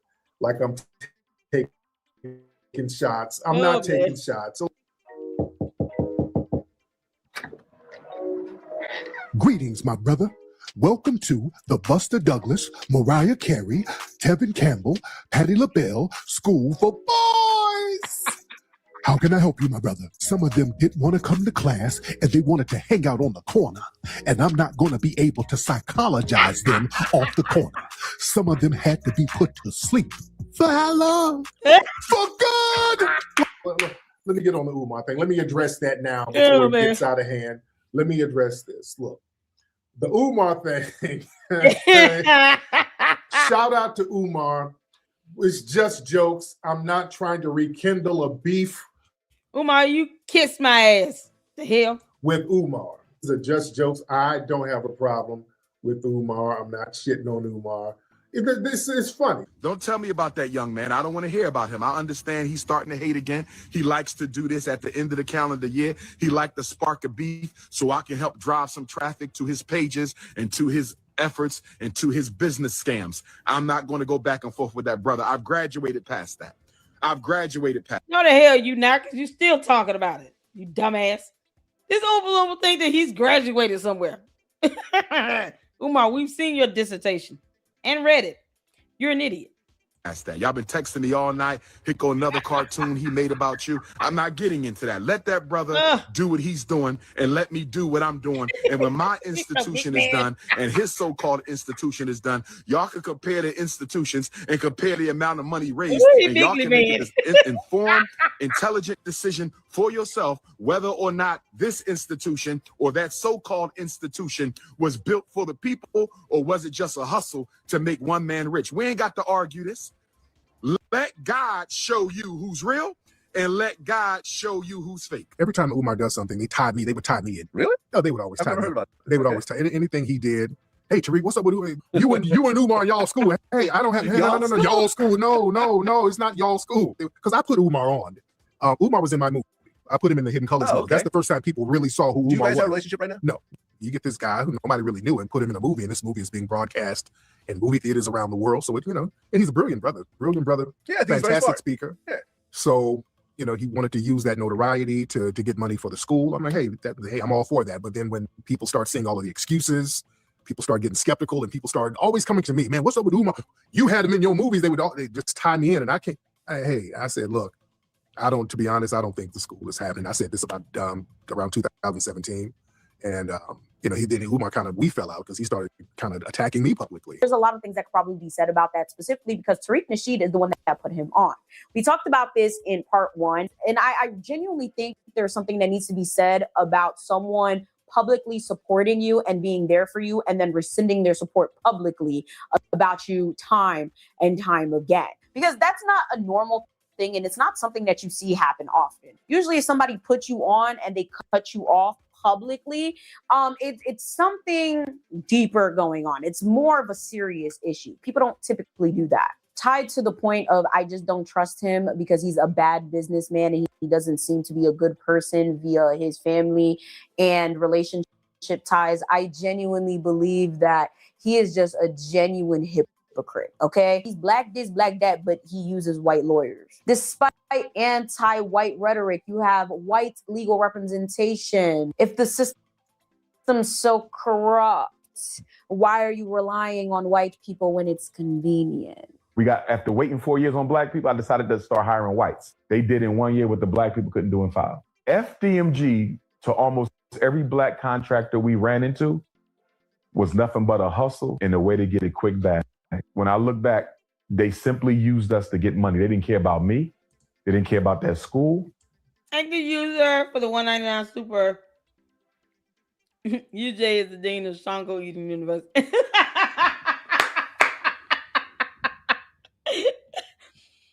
Twig and berries. He says it's a balanced diet. They didn't care about our kids. We were just a quick hustle. For me, it's the audacity to be scamming people and then sit here and blame the lack of progress on the fact that black people didn't donate enough and black people didn't help you and black people basically were overcharging and they didn't get the work done, but the white people did. Like, this is just so disrespectful to me because it's like the people that support you are black. And what makes it crazier is there's plenty of people that actually did offer support to Dr. Umar and he declined it.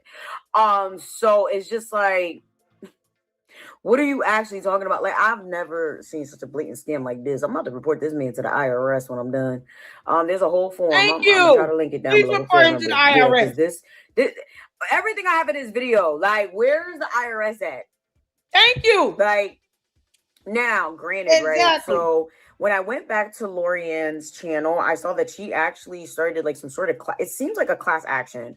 Or some sort of lawsuit dealing with the majority of people that donated. So she got a group of people that donated and they're basically like doing an entire investigation. But yeah, no, I need the government to throw the hammer down like they did with Danish now. Okay. Like they're doing with Stormy. Okay. Like, this is just completely unacceptable. Listen, I love my white brothers and sisters. I ain't got a problem with y'all. I'm gonna call y'all out when y'all need to be called out though. But like, I'm never gonna sit there like, oh, I'm never gonna have a white lawyer. I'm never gonna. What are you talking about? But then behind closed doors, that's what you're doing. So what's going on here, Dr. Umar? Although we are here to critique Dr. Umar, his scams, controversies, etc., there have been a lot of people calling who he is personally into question. Of course, not only are there concerns of him being a grifter, a scammer, and not a good person or a good businessman, there's been loads of things to come out regarding his personal character and his mental health. His personal beliefs and mental health come into question almost every time a controversy comes up. Because if you guys haven't been able to tell in all the clips that I inserted in this video, something's just not right. Where them donations at? Hit the Cash App. Where them Cash Apps at, y'all? Ain't nobody came through yet. Where y'all at? Where y'all at? Where y'all at? I know this is going to cost us at least $100,000 to get this electric done. It's going to cost us some money, brothers and sisters. Make sure you donate. I've never asked the people for $1. I have never asked the people for $1 in my life. 2100 Fifth Avenue. Black Parent Advocate book release. 550 pages of liberation information for the babies. Crush special ed.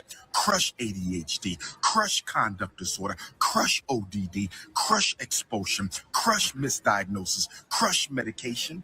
Oaktown. The Prince. Why do he keep creating this cadence, this speaking cadence, like a televangelist or a fake bishop? He sounds just like some wannabe pastor that's sitting here asking for $50 million for a plane. You can't stop me from believing God for a $50 million plane. No one's stopping you. We're just not giving you the money. He sounds just like Creflo Dollar. You know, another scammer. is back. West Coast Ifatunde. First things first, we all know Dr. Umar loves to speak in third person. It's giving psychosis when he does it. But hey, he also speaks in threes, and he's been open about practicing African spiritualism, working with spirits, etc. And personally, I don't think there's anything wrong with that. Stuff is one form of African spirituality. Oh, just like you have many different branches of Christianity, you have many different branches of African spirituality. Absolutely, it's a denomination, for lack of a better term. You could call it a denomination, for lack of a better term, right? Under the umbrella of African spirituality. But for me, it comes off like Dr. Umar might be going through some sort of mental issues. Okay, that's my personal opinion, because the way he speaks, the way he carries himself, and the way he moves. Yeah, it's called idiocracy. Boy, that's a contagious mental health disease right there. Passing down that idiot DNA and gene. Somehow Umar, just crash landed on our planet because he's an alien, or he got punched by one.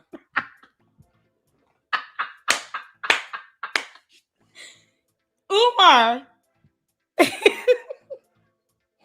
did a live stream talking about, I see UFOs and aliens. That's got to be a UFO. And people thought he was serious. It is unbelievable. He said that he was knocked out by a golden alien when he was a child because he didn't want to go to bed. Paul, we made a whole joke line out of that. I got like 2 or 3 good hardcore thumbnails on that. Shout out to the Luxus. You guys are awesome. He should be clowned for that for the rest of his life. And I mean clowned. And he did that for attention and views. So when he does and says stupid shit for views, we're supposed to just be like, oh, he's mental health and something and blah, blah, blah. What do you mean? What person in that right frame of mind is sitting here talking about, yeah, I want to open up a school and be around kids between 2nd and 4th grade. But meanwhile, I'm going to sit out here in the dark outside of this damn bando, not show you all anything of what's going on the inside, and I'm going to call you a coon if you ask for a receipt. And then I'm going to tell you I saw UFOs today. Hit my Cash App and PayPal for the UFOs. Shout out to my UFO Africans out there. You can make this shit up. About the world conducting business and handling his personal relationships is fucking insanity. Okay, the way that he presents himself, like it either gives psychosis or mania. And before I even divulge into that, understand. Or crack. It can be crack, because it could be crack. I am bipolar 2. I have anxiety. I have ADHD, binge eating, a little bit of PTSD, seasonal depression. Trust me, I know what the fuck I'm talking about. I've been in therapy 4 years. I've been off medication 4 years. I stay in active therapy so I can keep my brain sharp. My therapist keeps me. Umar doesn't even believe that he needs working toilets. I mean, he's not going to get any help even if he does have a mental health issue. But I'm not in agreement with weaponizing that to try to give some level of an excuse with him just being a scammer. I'm sure they said the same thing about Charles Ponzi. The man that Ponzi schemes are named after. I'm sure many of people have said Charles Ponzi has a mental health issue. He was just a scammer. He scammed people out of money for like 7, 8 good years in our country on U.S. soil.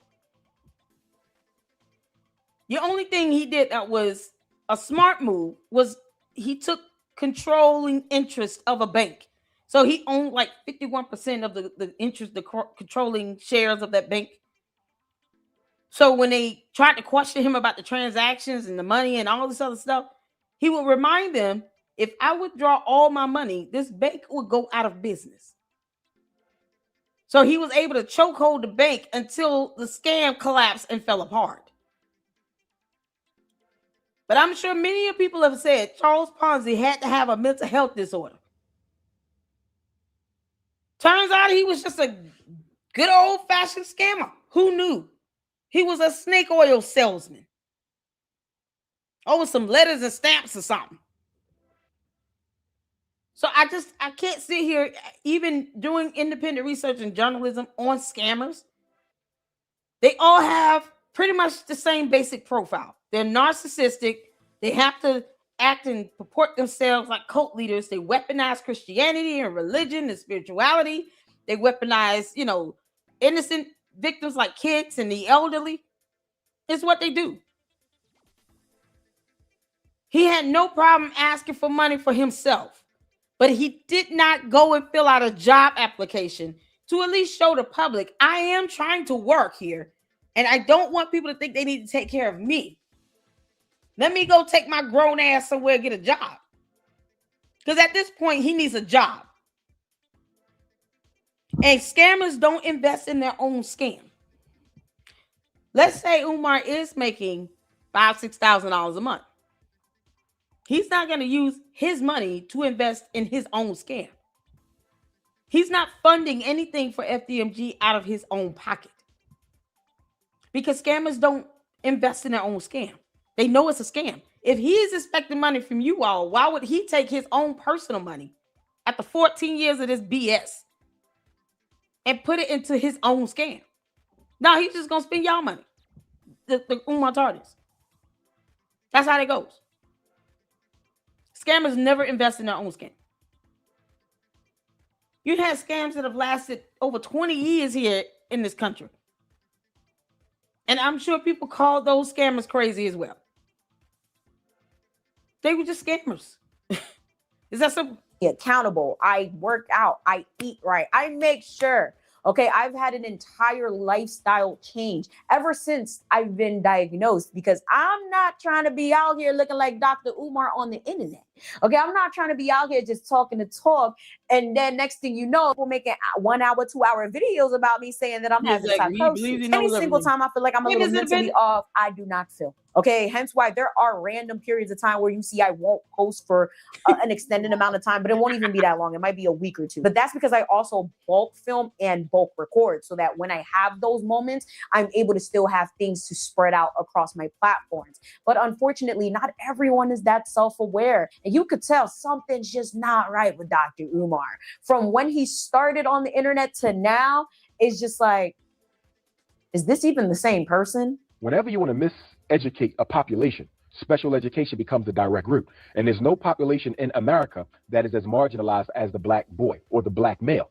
And in fact, in my position, there are basically 5 stages of extermination that this society has developed to deal effectively with black men. This is the same person. Pay attention to this title at the bottom.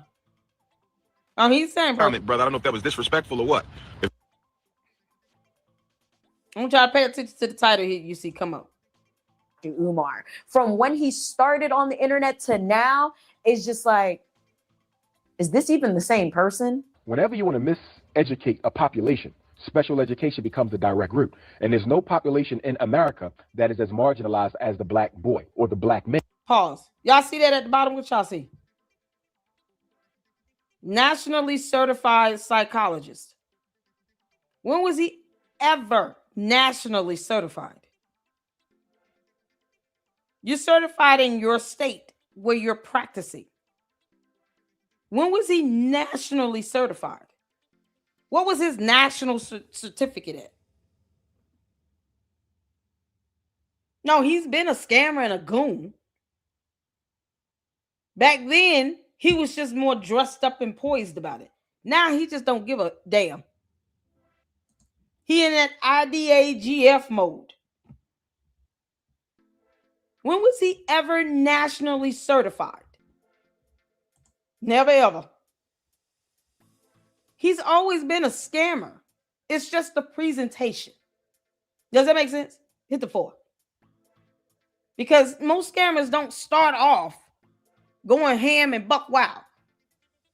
Because what you don't want to do is run people away. So for him to say he's nationally certified when he never was, he was never nationally certified. He had a specific certification in the state of Pennsylvania where it was contingent upon him working in a school as a school counselor, psychiatrist of some sort. That certificate was very specific. When did he have his NASP?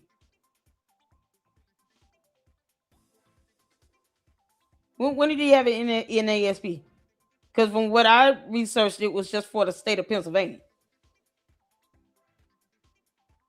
I've never seen it in NASP. Can you email me that? Yeah, it's just like when it. Can you send me that? Can you send me information on that? I never knew he was nationally certified. I'm looking at the title. It gives. I'm asking because the thing is, when you are purporting yourself to be something like this, where you're practicing in that field, you have to have the certificate and the licensure to match. Your credentials need to line up with that. The only certificate he had that I have seen, it was one certificate, he renewed it for 1 year. Was specific to Pennsylvania, and he had to actually be employed in a public school or charter school in order to do anything along the lines of psychology, child psychology. I have never seen, if you can send me the information, email it to me. I have not come across anything that indicated he was nationally certified. Meaning he has a certificate that would apply if he goes, oh, I was like, oh, God. I'm about to say, what the heck?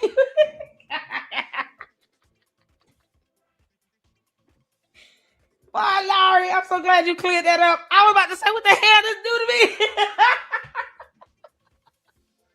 Oh, okay, I see what you said. You got to pass the NASP to be a school psychologist. I'm not saying he was that. Oh, I'm about to say, I'm like, what the hell? Oh, my God. It's like, there's no way I missed that one. Okay, cool. I got you what you're saying. But you see what I'm saying with the title? Y'all see what the title is? It's very misleading. Y'all see the title here? Nationally certified psychologist? How? Who puts that title up? How old is this? This was back in what, 2012, 2013, something like that? This is good 14 years ago when he did the breakthrough interview. So it was about a good 14, 15 years ago. Instead of being loose. I got you. Okay. Child. I'm like, what? So what? This is what he's been doing since day one. He's been scamming from day one because he's been deceiving the public, even when it comes down to this so-called credential. With him calling himself a psychologist, practicing psychology. That's part of his grip, just like him claiming to be a descendant of Frederick Douglass. He says these things to help boost himself up a bit more and to create this demand for him because people think he's nationally certified or that he has any credential to actually practice psychology or that he's the descendant of Frederick Douglass or that he has accomplished all of these degrees because that was a thing once upon a time. Now you barely hear him say anything about having 6 degrees. It's at what point he used to name them. Now he don't even do all that. Because I told him flat out, you keep on, I'm going to get the dissertation for every degree you claim you have. Ever since that dissertation dropped, he hasn't said a whole lot about having 6 degrees like that. But these are the things that he's been saying since day one to kind of further himself and boost himself up so that people think that he's the expert in this when it comes to, IEPs and education plans and all this stuff. People will think that he is an actual expert because he's nationally certified, because reasons. He's been scamming from day one because people like me, I want a credential. I want to see proof of that. Otherwise, you're not nationally anything. Why are you lying? Look what had to happen with the descendants of Frederick Douglass just for him to stop. He's still lying about that. He still lies about being a descendant or kinsman of Frederick Douglass. When they say you're nothing, you're not genetically linked. He even has his nephew saying that crap. Umar's not linked on his mama or daddy's side. He's not. And he needs to take a DNA test. You really want to prove that you are? Give up some DNA, Umar. You dumb Oompa Loompa. Why don't you do a DNA test and live stream it? Y'all think he ever gonna do that? Because, wouldn't he just do that if that were the case? If he know for sure, without a shadow of a doubt, that he is genetically linked somehow to Frederick Douglass, wouldn't he just take a DNA test and do a genetics testing? His father gave up some DNA. Honestly, if I were the descendants, I would sue him. Keep on saying you descendant of ours or a kinsman or anything. And then guess what? They will probably order him to do a DNA test. Because that's the key evidence you need to prove whether or not you're genetically linked to somebody. That's based on science. This man has been scamming since day one. All he did was get more bold and brazen and aggressive with it. Because he saw the money coming in. He saw, well, if I keep saying all this rhetoric, people will start actually believing that. And look how long it's been, 14 years, and he's still talking about snow bunnies, never black queens forever. While he dogs out black queens left and right, including the mother of his children. Both of them. We have no idea what's going on with his mother.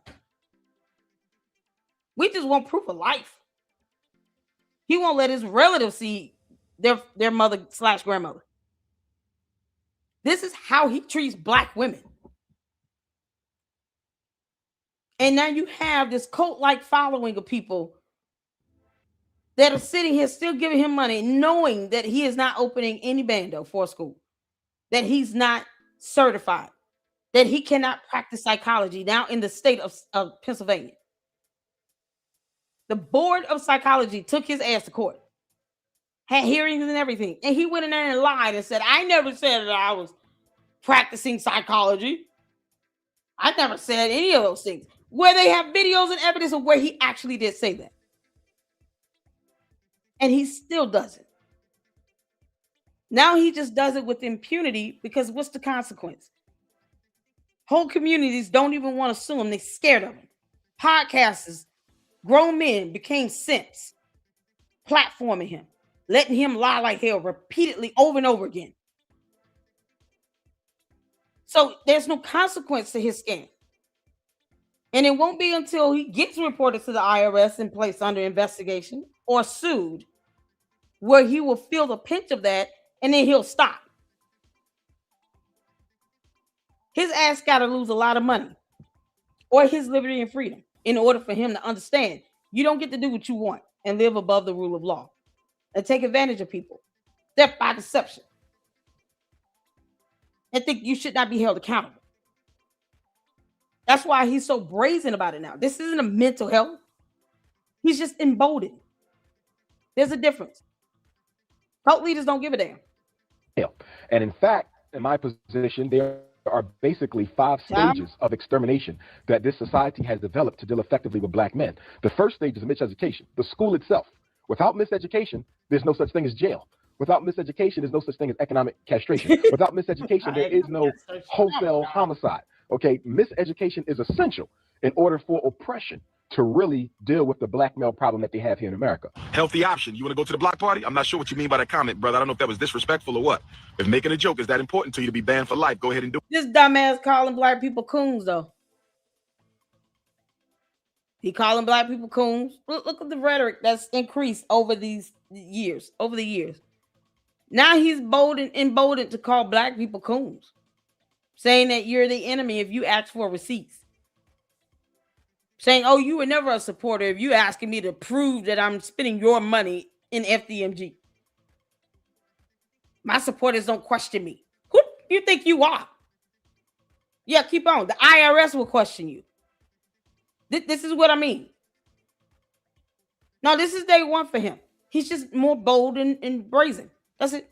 I'm sending you to the block party, my brother. Get me some beef ribs. I'm sending you to the block party. Get me some ginger ale. I'm sending you to the block party. Bring back some potato chips. I'm sending you all their peers. And then the coons. The coons. I'm not moving, sister. God. We built this fucking country. I'm not going nowhere. And then the coons. New Orleans, I see you. Wait a minute. That look like you got 2 women kissing each other. Wait a minute now. Oh, Lord have mercy. Nowhere. But I appreciate the concern, my beautiful African queen. I hope your hair is natural. I'm not diagnosing it, but something's not right here, and a majority of his content and the way he carries himself does point to some sort of instability. Understand, charisma is not competence. It never will be. And also remember, extraordinary claims need extraordinary evidence. Earlier, I said, what does Dr. Umar do? Now, I'm well aware that a lot of times he makes his money from speaking engagements, but that wouldn't be a problem if he actually spoke at these engagements and it wasn't an issue every fucking year. Okay, where somebody's coming out saying that they paid Dr. Umar to speak somewhere and he ain't fucking speak. Of course, we have the situation with King Randall, but this has happened a few times where he's been paid to do something and blatantly hasn't done it. And then either says absolutely nothing about it because not enough people see it and he's not being held accountable, or he comes out and says something about this person and makes them seem less credible in the public eye. This is fucked up on so many levels, okay? Not only are you scamming us with the school, but you're scamming people and organizations out of their hard-earned money. Just go fucking speak. How hard could it be? A lot of times when you charge people to speak, I've done it numerous times, you are covering your hotel's fees and travels. So I really don't understand what the big deal is and why he can't just live up to the promises and contracts that he signs. But hey, that's neither here or there. I mean, maybe something's going on up there. As many people have said. Circling back to the school and why it will never open, let's talk a little bit about zoning, licensing, and opening and operating a business and or a school. If you guys are not aware, my man has a government job that deals in this line of work. He was the one that told me to contact Wilmington, Delaware to see if I can pull up anything. And lo and behold, like I said, I didn't find shit. I made this video so we could talk about the controversy, so we could see who exactly you people are donating to. But y'all need to understand. There are no active permits on file for renovations for work at that building. And if you're renovating a commercial property for educational use, permits are required. Point blank period. There's no way around it, okay? It's not optional. It's the law. If work is being done under whose authorization? He keeps coming out talking about some, oh, well, the school this, the school that, we got this. Who authorized it? Who signed it off? God? Thank you. I'm sorry, God, you know, you're lit and shit, but you can't come down and sign off on the paperwork. I'm sorry. This matters because it speaks to operational legitimacy, okay? The $400,000 that he spent on the school is basically him wasting money because he can't open the damn school. And it probably never will open because of the key parts that he needs in order to open. The key funding that he needs stay open. He publicly raised hundreds of thousands of dollars for the school, and the building was acquired, but he didn't build it, okay? He bought it and then never sought the licenses and everything to actually finish it. And understand buying is just step one, okay? That's the easy part. Why are you impressed that he bought an abandoned building? Like, I really want you guys to comment down below. Like, why? Because I genuinely cannot understand it. Purchasing a property and operating a property, or in this case, purchasing a school and operating a school, are two completely different things. It requires licensing, insurance, accreditation, staffing. Where's the insurance? Because these bandos are not insured. I've been saying that for 1,000 years. The bandos are not insured. They're not even insurable. What's the chances of Umar being insurable? Because see, here's the thing. You go out and insure FDMG, then that would include his dumb ass. You know, even though he lists himself as director on his tax filings. Umar, where's the 2025 tax filing? You think any insurance company is willing to insure these bandos and Umar Johnson? Especially if they were to see any inspection report and photos go out and see all that black mold, all the issues going on with that. He wouldn't have to have an inspection report, really. Because you got to give the insurance company something to look at to determine the risk. There's a risk assessment that would have to be done. Umar is not even insurable. He's not even insurable. He doesn't even want to give up his information so he can be served with a lawsuit. These bandos are not insured. And the likelihood of them getting insurance without an inspection being done is 0.00000 hell no to the zero. That's the problem. And so if you can't get the bandos insured and something happens, these kids go in here and something happens, they get injured or something like that, or the staff or somebody ends up getting injured on a job, because how you gonna pay them? No payment structure or anything. No board of directors, no nothing. So, so if you, excuse me, if you try to sit here and get quotes for insurance, there's certain things you got to provide for them because you're not insuring some 2-bedroom apartment. This is a whole school building. So now the policy itself has to be crafted to where you're covering any workers' comp, kids get injured, medical expenses, damages, like acts of God with weather and all this other stuff. All of that has to be factored in when you're talking about an insurance policy for a school. When this dumbass can't even create a website, the teachers won't have a salary plan. He will not be able to afford to pay them. So he damn sure won't be able to get insurance. They're not even going to be accredited. God. He won't even show proof that he applied for a permit for an inspection and made an appointment for an inspection. Like he's not even going to show evidence that he's done that. No, this is going to linger until God returns or whatever. Planet ends, Yellowstone erupts, however this goes. That's he's never going to open it.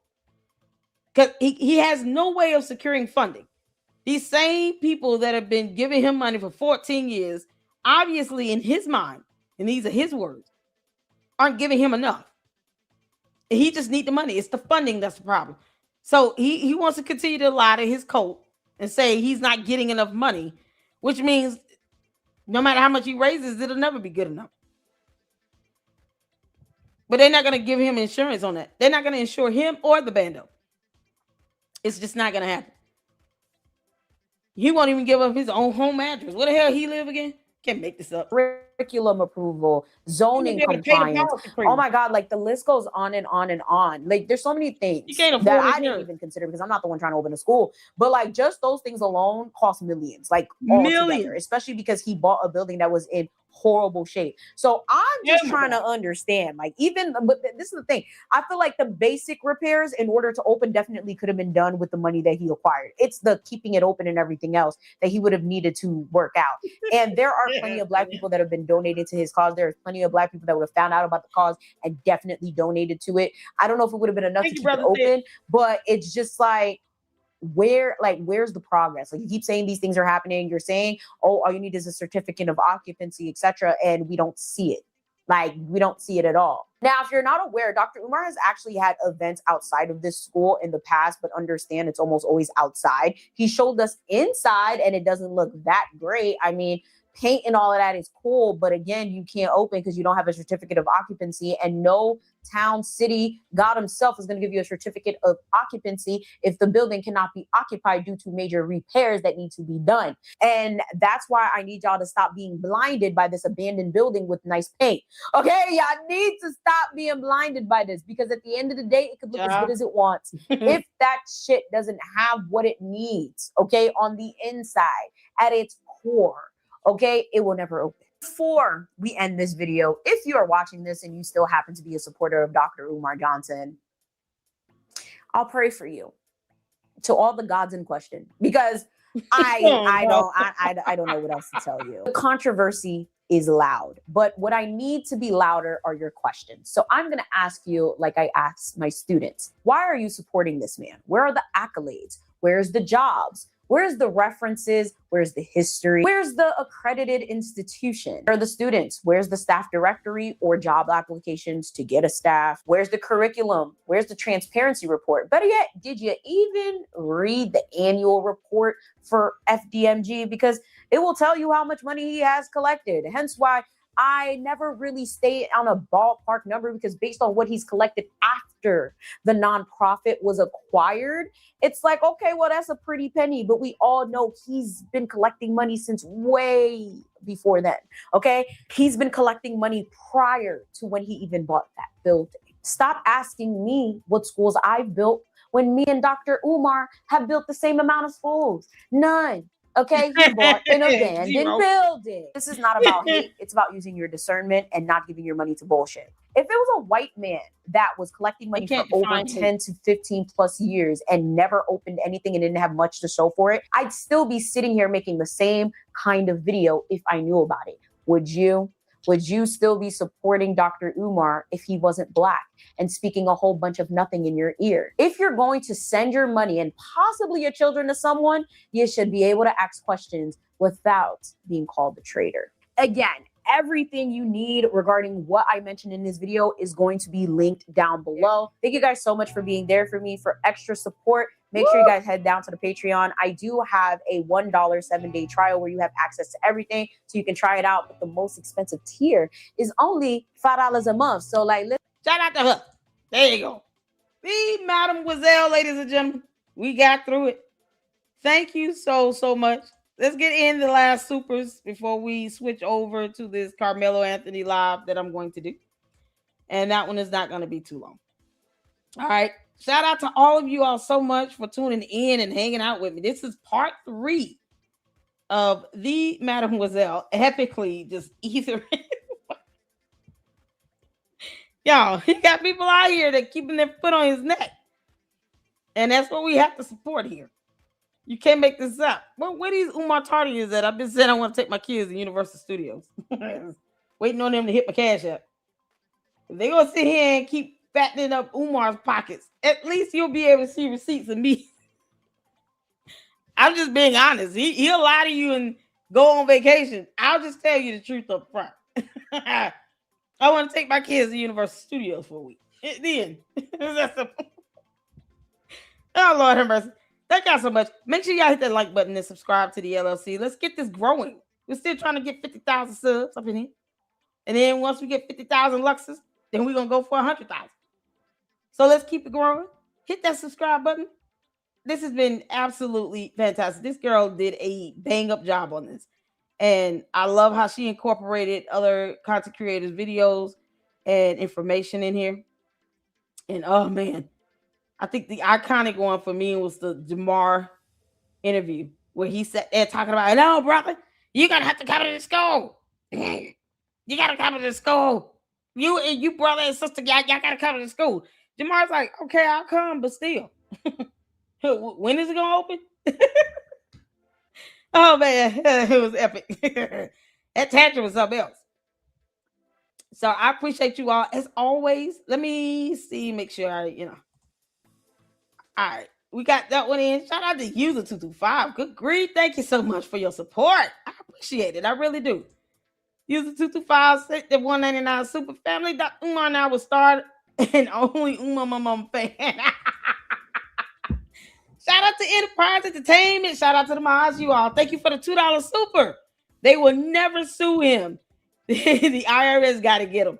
Exactly. Yeah, Malware already said that's one thing she didn't lie about. The Black conscious community do not want to sue him because the punks and cowards can make this up. Brother Ted the $5 super. Fun fact: I've opened the same number of schools for Black boys as Umar, despite having received no donations. Have we all? 0. I don't plan on opening one. That's not the gift God gave me. It's to actually build a school. No, it's to report on his ass for scamming. And Umar, I'm going to keep doing it. Make sure you all keep hitting that like button. Keep the views up on this. That way, this information stays in the algorithm. I know this is a long live, 5 hours into it, but we do this. I want to thank you all so much for tuning in. User225 was the 109 super. Cold take, UJ supporters are horrible parents. They have to be. You take your kids up there, hopefully you lose custody because you can't make this up. So I appreciate all of you all. We're going to end it here.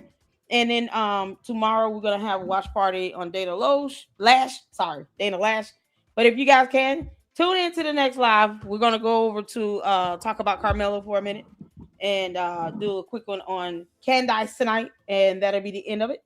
But if you guys cannot, I will see you all in the next one. And I appreciate you all. Until then, Lady Luck Club out. Deuces.